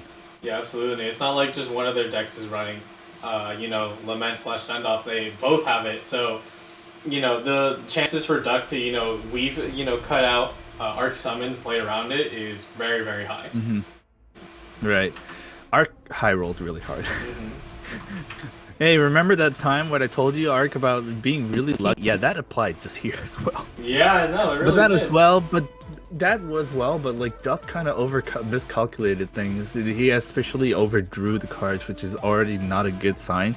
But also Duck wasn't really paying attention too much. Honestly, we know they moved on to the Fatu Agent, but if they actually if Duck actually moved to Klee and got Klee frozen instead, that might have actually been a really good idea, because at that point, Fatu Agent can go swipe real quick on the Ganyu, and that could have been a really good easy part here. Yeah, Agent has way more, since they have that stealth ability, they have a little bit more survivability than most characters.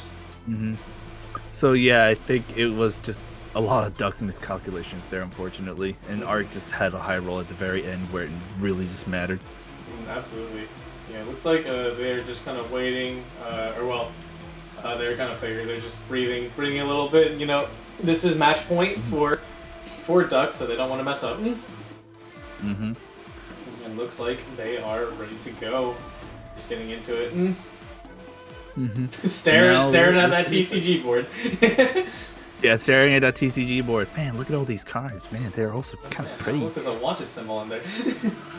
Oh yeah, damn. Anyways, we're moving on to the next one. While we wait, hey Koja, are you gonna pull for Baiju and Kali? It depends on how many Primogens I have. I don't know if I call it lucky, but like I got C2 Ayaka, Oh, I see. out of like the Primos that I had left over. But Also, Duck just changed decks. oh, is that a mistake? I'm not sure about that. I'm not sure about that. Yeah. I don't know. I'm not too knowledgeable about the freeze matchup versus MMEC, and what is it? I've heard it's like not good. I'm not really sure though. Like, you know how. I'm not sure at this point. Duck is in a bit of a disadvantage. Oh, hello! Look at that. Duck is a bit of a disadvantageous position, honestly, at this point. Might as well just like the Klee team would have been a more suitable fight. Even the roles are sort of suitable for Klee fight. Yeah. Oh, However, no. 2 Omni Dice, that's fine. That's fine. Yeah. Arc. And Arc also got a pretty good high ball roll. It can go for an immediate double summon for sure. However, it will be Duck's turn first. Yep. And Duck's just gonna go for the normal attack. Good old Xingqiu opener never fails.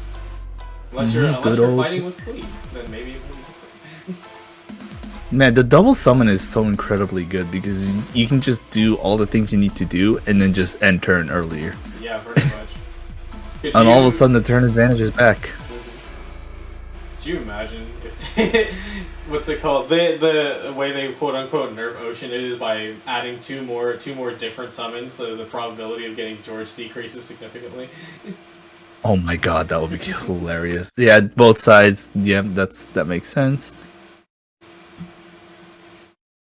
Yep. Ooh, Hydra Resonance. Okay, look at that. And so it begins. Alright, Arc gets a good roll from the very get-go. Duck gets a pretty decent roll from the get-go. And then that happened. Yeah, then that and whack. And then that happened. And then Arc happened too. Oh, lucky dogs. Arc Nice. really eating nice. And Arc has 10 dice to work with now, so this is gonna be quite an interesting scenario. There we go. We'll switch to official. That makes sense. Unfortunately, Duck has to sacrifice a card, or actually use Primus Bestis to make it work. That's kind of telling on Arc that Duck doesn't have a lot of good cards, good dice right now on hand. There we go. They have the burst for Xingqiu, so Xingqiu has done what he needed to do, so that's fine. There's the Knight Rider, and so it begins. This is the MMEC starting. Indeed. And they're gonna quick swap into. Are they gonna swap? Yeah, they are. Looking the swap into Shonen, yeah, but that end phase damage is looking terrifying, and Duck would have to tune a card if they want to use Lament. So. Yeah, I think that might be what's happening. I think that's gonna happen. I think Liben or the Hash Browns are gonna be sacrificed here. Yeah, either or, but it's definitely a good play with how much how many summons are on the field right now. Right. How does Arc respond? Does Arc maybe because that's the thing, especially in top level plays that they know what they know what each other's doing. So like, do you think Arc knows that they're gonna try and lament them? Well, considering they just switched to Ocean right now, they're probably going to be. I think Arc's going to summon double again right after the Lament. And I think Duck, looking at the dice count and knowing Arc, he already knows that something's going to happen. Let's see. Yeah, unfortunately, Chonyo does not. It's a very bad situation. No matter what side you are, no matter what you do for Duck, Duck might have to just brace it. Yeah, that is the option. Honestly, just doing skill and just ending a turn might be also a good idea here. You could skill and heal, make sure you don't take too much damage, but it looks like they're gonna super ramp Liven and pass. Not too sure about that one. Yeah, I don't know about that either. But now Rodea, now Arc can't double summon anymore, but the question is, are they gonna single summon at least? to make sure Chongyun gets as much damage as possible ramped up. That'll be 7 damage, no? No, that'll be not. No, that'll be 8 damage. And also making sure to get an electro charge in end phase because the Squirrel and George will go first and then Oz afterwards. Oh my God! Oh. There's the lucky dogs. Yep. So, yep, that's gonna happen. Yep, there it is. Oh wow! Looks like we just started the game. And this is where all the things are gonna be calculated. 1, And 2. 2,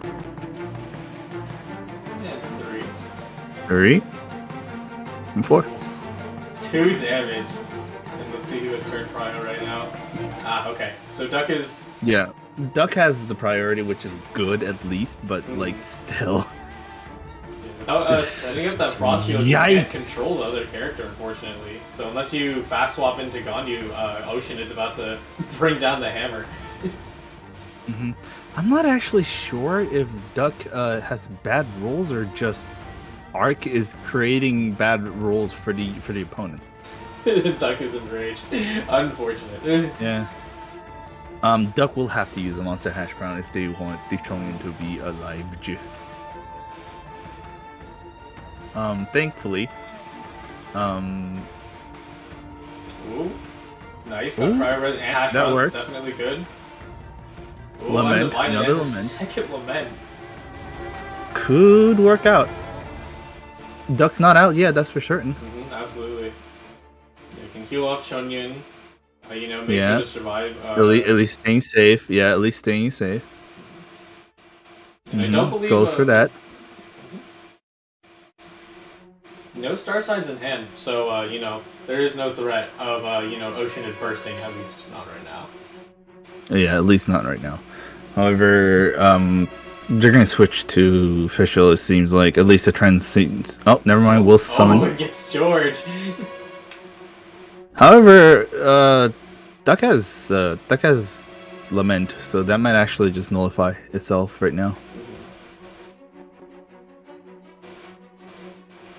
Ooh. It's honestly the best move right now. It's better to do it right now. Yeah, it genuinely is. Yep. Because you know, get rid of all that and then lock out Ocean George. too.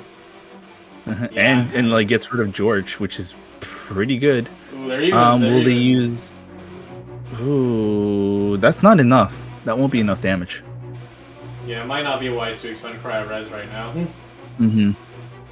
There you go. Ocean is locked away. There's the freeze. See, what's unfortunate is that most definitely, you know, cards like Send Off and Lament are taking up a lot of space in the deck. So something like Parametric there could have helped Duck, you know, kind of extend the momentum they just built by freezing Ocean in. They're gonna switch to Ganyu, which makes sense. And Oz is back out. Got one more Oz in me, you know? And they'll play the pizza. Yeah, of course. What else is new? Keep Oceanid healthy for a little longer. This is Ark's plan all along. Just making sure. Oh, hello there. Did I just see that correctly, or was that a second? That's the second. That's the second one. Oh, that's the second one. Now Duck just needs good dice, and finally she gets something. She actually gets a good dice. Oh, POV shaking a little bit. Be shaking quite a bit. Really not liking that shake. No. All right, that's actually a free charge shot immediately off the bat.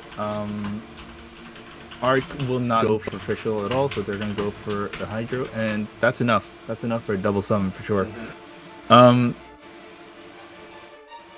So it's funny because both sides have max hand.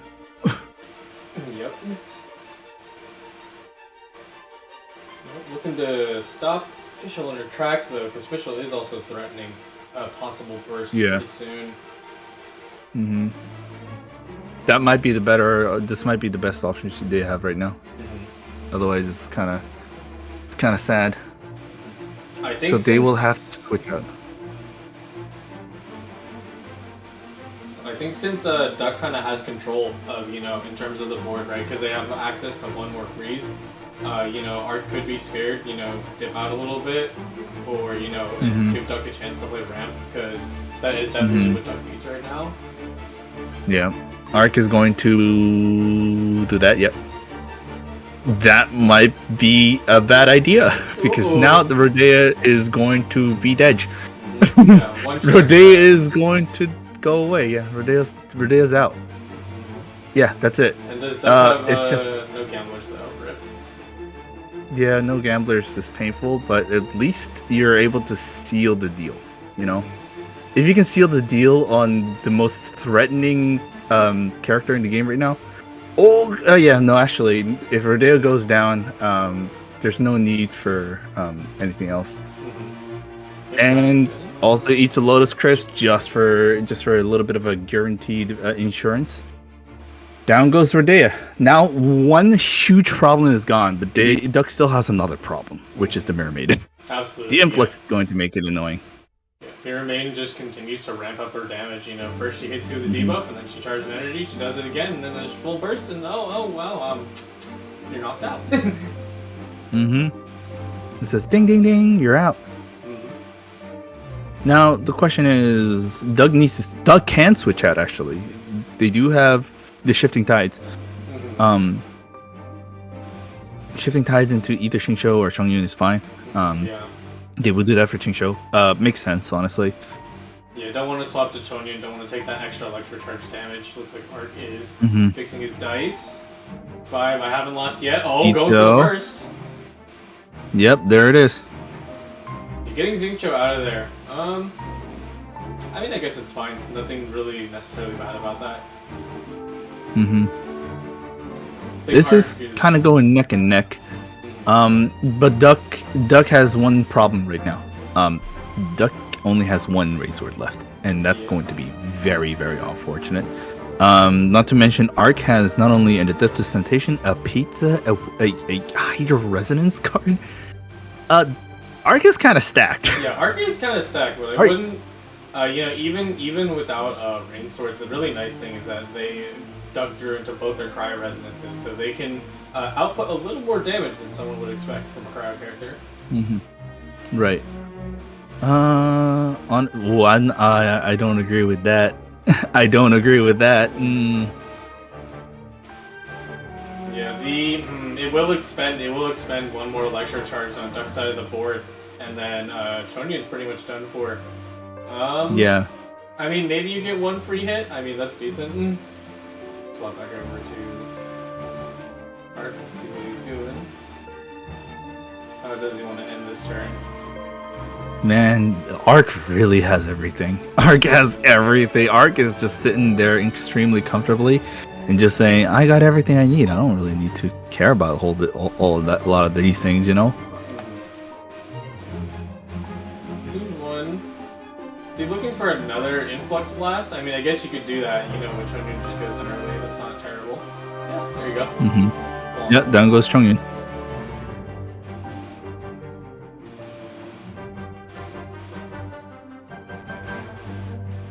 Woven.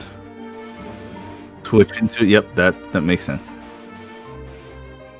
And now is the very awkward spot.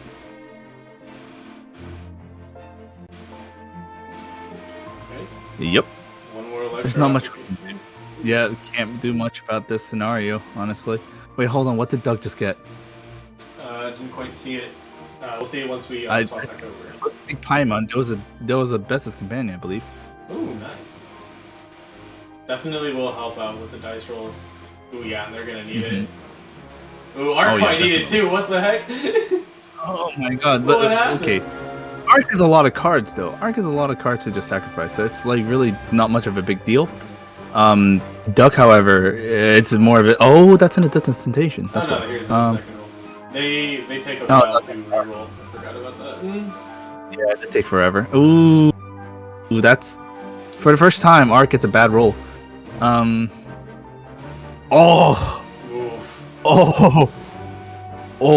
Okay. When it mattered the most.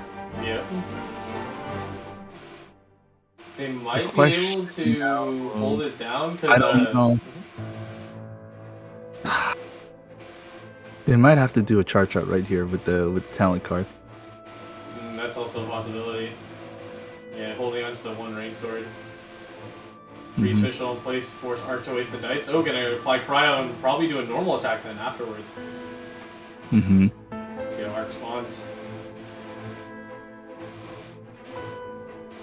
See, Duck doesn't know that Arc got a really bad hand right now. Yeah, no. Yeah, with like, you know, no, like only like 3 like usable dice and like, you know, you still have to tune for it as well. Arc's card pool. Oh! Going for Mirror There it is. Maiden. Decent, you know, take off the cryo app, but you know, Ganyu is in pretty close danger. Lotus can only absorb so much. This might be it, actually.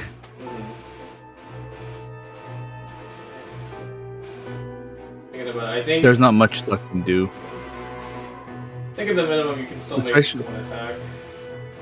The only thing Duck can actually viably do is just, yeah, Professor's Travel Companion, and then either put a Paimon card or just do a burst. Either or.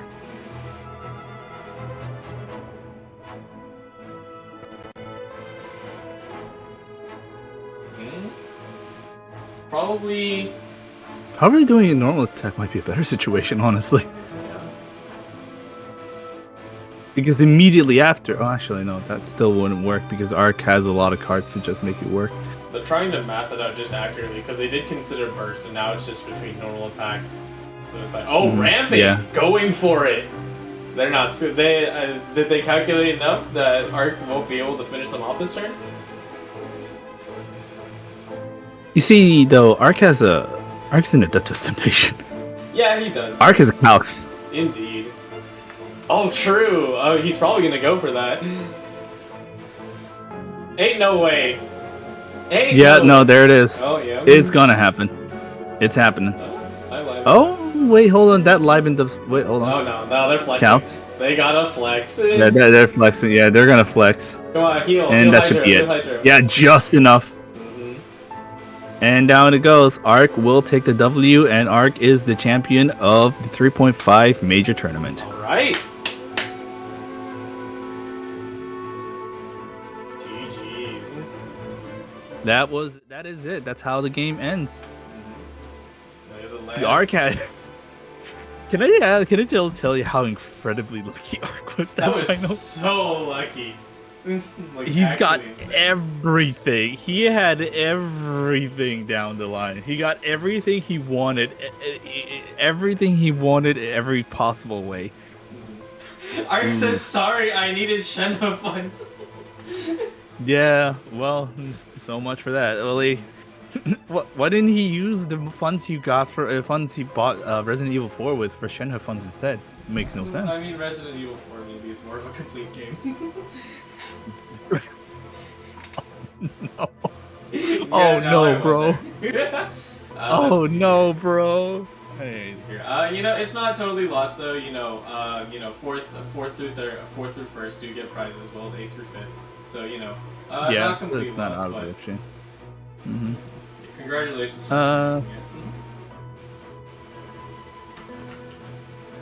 Anyway, are we gonna do an interview with the with Arc here, or ask them if they're okay with it? Yeah, Arc needs time to prep. Duck will go first if they want. Duck, you're first. Okay. Let me just quickly review right. something with them, and then we'll be right there in just a moment. okay? Man, I thought the finale was going to be just like, you know, going through the hardest part of it, like, you know, just a lot of tension and everything. But nah, it ended quite fast.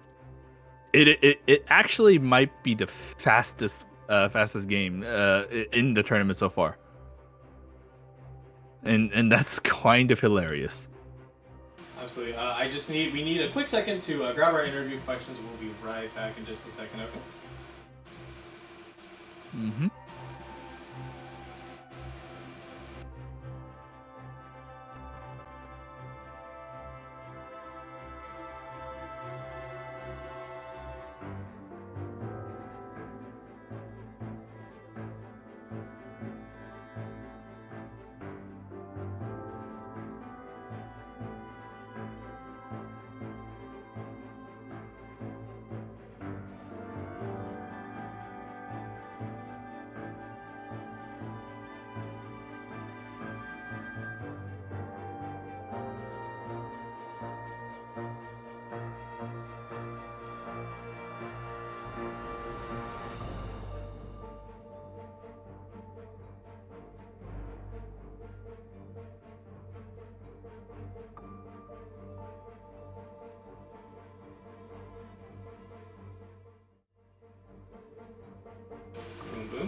Okay, we're back. We're almost ready. I just need to get Duck in VC, and then we will be good to go.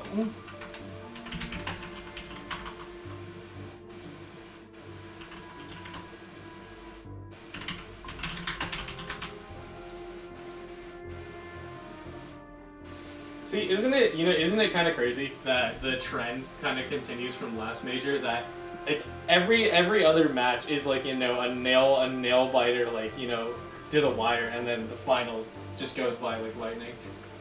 Yeah, it always does that, honestly. I'm not even surprised at this point. I'm just like, yeah, that happens in this household. So let's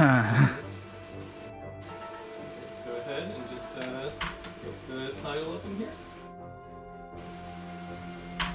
Yeah, Duck is there. Oops. I can't spell.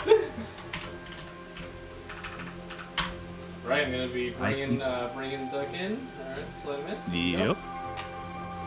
And here we are. Yep, they just need to undeafen.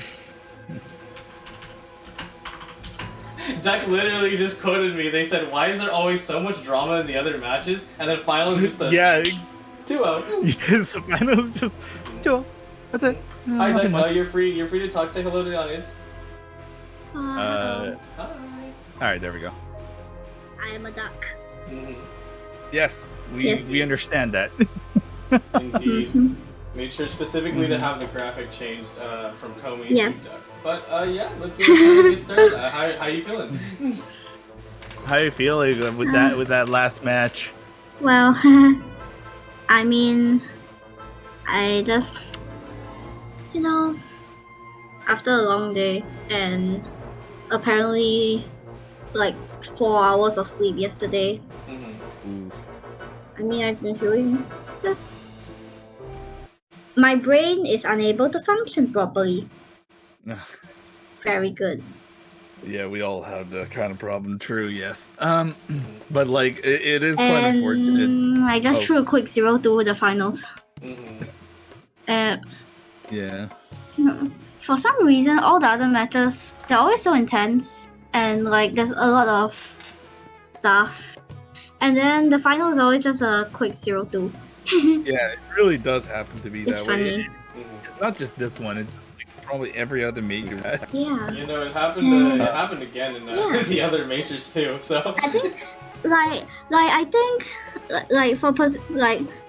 playing so long until the final, like, it's just a matter of who has the better endurance, Mhm. like Yeah. their mind, stuff like that. It Like- is quite. Or also, Ark had like one of the best high rolls I've seen in my Damn. life. I actually just got high rolled. Mhm. Yeah. Ark had every single card that he needed at the right time all the time. Unfortunate. A little bit of the luck factor of the game. Like. Yeah. It was actor. How do you feel about? I mean, overall, though, great performance. How do you feel about pulling off very consistent, Guardian's Oath or Laments in the tournament? I think that's incredible to do, not only in majors. Yeah, yep. Very satisfying. Well, do you have like a I mean- reason that you like stick to the card, or is it like for the memes? But like, does it actually work? Well, sometimes. Mhm. Sometimes. It just works better than getting hit by 7 summon damage Mhm. every end phase. I mean, I take 4 white dice gone over 7 HP plus 1 electro charge, at least like 9 of my HP gone Mhm. Yeah. per end phase, that is. Yeah. Yeah, no, it's great. It's great if it works, but you being able to pull it off, twice is absolutely crazy. Right. Yes. I mean, you just have to sort of like do it at the right time. Mhm. Yeah. It makes sense.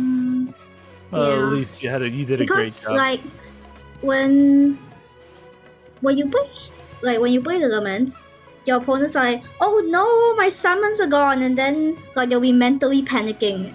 So Right. it'll be actually easier because they aren't thinking as straight as if like normally. So it'll actually be sort of like not really, but like kind of how to say It's like you throw them easier off in their a game. way. You throw them off their game. Yep, exactly. Yeah. You just completely disrupt their game plan. Yeah. I think Right. Eggs, you have a good closing question. That we'll be asking to everyone. Okay. Yeah. So have you seen the new cars that's coming soon? Yeah, seen them, I guess. I don't really. You're not I really don't interested in really- any of them? I don't really know because That's fine. We well, can just. until I play them, until I play them, I have zero clue what I'm supposed to do with them. Because Yeah. yeah, just because yeah. We can do. I mean, you can do a quick summary. You got Tignari. He's got ridiculous amounts of Dendro application. Also has the charge shot mechanic. So Yeah, have a little bit of going. Probably a really good. Probably would be a really good second Dendro, I guess.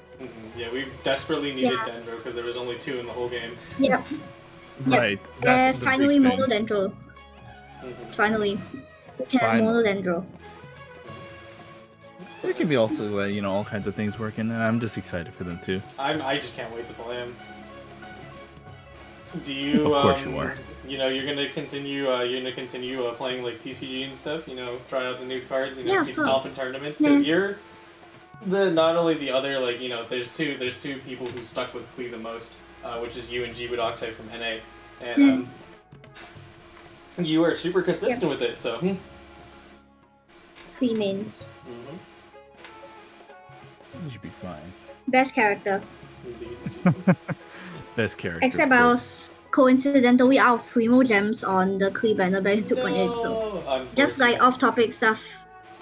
I mean, hey, Yeah. maybe she'll get a rerun soon, and you just you sit, again, Totally. you're placing nothing to scoff at. It's not easy to make it all the way through here, and hey, you can Totally save cool. those for Klee funds. Yeah. Anyway, Yeah, I think we're good though. We'll let you go. Go ahead and get some good rest. Yeah. And great job. Yeah, today. honestly.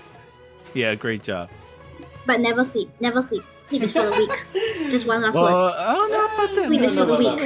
Maybe you want to have a little bit of a sleep, at least. Yeah, just a little bit. Yeah. All right, but thank you, Duck, and we will see you later. Bye bye. Yeah. Bye. All right. Thanks to Doug for coming on for the Alrighty. interview, and now we're going to go ahead and grab Ark.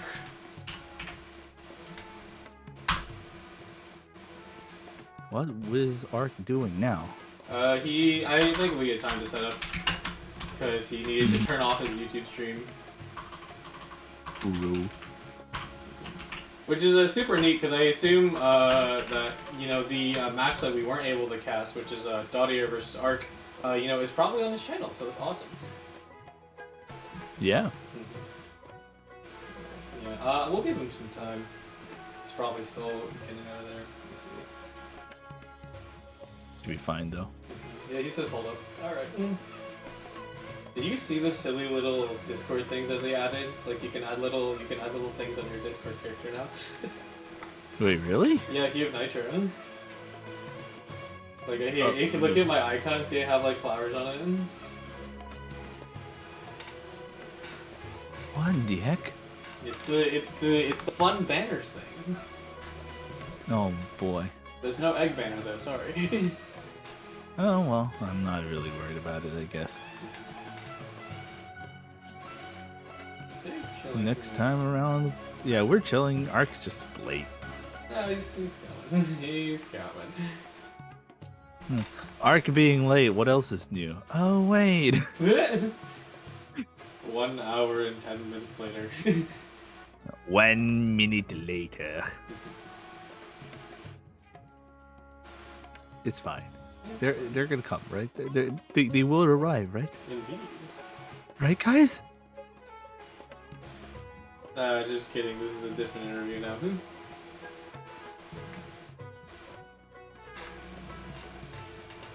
See here. What's it called? All the focus is on Tignari, and like for good reason. But like I did kind of like think about this when I first looked at Ito's card, and you guys were talking about it. But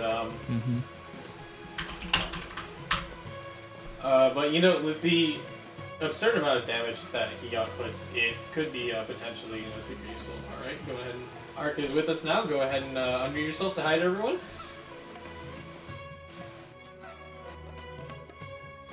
Hello, we meet again. We meet again, Oh indeed. yes, we do. We meet again. Again, yeah. Oh. Again, yes, once again. I honestly did not expect to go to grand finals again. Like, oh my goodness, but yeah, here I am. Finally, I won this time. Jeez. But also just like high roll the ever living crap out of it. Yeah, absolutely. Oh, dude. It Yeah. was like the biggest high roll I've ever seen. I'm just like, what in the heck is going on? I think the biggest high roll that I see in a while is definitely the Chang, right? Where I was like 3 dice left. Then when Chang proc, I got undivided heart with best test. I was like, no way. Like, oh my goodness.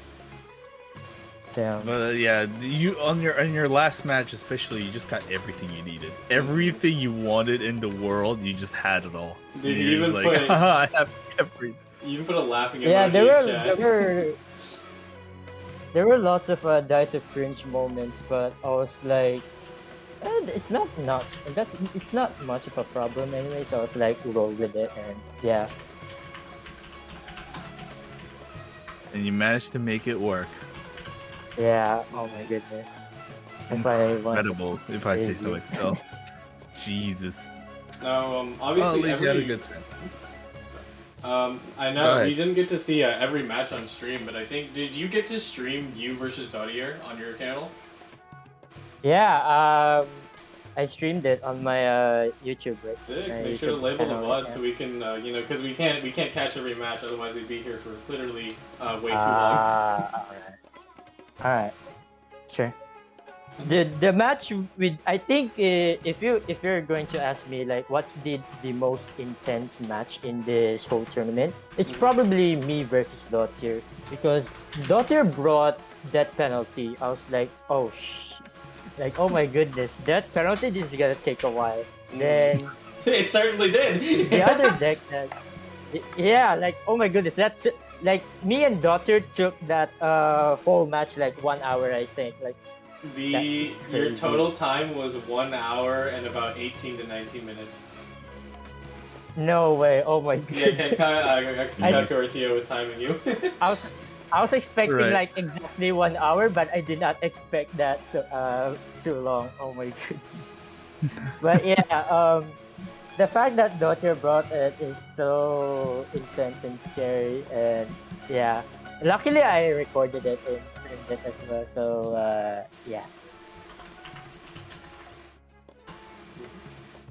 Here, Eggs, do you have any other questions? I think I got mine out.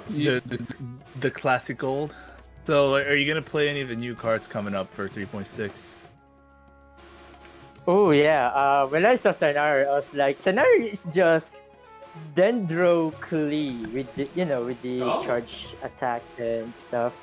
But I was thinking Iro with Noel, because Iro is like, I feel like with Geoshined, right? Oh, right. Speaking of Geoshined, I didn't bring it because I'm expecting a lot of people will bring freeze, and Geoshined's weakness is freeze, so I didn't bring it. So yeah. Anyways, Iro will be a very interesting, especially with Mona, because Iro skill is actually similar to Mona, where it's pretty much the same pretty much, but yeah. Like if you combo the two of them, I think that would be intense. Like you can get 2 crystallized reactions from from round 1, I guess, yeah. And for Ayato, I don't know about Ayato, to be honest. Like I could mess around with Electrocharge, I guess, with bellow and whatnot. I don't know. But yeah, I'm looking forward to Tainari and Ayaro, I don't know. But yeah. For the other cards, which is the Shrine and the Favonius Sword, a lot of people said that, especially top players, a lot of people said that Favonius Sword will be trash or bad, but I don't know. I really want to make it work somehow. And for the other one, which is the shrine, which gives one extra dice every turn and it has 3 usages. I feel like that would be good for Tubby engine decks, but Mhm. I don't know. I feel like Tubby Ovo is just not my playstyle, but yeah. Overall, the shrine is just good with Tubby. That's pretty much it. Because otherwise, you would want to run Parametric instead. Yeah. I was actually gonna ask you about this card, but hey, you listed it off. I mean, that shows how much you actually, like take your time and like, look into this game. Yeah. Yeah, but I think, unless you have any, if you have any other questions or you have anything else to say, I think that would be all from us.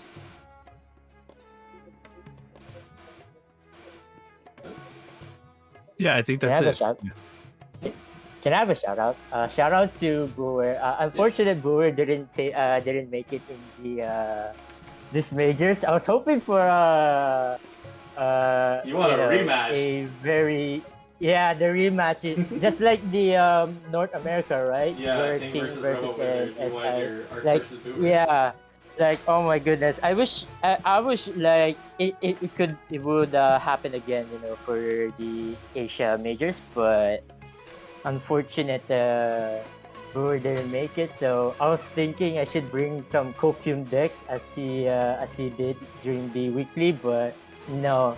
I actually need to win because oh man, I need those Shenhe funds because oh my goodness, I've been down bad Hey, yo! in the summoning. Because I lost 50-50 with Ayaka, then I got Ayaka guaranteed at 82 Kiri. Like, Oh oh my no! goodness, Oh, like pain. it's so sad, but yeah, I was like, dude, I need Shenhe funds now that I got Ayaka, so I need to take this seriously somehow. But yeah, I could give it to Doc to be honest. Like, I could give or troll, I guess, just like the previous majors to Well, I mean, give away the first place to Doc. But well, no, I need those Shenhe funds. it's your funds. You decide how you spend it. But yeah, I Yeah, think that's all. Thanks for coming to interview with us, Ark, and of course, congratulations. Enjoy, using the funds however you see fit. Of yeah. course. Thank you, thank you. And we'll see you later. Bye bye. Yeah, right. And as for us, I think that's the end, right? Yeah, pretty much. I would like to take a look at, just the player cards one last time. Oh, yeah. Or the player list, I should say. Let me go ahead Mhm. and slide over to that in just a moment. I need to get one more red X on the board. Oh man, what a tournament, man! 5 hours. All right, how are you feeling? 5 hours? Yeah. I don't know. Maybe if I do another stream after this, and then it's gonna be a little bit tiring. Yeah. All right, there. Wow, look at in the center. Look at that. Look at that inner center, of course, and of course he's gonna brag about Resident Evil 4 and his copy pasta stuff. Damn. We'll see. I don't know how much chat copy pasta today, but yeah, this is your final winners. Yeah. Right now, yeah, that's pretty much it for us. But before we leave, we do have a few shoutouts to make. Eggs, if you don't mind, you can go ahead and go first. Yeah. First of all, this specific tournament is hosted by KQM. Keqing Mains, we kind of do our own TC stuff for Genshin Impact, the side game of GITCG. True. Aside from the GITCG stuff we do, we also have TC streams and also just regular chill out streams from me and Gamma. Today, after in about 2-ish hours, we're gonna have a stream content with a normal Genshin, non-Genshin player reacting to some of the Genshin stuff. That might be a very exciting thing. Aside from that, just follow and hang out in the Keqing Mains Discord or maybe follow us on Twitch or Twitter.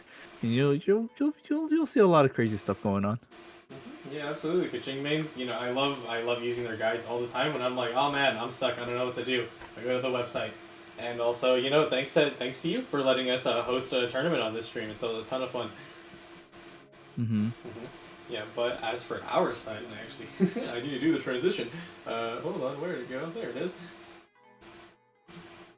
if you'd like to join us, you know, in doing what we do, come to discord.gg/GITCG. You know, this is kind of the main place we do all of our stuff, and we have you know, we have our social medias too. Twitter.